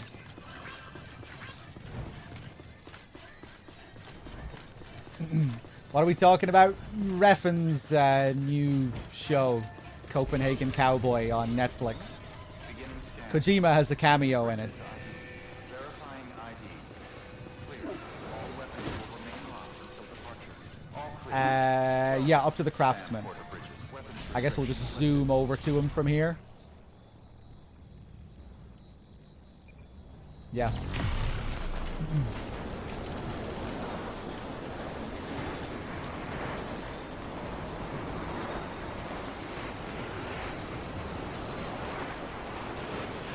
But yeah, the first shot you see of that guy in the first episode was incredibly disturbing. Inside the farm with all the pigs squealing. The first shot you see is just of this woman's legs going all over the place, and then that close-up of him strangling her with like no emotion at all on his face. With that weird like metallic gray aesthetic. Where everything just looked almost too shiny and sleek. He almost looked like a robot or like an alien.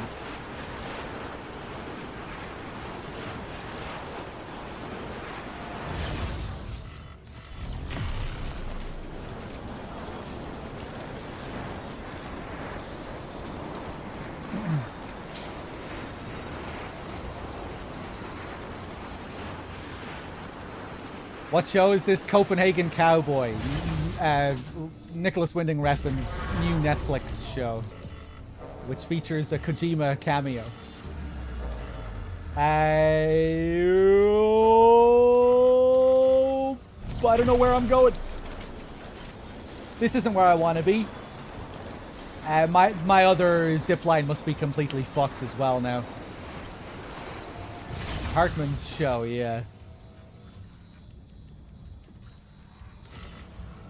Yeah, I'm going back this way. Yeah, I really don't watch much TV at all.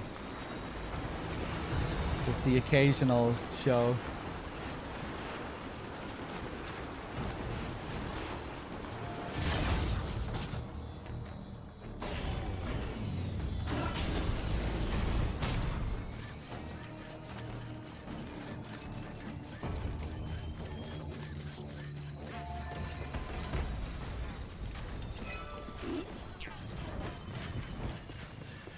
Am I done with this playthrough? No. I'm probably going to finish off the story during my next stream. I was thinking about doing it today, but I thought I was too tired, really, to commit to it. So I thought I would just jump on and do some random shit for a few hours. But tomorrow I will probably do a big story stream where we finish off the game. That's the plan.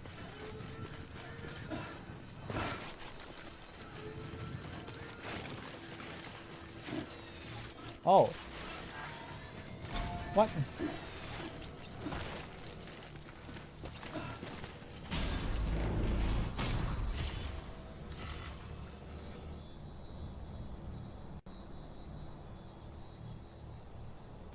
Oh.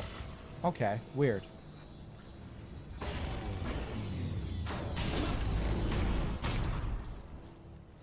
Have I enjoyed this playthrough more than my first one? In some ways, I would say yeah. But in other ways, no, just because it doesn't have the... Because it can't have that first playthrough appeal. I guess the first playthrough was just enjoyable in a different way. Welcome, Sam Porter-Bridges.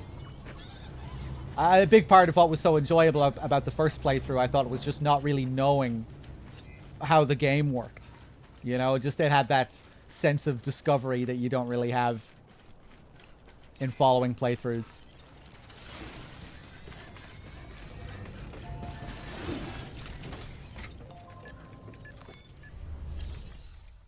Let's see.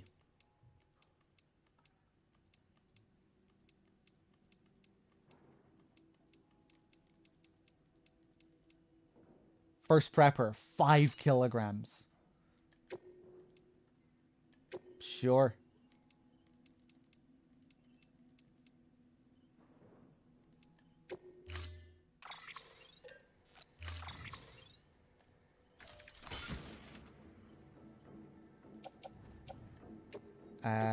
Okay, let's head over to Charles then and see what he has. Right now, I just want to level up the first prepper just to get him onto the chiral network, so I can finish off the road.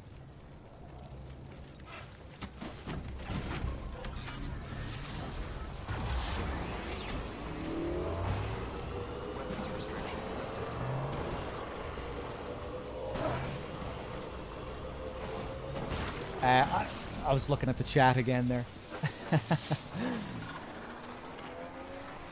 Whoa.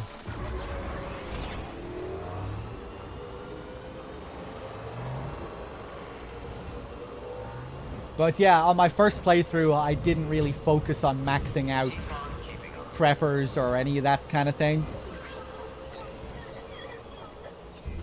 So all that stuff we were doing earlier in the game, making big runs, taking on as many orders as we could, utilizing Buddy Bot, shit like that, you know, that was never a part of my first playthrough, so that was quite new and enjoyable.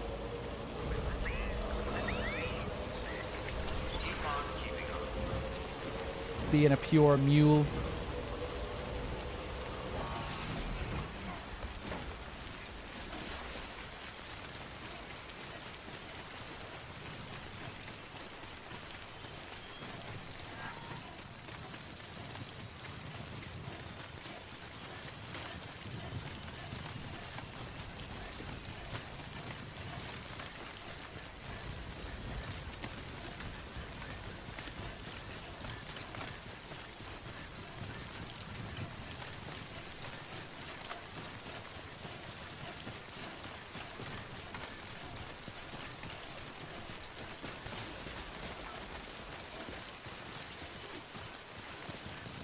Hey, I'm glad on Heavenly. Yeah, I've been playing a lot of this over the last month or so.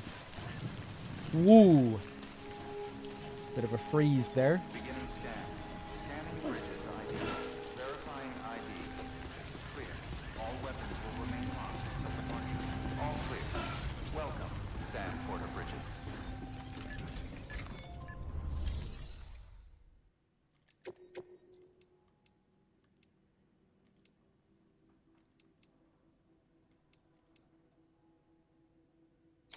This was the order we did before, but I got a shit rank on it. So we can do this again now and get an S.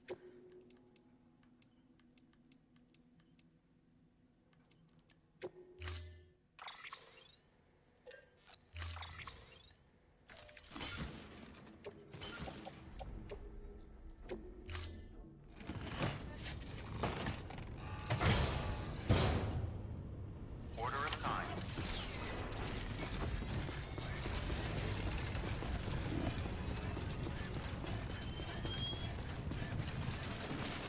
Weapons restrictions lifted.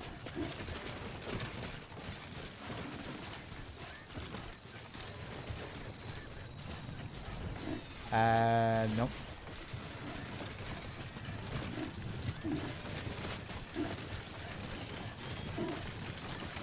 Beginning scan. Scanning bridges ID.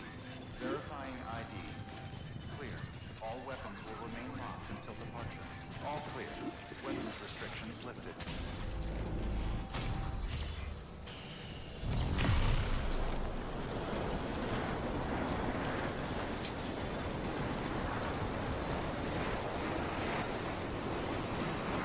Oh no, Storm.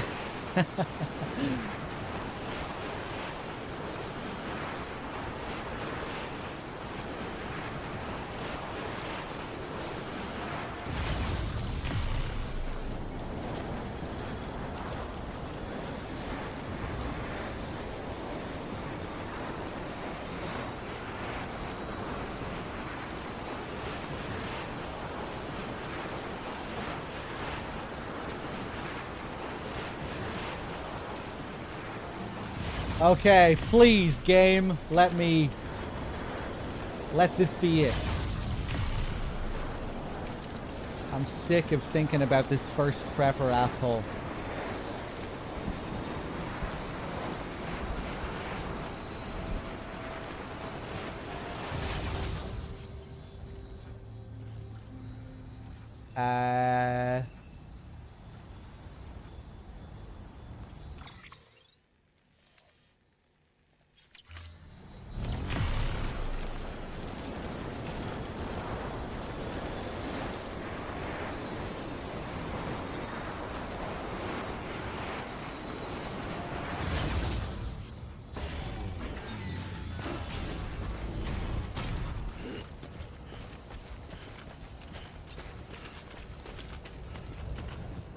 Oh my god.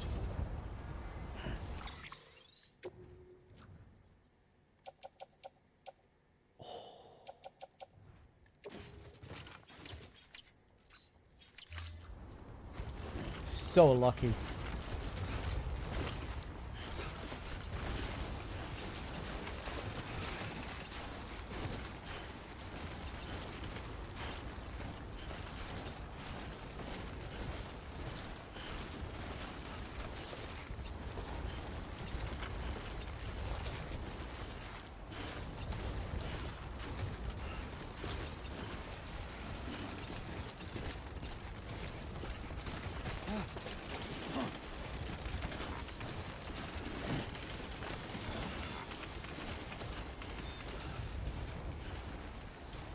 There we go. There's our little path.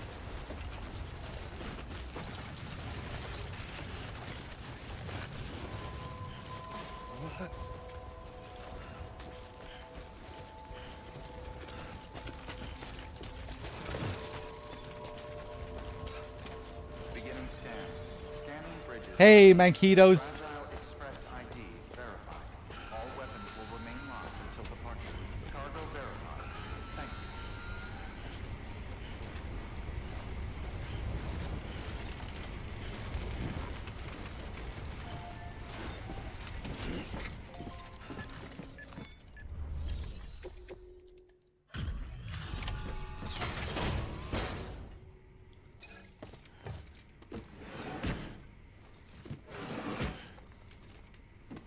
Delivering. Thanks for coming, Sam.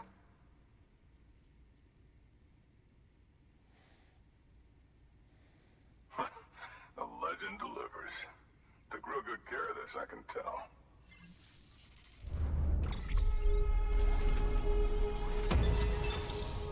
Nice.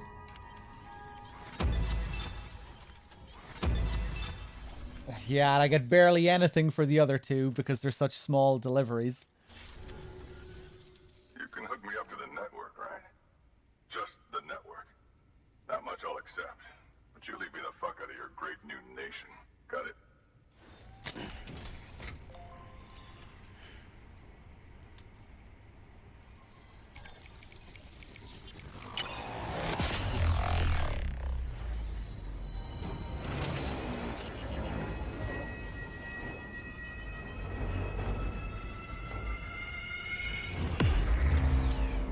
I did see Barbarian. I was kind of mixed on it.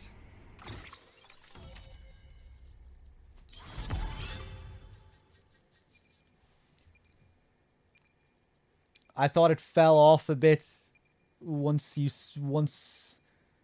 saw the creature, the person down in the place.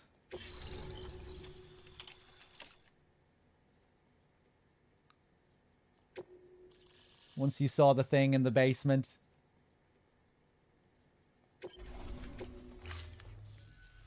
Well, let's see if this grand endeavor of yours is worth all the hassle. I've got my eye on you. the Got something I the thought person in the place, yeah. Take it if you want. Leave it if you don't.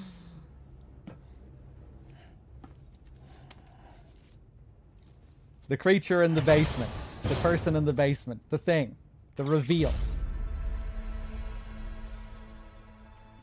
Santa hat, finally. Thank you, Sam. Let's do this again, huh? Oh, thank God. Good work. New order available. Please Okay, we have his ass on the network, finally.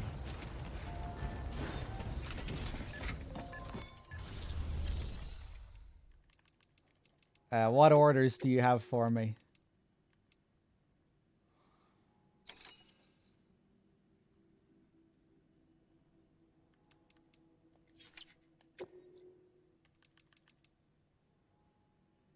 Okay.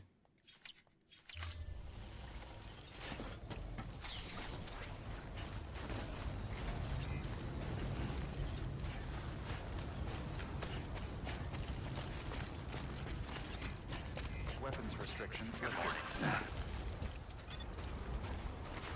Oh, nice fucking placement here.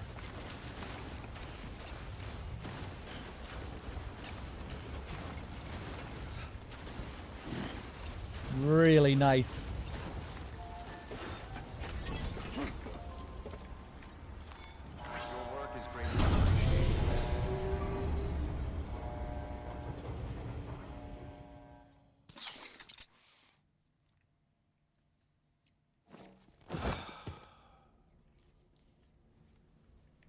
That's me, zombie runner. Ow! This is Threedogg. Welcome to Galaxy News Radio. Ow! It's me, your ruler. See? Just like the game. Do you want an autograph? Good morning, Sam. Blood collection. Do you want a cameo appearance? $20. I can give you a little greeting for your friends or family.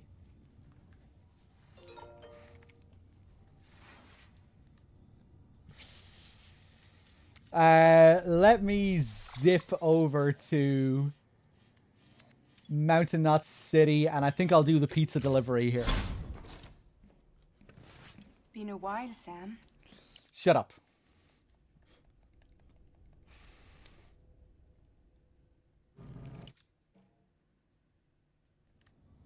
I don't like all this non-mule behavior that I'm engaging in lately. Like taking on these pissy little fucking deliveries. You know, we need to be taking on 10 deliveries at once. BuddyBot needs to be with us. You know, like constant leveling up of preppers. You know, getting bulks of deliveries done. Just so much fucking faffing around in the last couple of streams. Just, you know, just chipping away at the game. Beginning scan. Forming bridges up. Verifying ID. Let me see here. All weapons will remain locked until the...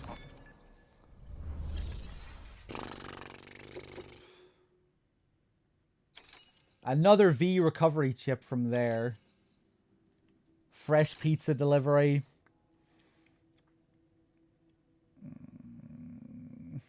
No, fuck you. I've never played any Fallout game on stream. Have a pleasant journey. I think I might play New Vegas sometime soon, though. Weapons restrictions lifted. Yeah, I think New Vegas will happen sometime in the coming months. I'm not sure when. I played New Vegas back in the day when it first came out, but I played it at launch on PS3. Did any of you guys ever play New Vegas at launch on PS3? It was a horrifying affair. Oh my god, the amount of bugs. Just everything bugged. It was like I feel like I barely even played the game, and I finished the game. I definitely finished the game. I remember Mr. House and some of that stuff. But replaying it it'll be like it'll feel like the first time, I'm sure, when I go back to it. And I'll play it on PC, of course, with some mods. I'm thinking of playing the Sawyer mod, which maybe some of you guys are familiar with. It's a mod created by the director of the game, which is more in line. It's kind of like an unofficial director's cut. It's like a rebalancing of the game and tuning of the game by the by its own director.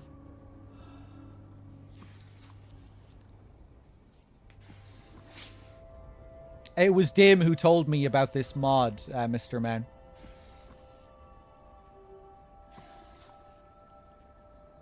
I would recommend playing Fallout 1 and 2 instead, like a man of refined taste. Maybe one of these days as well.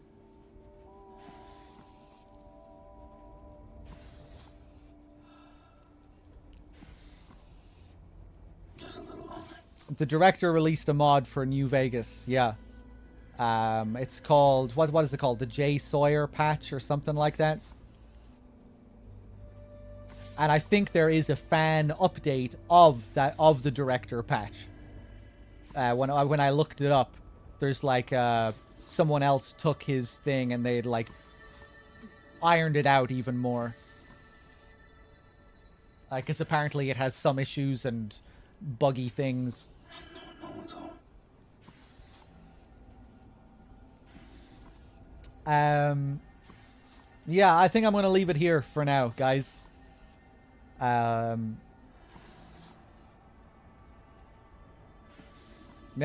and I'll probably finish up the story tomorrow, I would say. Most likely. It's like if I get a decent sleep anyway. I'll probably come back and we'll wrap up the story for this tomorrow. Yeah, guys, thanks for watching. Thanks for being here. Fatepi coming in at the last second with the 46 months. Thank you, Fatepi. Cheers, everyone. I'll see you soon. Take it easy. Peace.